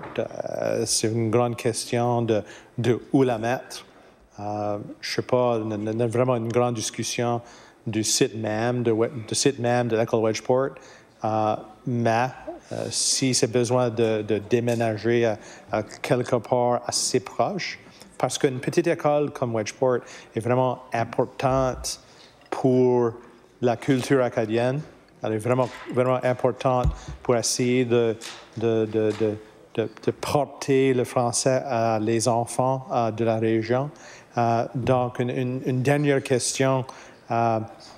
Quelle distance on parle vraiment du catchment de l'école Wedgeport, mais l'école Wedgeport va de Yarmouth jusqu'à je pense, à Lower Wedgeport. On n'aimerait pas vraiment de mettre l'école Wedgeport dans Yarmouth ou quelque chose de même. Donc, la région de Wedgeport même. Une vite question. I recognize the Honourable Minister of Education. So, I mean, the CSAP would need to be consulted on site selection as well, or they still do have their board. I have not chatted with the chairperson directly on any preferred sites. I mean, the way our process will generally work is, the current site will be evaluated first, then Crown sites or municipal sites in close proximity. I mean, I share the members' desire to have the school built within the community. That seems to be the whole point of this exercise. But the technical evaluation or the site priorities of the CSAP might impact that in some way, and that's yet to be determined at this point. But I would encourage the member to chat with the CSAP to see if they do have any thoughts on site that might impact the process as we envision it in the department. Order. Time has lapsed for the PC caucus. We'll move over to the NDP caucus. I recognize the honourable member for Dartmouth South. Thank you, Madam Chair. My standard French and my Pubnico French are both pretty poor, so I'm going to go ahead and ask the Minister questions in English. Yep, Minister did well. I'm going to start by asking a few questions just specific to budget lines. On page 7.2 of the budget, there's a decrease in the budget line for childcare and licensing, so that's a line we've been watching. Is this a reduction or a transfer of funds? And I'm curious if the Minister could tell us what it means in terms of any reduction or changes to staffing or programming.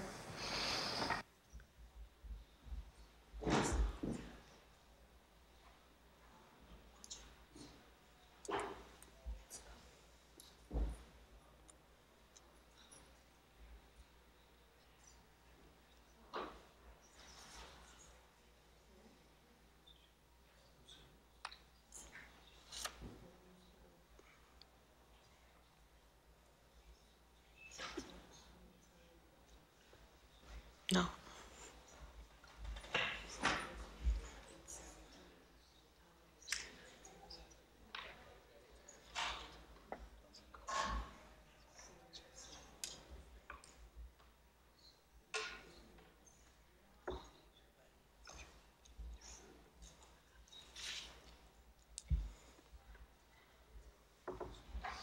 I recognize the Honourable Minister of Education. Thank you very much. So the way I understand this is those dollars are in relation to the federal funding from the agreement we have with them. We were late negotiating the final agreement with them in 17. So the number for it's supposed to be 1180 a year over 3 years. So if the member will look, she'll see that there's a lower number in year 1. Therefore, we had to have a higher number outside of the 11.8 in the year 2 of that funding agreement, and then in year 3 we brought it back down to the established amount. So it was just a matter of us not signing that agreement earlier in that year, and that impacting the budget in 17-18, and then the dollars that weren't spent in 17-18 were then spent in 18-19. I recognize the Honourable Member for Dartmouth South. Thank you, Madam Chair. And so just to confirm then, it's just an amortization of those amounts over 3 years, but there has been no changes to staffing or programming in that area.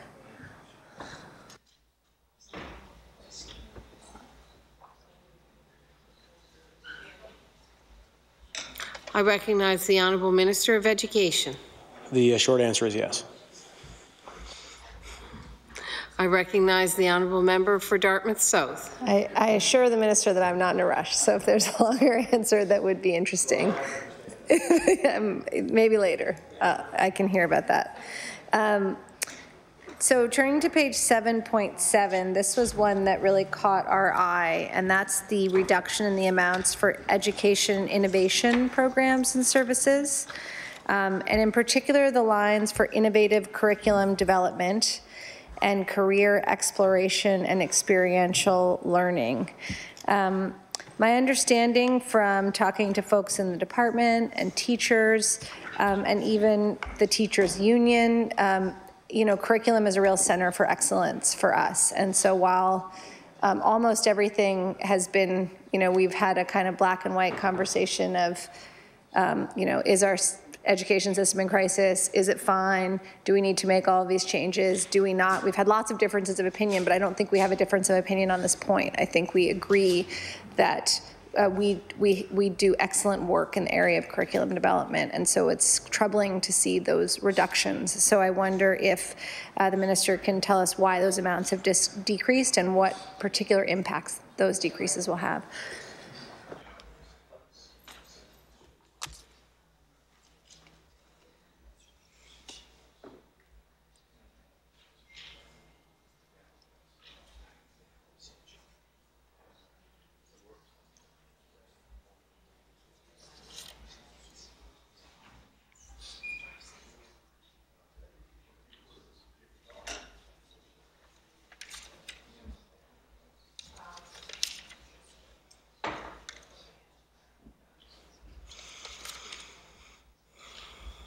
I recognize the Honourable Minister of Education. Thank you very much. So there's been no reduction in there. If the member looks at page 711, she'll see the increase in expenses in that area.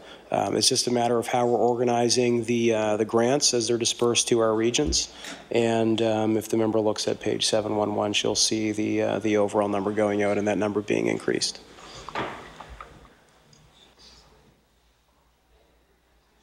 I recognize the Honourable Member for Dartmouth South. Okay, so I guess just a clarifying question. What I see here is a significant reduction, particularly around innovative curriculum development, education innovative programs and services, career exploration and experiential learning on page 7.7. Now 7.11 that the Minister draws our attention to is general public education funding, so maybe just a deeper explanation of how that money is appearing there and not in the other place.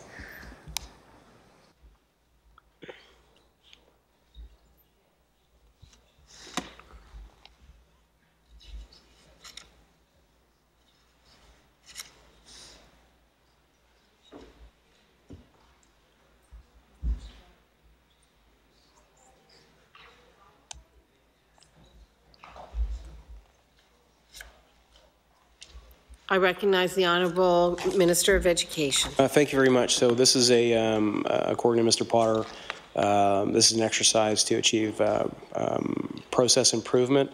There's been no cut in this area. The if the member looks at page 711, she'll see the overall number, and that will show that there's actually been an increase in funding in this area. So this is just a matter of front-end loading these dollars so that our regions can better plan and accounting for the dollars differently. I recognize the Honourable Member for Dartmouth South. Thank you, Madam Chair.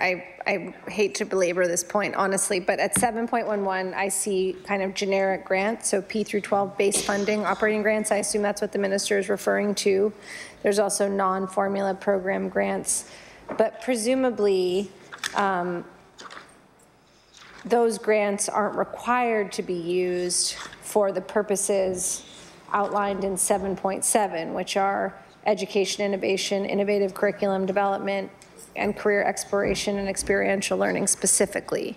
So while I appreciate that the overall number might be staying the same, can the minister confirm that in fact the allocation or the restrictions around that money might be changing? Now that could be relevant because where a system is finding itself strapped for cash, where it has general revenue, it's going to use that for the things it needs to use it for, which I understand, but it does appear to be a difference in the specific funding allocated for those line items.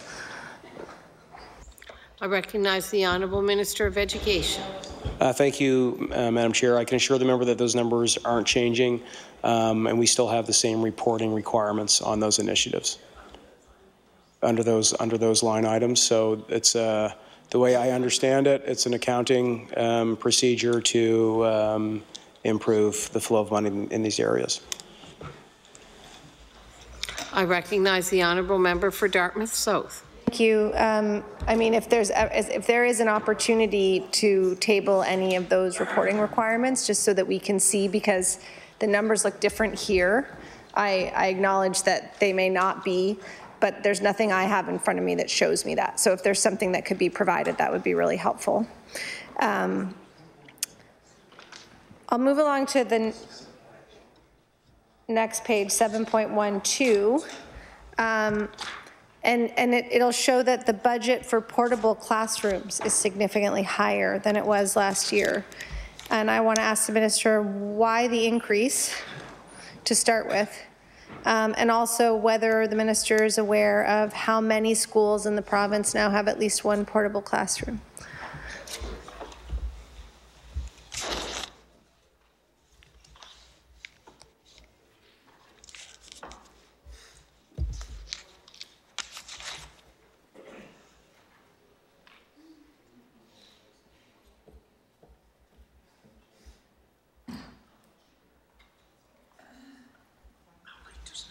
I recognize the Honourable Minister of Education. Thank you. There is an increase in that expense line, and that is to deal with population pressures, mostly with some school communities here in Halifax. We do not have a list of every school that has a portable, but that is something that I think our staff, our capital staff in the department can track down for us. I recognize the Honourable Member for Dartmouth South. Thank you, Madam Chair, and I appreciate that. We'd like to see that list. I know that my colleague in the official opposition was asking about pre-primary and space. You know, we've heard lots of reports that older students essentially are ending up in portable classrooms to make way for pre-primary students, particularly, as the minister says, in the urban core. I wonder if the minister could comment on that, and also when the department is canvassing whether or not there's space in a facility. So I know there was a discussion last hour of, sometimes there may not be space in a elementary school, but there may be space in a junior high school or a high school. What are those requirements? How is it determined whether or not there's space? Because what we hear from a lot of administrators, sort of off the record, is if they say there's no space, then the response is that they need to make space. And I understand and supported the rollout of pre-primary. But we want to ensure that that's not at the expense of either our licensed childcare providers, which we've talked about and probably will talk about more, but also students who are currently enrolled in our school in P through 12.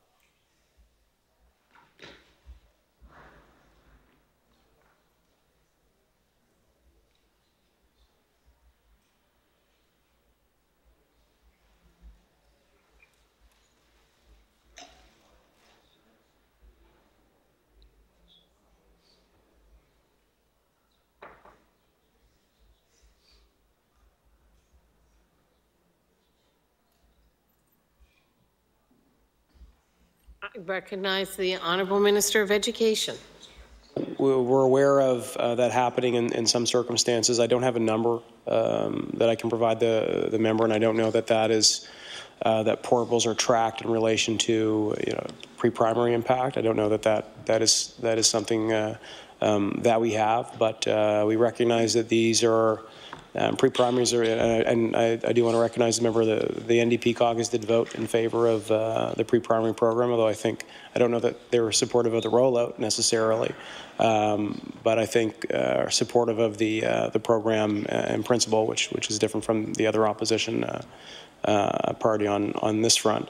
But we recognize these are, this is one of the things that I think as a government we're most excited about in terms of social spending that we're engaged with. We know that based on not just the evidence around the benefits of early learning to the students, but also the really great and developing evidence around the impact of the economy and labor participation of parents and single parents in particular. We know that this is a really critical, important thing that we want to move forward with. So our priority is always to get this into communities. Our focus has been on getting this into communities where we know based on EDI data that it's needed, and also where there is a lack of regulated childcare. So that's been the focus criteria in the first couple of years. We are going to get into year 3 and 4 where space does become more of an issue, where there is more pressure that's going to be put on the regulated childcare sector for sure. But we are working with them to help make sure that we can address those pressures as well as we can. We've been investing heavily in that sector. We've been growing that sector at the same time that we've been implementing pre-primary, and sometimes that will require that a class does move out of the school into a portable, and I personally believe that is that's a sacrifice that's very much worth getting a pre-primary program into these communities. I recognize the Honourable Member for Dartmouth South. Thank you, Madam Chair.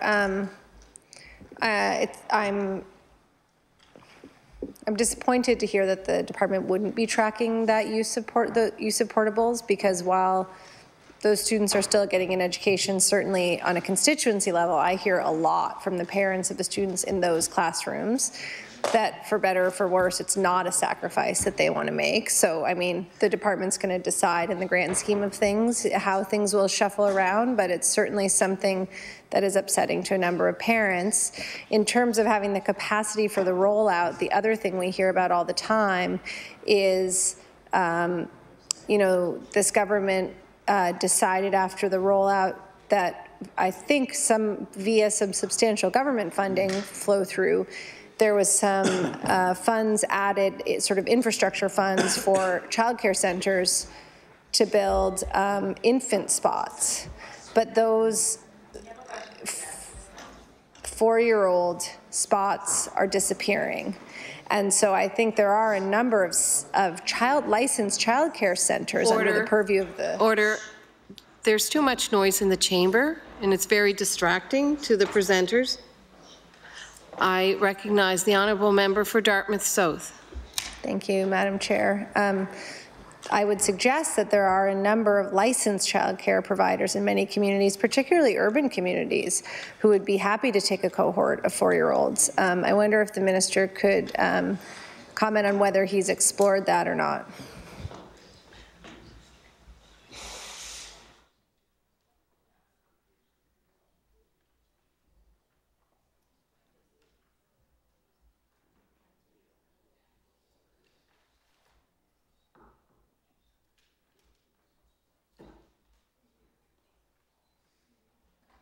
I recognize the Honourable Minister of Education. Thank you very much. So, I mean, on the issue of portables, you know, generally speaking, people don't like portables. They are necessary in some instances to deal with population pressure, or I think in a really small amount might be impacted by pre-primary. And we know that, you know, people generally speaking don't like that. They are hopefully temporary solutions as we deal with the broader capital pressures that we do have and population pressures that are impacting capital investments. So we do have the first, you know, 5-year rolling multi-year capital plan that we've ever had in the province. I mean, that is to try and address these very situations, to do a better job planning, to meet the demographic needs of our school communities and make sure that our buildings are built to meet those needs. Also, we know that there's benefits to having pre-primary students mixed with older students. The feedback we're getting from the front lines, I think, which is consistent with the literature, is that that actually enhances the learning experience. I know I think in Antigonish we have the O2 program, which are, I think they're building things for the pre-primary class. There's some interaction happening there, and I think that is to everybody's benefit. I know there was a specific question that the member asked that I'm neglecting to remember right now, so I might need to sit down and have that member ask the question again. I recognize the Honourable Member for Dartmouth South. Has the minister or has the department, where there are space constraints, which are happening throughout HRM, has the minister looked at the option of licensed daycare centres, some of whom are closing, you know, all of their pre-primary rooms, where there is still a real need for those, for parents like me who work longer than those kind of regular hours? Minister to comment on that. I recognize the Honourable Minister of Education. Thank you. That's absolutely. I mean, the first priority is to get it into the school, because we know that generally speaking, you'll have the best transition into the academic learning environment when you have those kids in school. So that is our first focus. But recognizing that there are going to be space restrictions, particularly in areas in Metro. We are very much open to engaging in partnerships with the regulated childcare centres to provide the program itself. So we're running a pilot right now, I believe here in Halifax, if I'm not mistaken, to help us evaluate what that partnership can look like and see if it can function in a way that's beneficial to the program and to the provider. We're also running a pilot on before and after school programming where the regulated child care sector can actually come into the site, the pre-primary site, deliver before and after school programming outside of school hours. So those are two pilots right now that we're engaged with in partnership with the regulated child care sector that hopefully will yield positive results that we can then act on, because we are very much interested in this partnership. We do have an invested stake in the success of the regulated child care sector. That sector has, you know, the challenge here in Nova Scotia is we've only had 1 in 4 of our families that have been able to access, or 1 in 4 of our preschool age kids that have been able to access these critical early learning opportunities and childcare opportunities. And we want to expand that to make sure there's 100% access to Nova Scotian families for early learning. And we're really excited about working with the regulated child care sector in doing that. And Kentville's actually the site of the pilot project for the regulated child care center delivery of pre-primary. That's in Kentville, not in HRM, so excuse my mistake there. I recognize the Honourable Member for Dartmouth South. Thank you. So I'm glad to hear that. I'm wondering, I guess, as a follow-up, whether the minister is engaging with the regulated childcare sector around expanding that pilot. What the parameters of that pilot are, how long is it? Is it 1 school year? And also, how is the centre remunerated? So presumably that program is offered free in the same way it would be in a school. How is the centre remunerated for offering that program?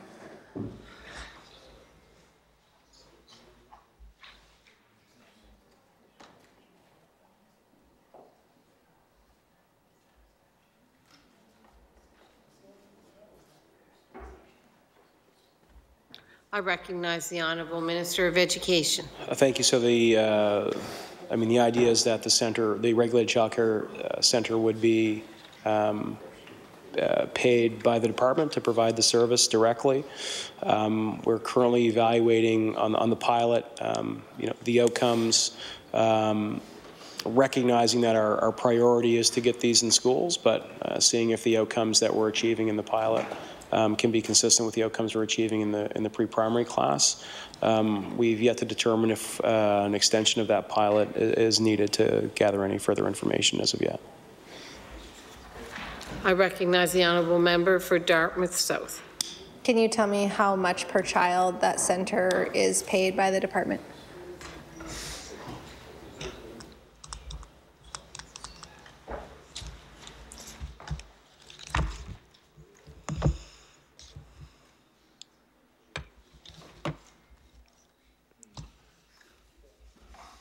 I recognize the Honourable Minister of Education. That's the point of the pilot. One of the other issues that we're evaluating is the cost. We're used to doing this in school. We're evaluating what the cost would be by delivering this in the regulated child care center. So that is a question that we're still in the process of answering. I recognize the honourable member for Dartmouth South.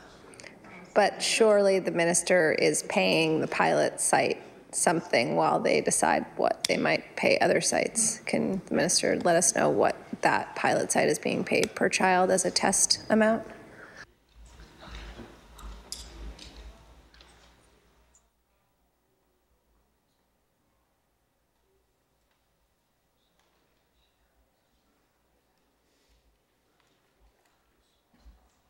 I recognize the Honourable Minister of Education.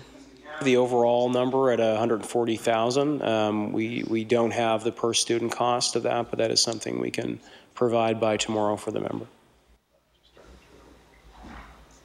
I recognize the honourable member for Dartmouth South. Thank you. And maybe we'll come back to that, but I want to move on to some questions about inclusion.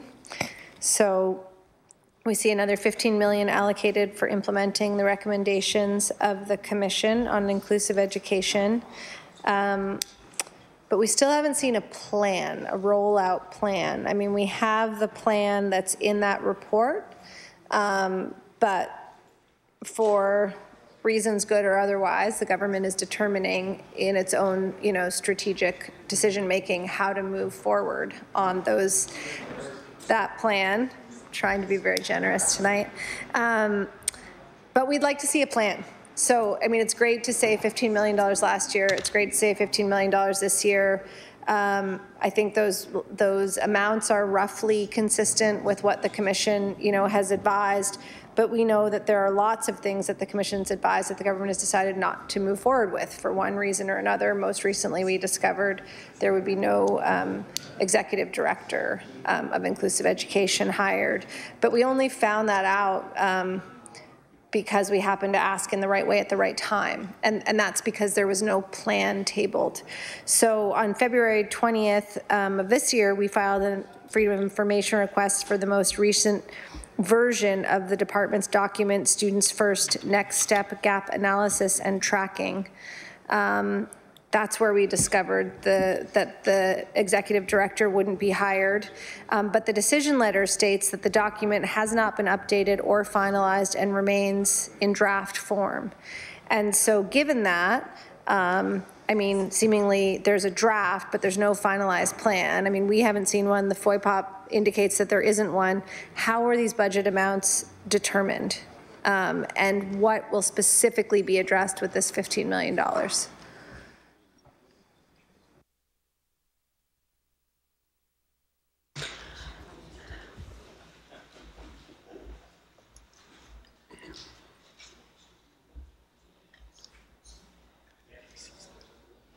Minister of Education.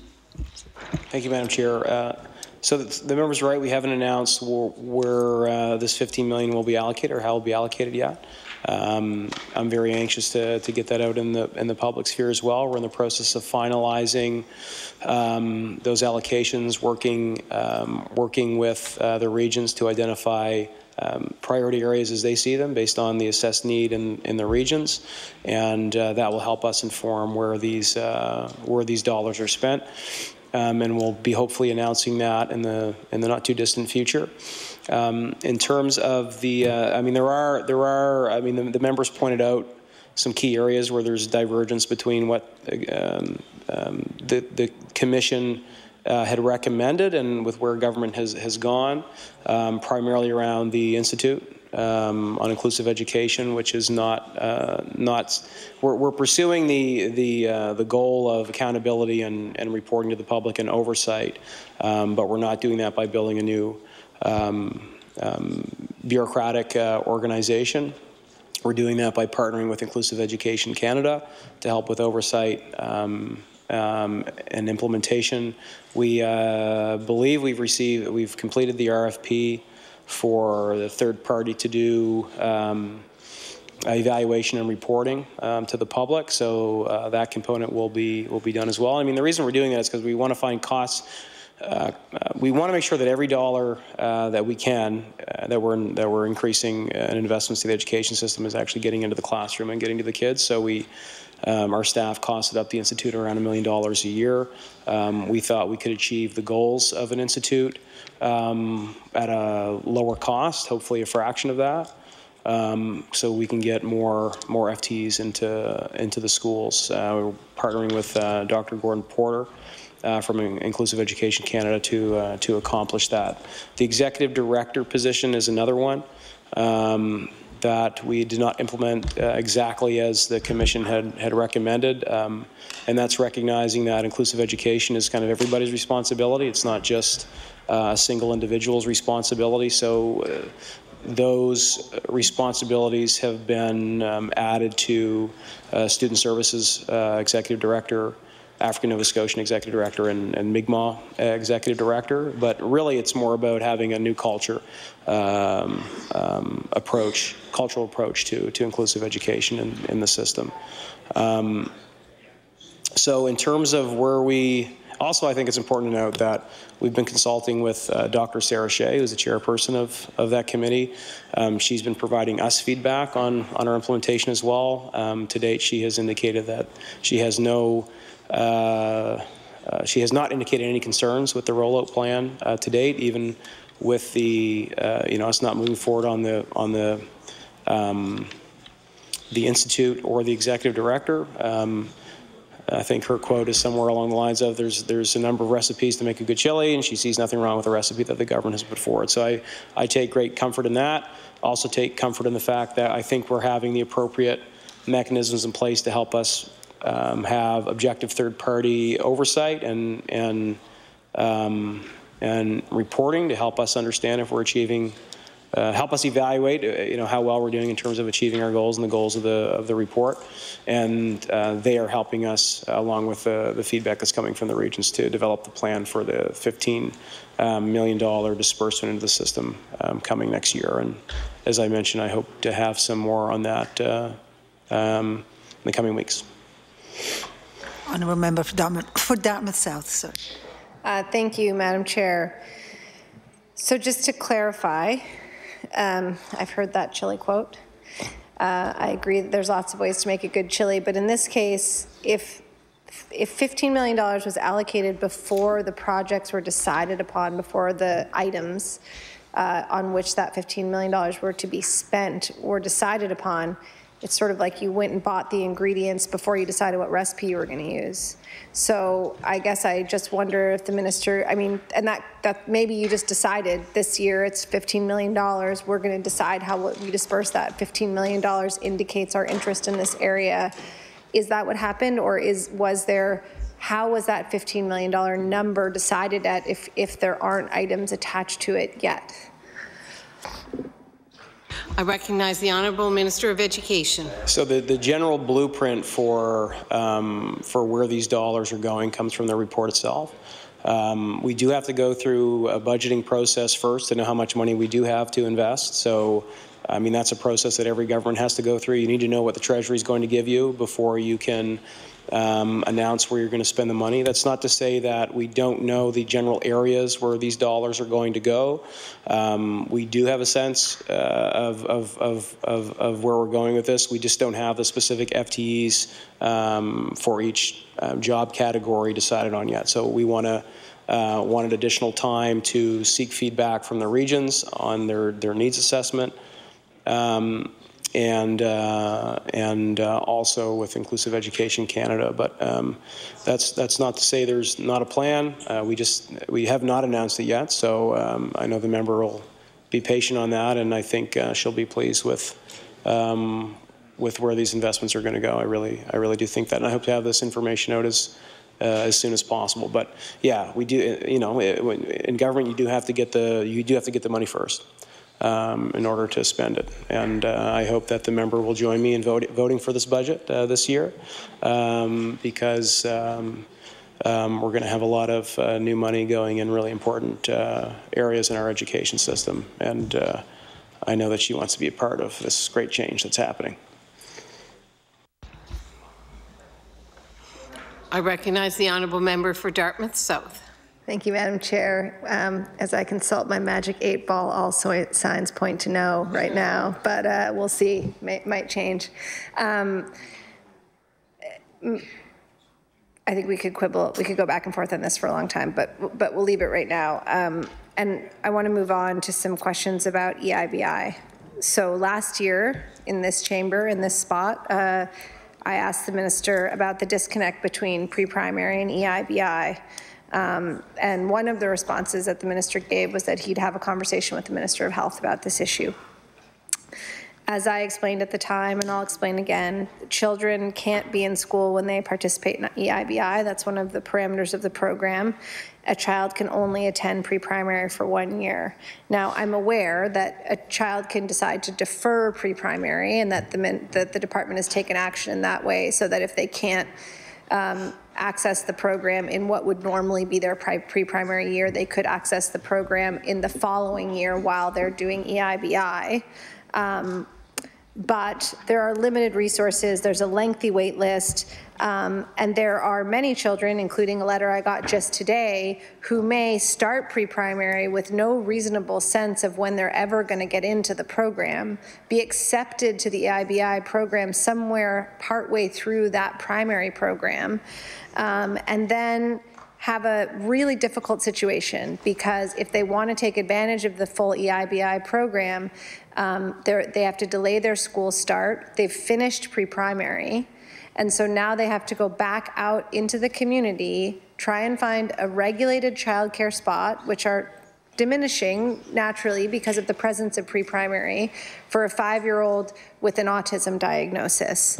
And so I guess, you know, whatever the minister would like to say about that would be helpful, but in particular, I want to know if the minister did in fact speak with the Minister of Health about this, as he mentioned he would last year, and if he did, you know, what have they come up with? Because the status quo isn't working.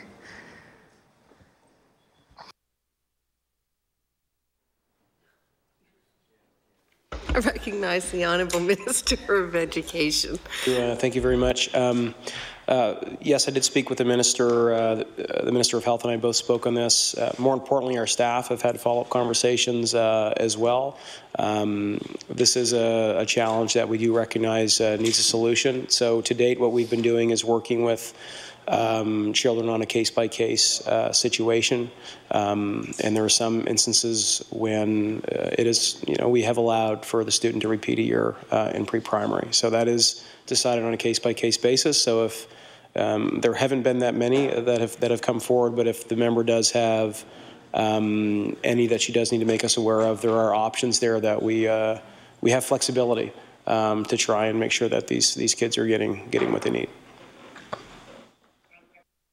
I recognize the honourable member for Dartmouth South. I really appreciate that answer, because that's different than what our understanding was, and you'll be getting an email from me on a few cases. But more importantly, one thing that we've recommended, and which I'll recommend again, and just ask if there's been any discussion on, is that because this will be a universal program pre-primary in 2020, it seems that allowing for the fact that there's a lot of complexity involved with the wait list and the two departments, that if the start of the EIBI program could be synced to the start of the pre-primary year, you would solve this problem, because students, that would just be, that's how it would work, is that when students and not all students will be admitted to the program or will be diagnosed by then, but for those students who are, if they could start that EIBI program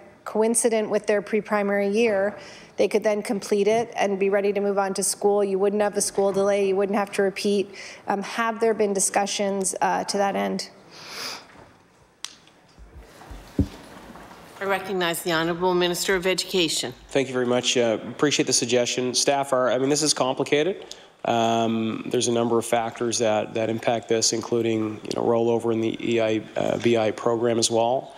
So I think the answer here is going to involve flexibility and ability to respond to the individual cases. We think that's where we're going to land. We don't know if there's one single policy solution to this, but of course we'll take the members' recommendation and give it full consideration. Staff are still working on this. I think there's a follow-up meeting coming in next month. Yeah. Next month, I think there's a follow-up meeting with staff, and we'll see where staff land with recommendations to both ministers. I recognize the honourable member for Dartmouth South. Thank you. In February, the department tweeted about the Nova Scotia Early Childhood Development Intervention Services, sort of an adjacent program. And when you follow the link that was shared, on the main page, right at the bottom, was a large donate button, which threw us off a little bit. And so I guess my question is, how much government funding does Nova Scotia Early Childhood Development Intervention Services receive? And why is the department asking for donations? Are they not fully publicly funded, or what's the story there?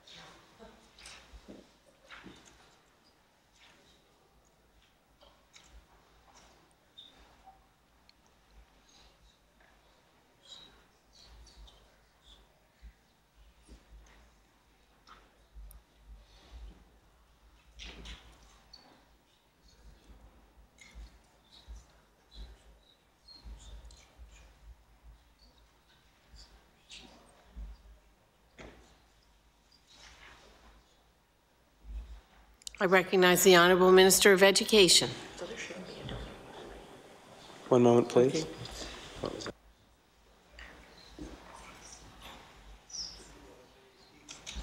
I recognize the Honourable Minister of Education. Thank you. Yeah, the question created some confusion because we are fully funding them, and we're not sure why there would be a donate button there. So thanks to the member for highlighting that. We'll look into that and get back to her. They are fully funded at $5.8 million a year. I recognize the Honourable Member for Dartmouth South. Thank you, Madam Chair, and hopefully we'll get some information on that. I want to turn back to early learning and child care. As I have mentioned tonight and other times, we're watching the number of childcare spaces per age group and how that's fluctuating with the introduction of pre-primary. Is the minister able to provide a list of the total number of childcare spaces in the province by age and a year over year? Like, is the department tracking those numbers and how they're changing? I mean, I assume the department has that information based on the licensing and whatnot, if not tonight, but could we have that information?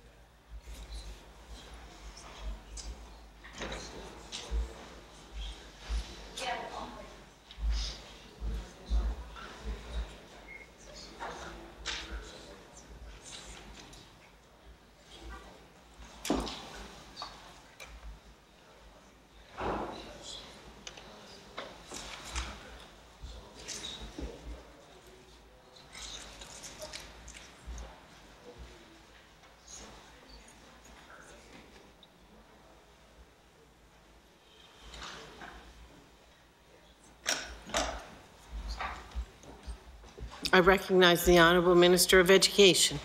We do have the year over year. I will table this for the member. It's not broken down age by age, but that is something we can get the member. Can I get that back as well, please? Yeah.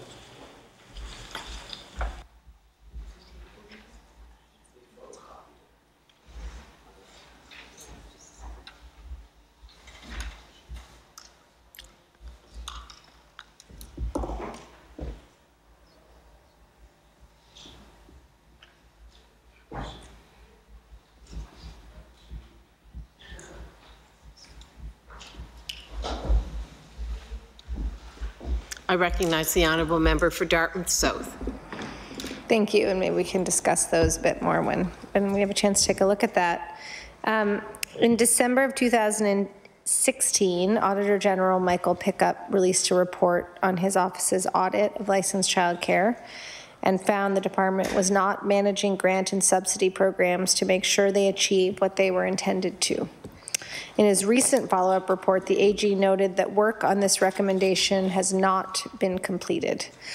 So I wonder if the minister could tell us what's been done to address the problem and how the departmental monitoring and reporting to make sure grant and subsidy programs has or hasn't changed to ensure that they have the intended results.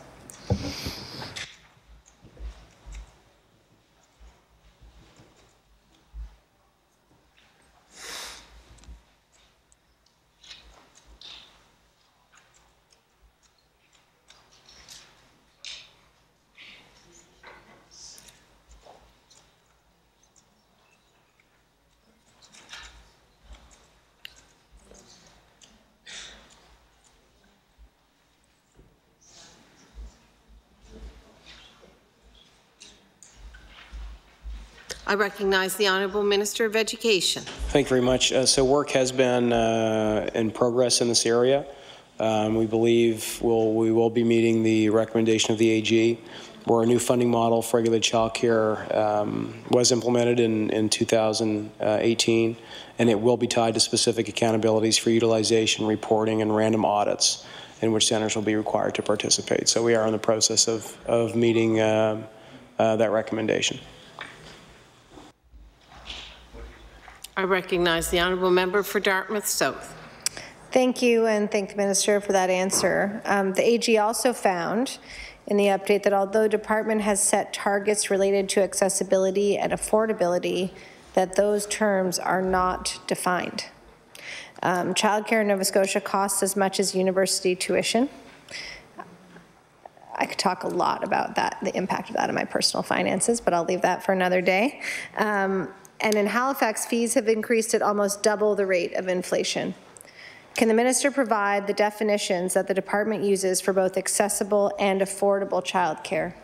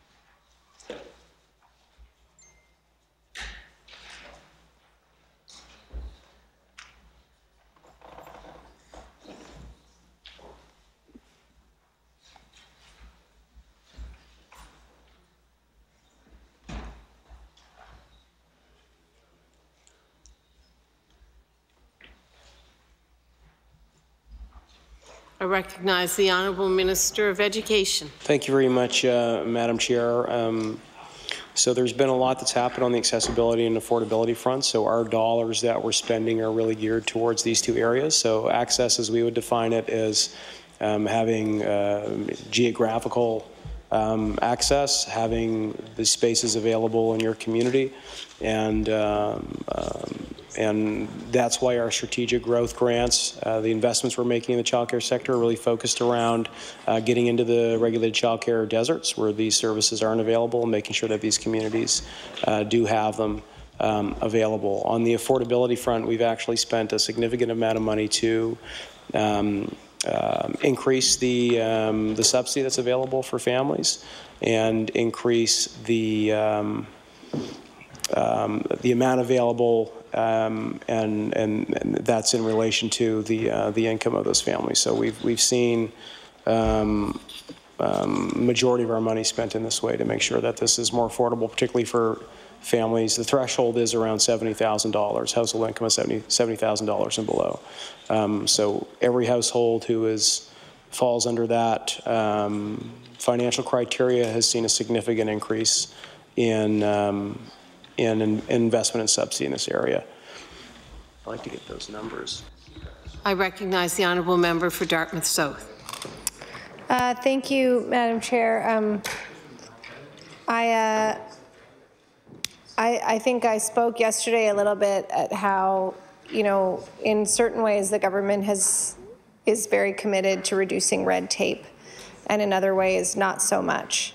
And the childcare grants and subsidies, one of the positions that we've had is that it's better to make a universally affordable system than to have a patchwork of grants and subsidies. And I think we all have, at least I do, and some of my colleagues do, people who come to our office who have no idea how to navigate those grants and subsidies, how to apply, if they're eligible. They feel strange applying. They don't know if they want to. Has there been any consideration to a universal low-cost childcare program for maximum accessibility and affordability?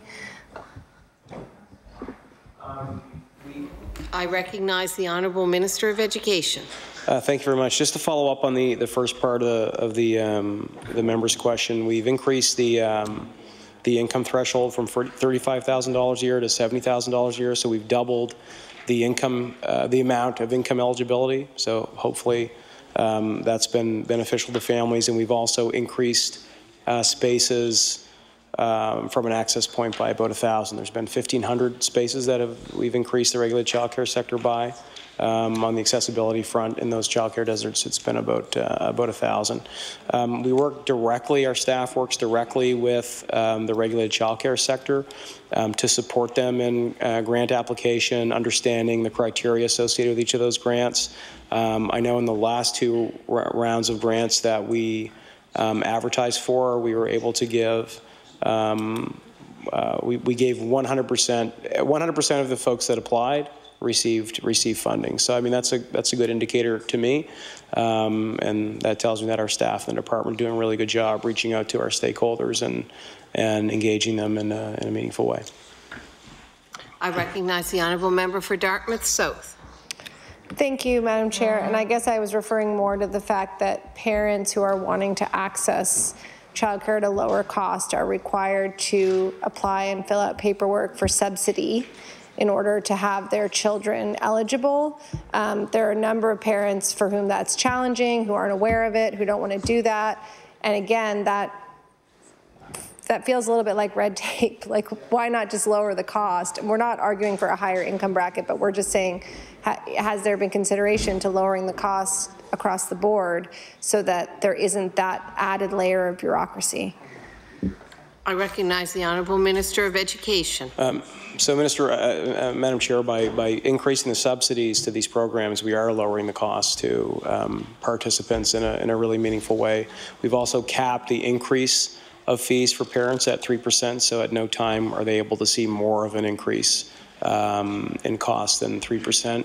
The member does speak to a valid point on, and I'm sorry I misunderstood, I thought she was speaking to the regulated child care applications for grants. But yes, for the subsidies, there is we've heard from users that there's, or from our clients that there's some challenges in application and some confusion there. So we are working on an improved IT process to help clean that up. The time allotted for consideration of supply today has elapsed. I recognize the Honourable Government House Leader. Thank you, Madam Chair. I move that the committee do now rise and that you report progress and beg leave to sit again. The motion is carried. The committee will now rise and report its business to the House.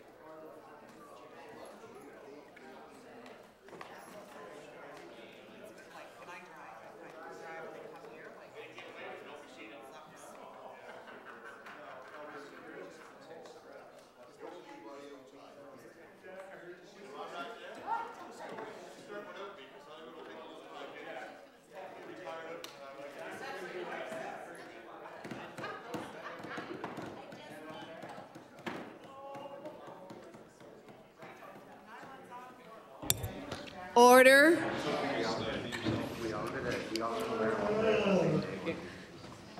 The Chair of the Committee of the Whole on Supply reports.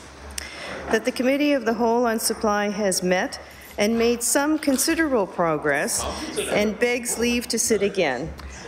The Chair recognizes the Honourable Government House Leader. Thank you, Madam Speaker. This concludes the government's business for today. I move that the House do now rise and sit again tomorrow, Tuesday, April 9th, between the hours of 1 p.m. and 11:59 p.m. Business will include, of course, the daily routine and question period, followed by the Committee on Supply, and with time permitting, third readings for Bills 92, 103, 105, 109, and 112, as well as the Committee of the Whole House on bills, bill numbers 106, 119, 121, 135, and 139. The motion is that the House rise to meet again on Tuesday, April 9th, between the hours of 1 and 11:59 p.m. Would all those in favour of the motion please say aye? Aye. Contrary-minded, nay. The motion is carried. We stand adjourned until tomorrow at 1 p.m.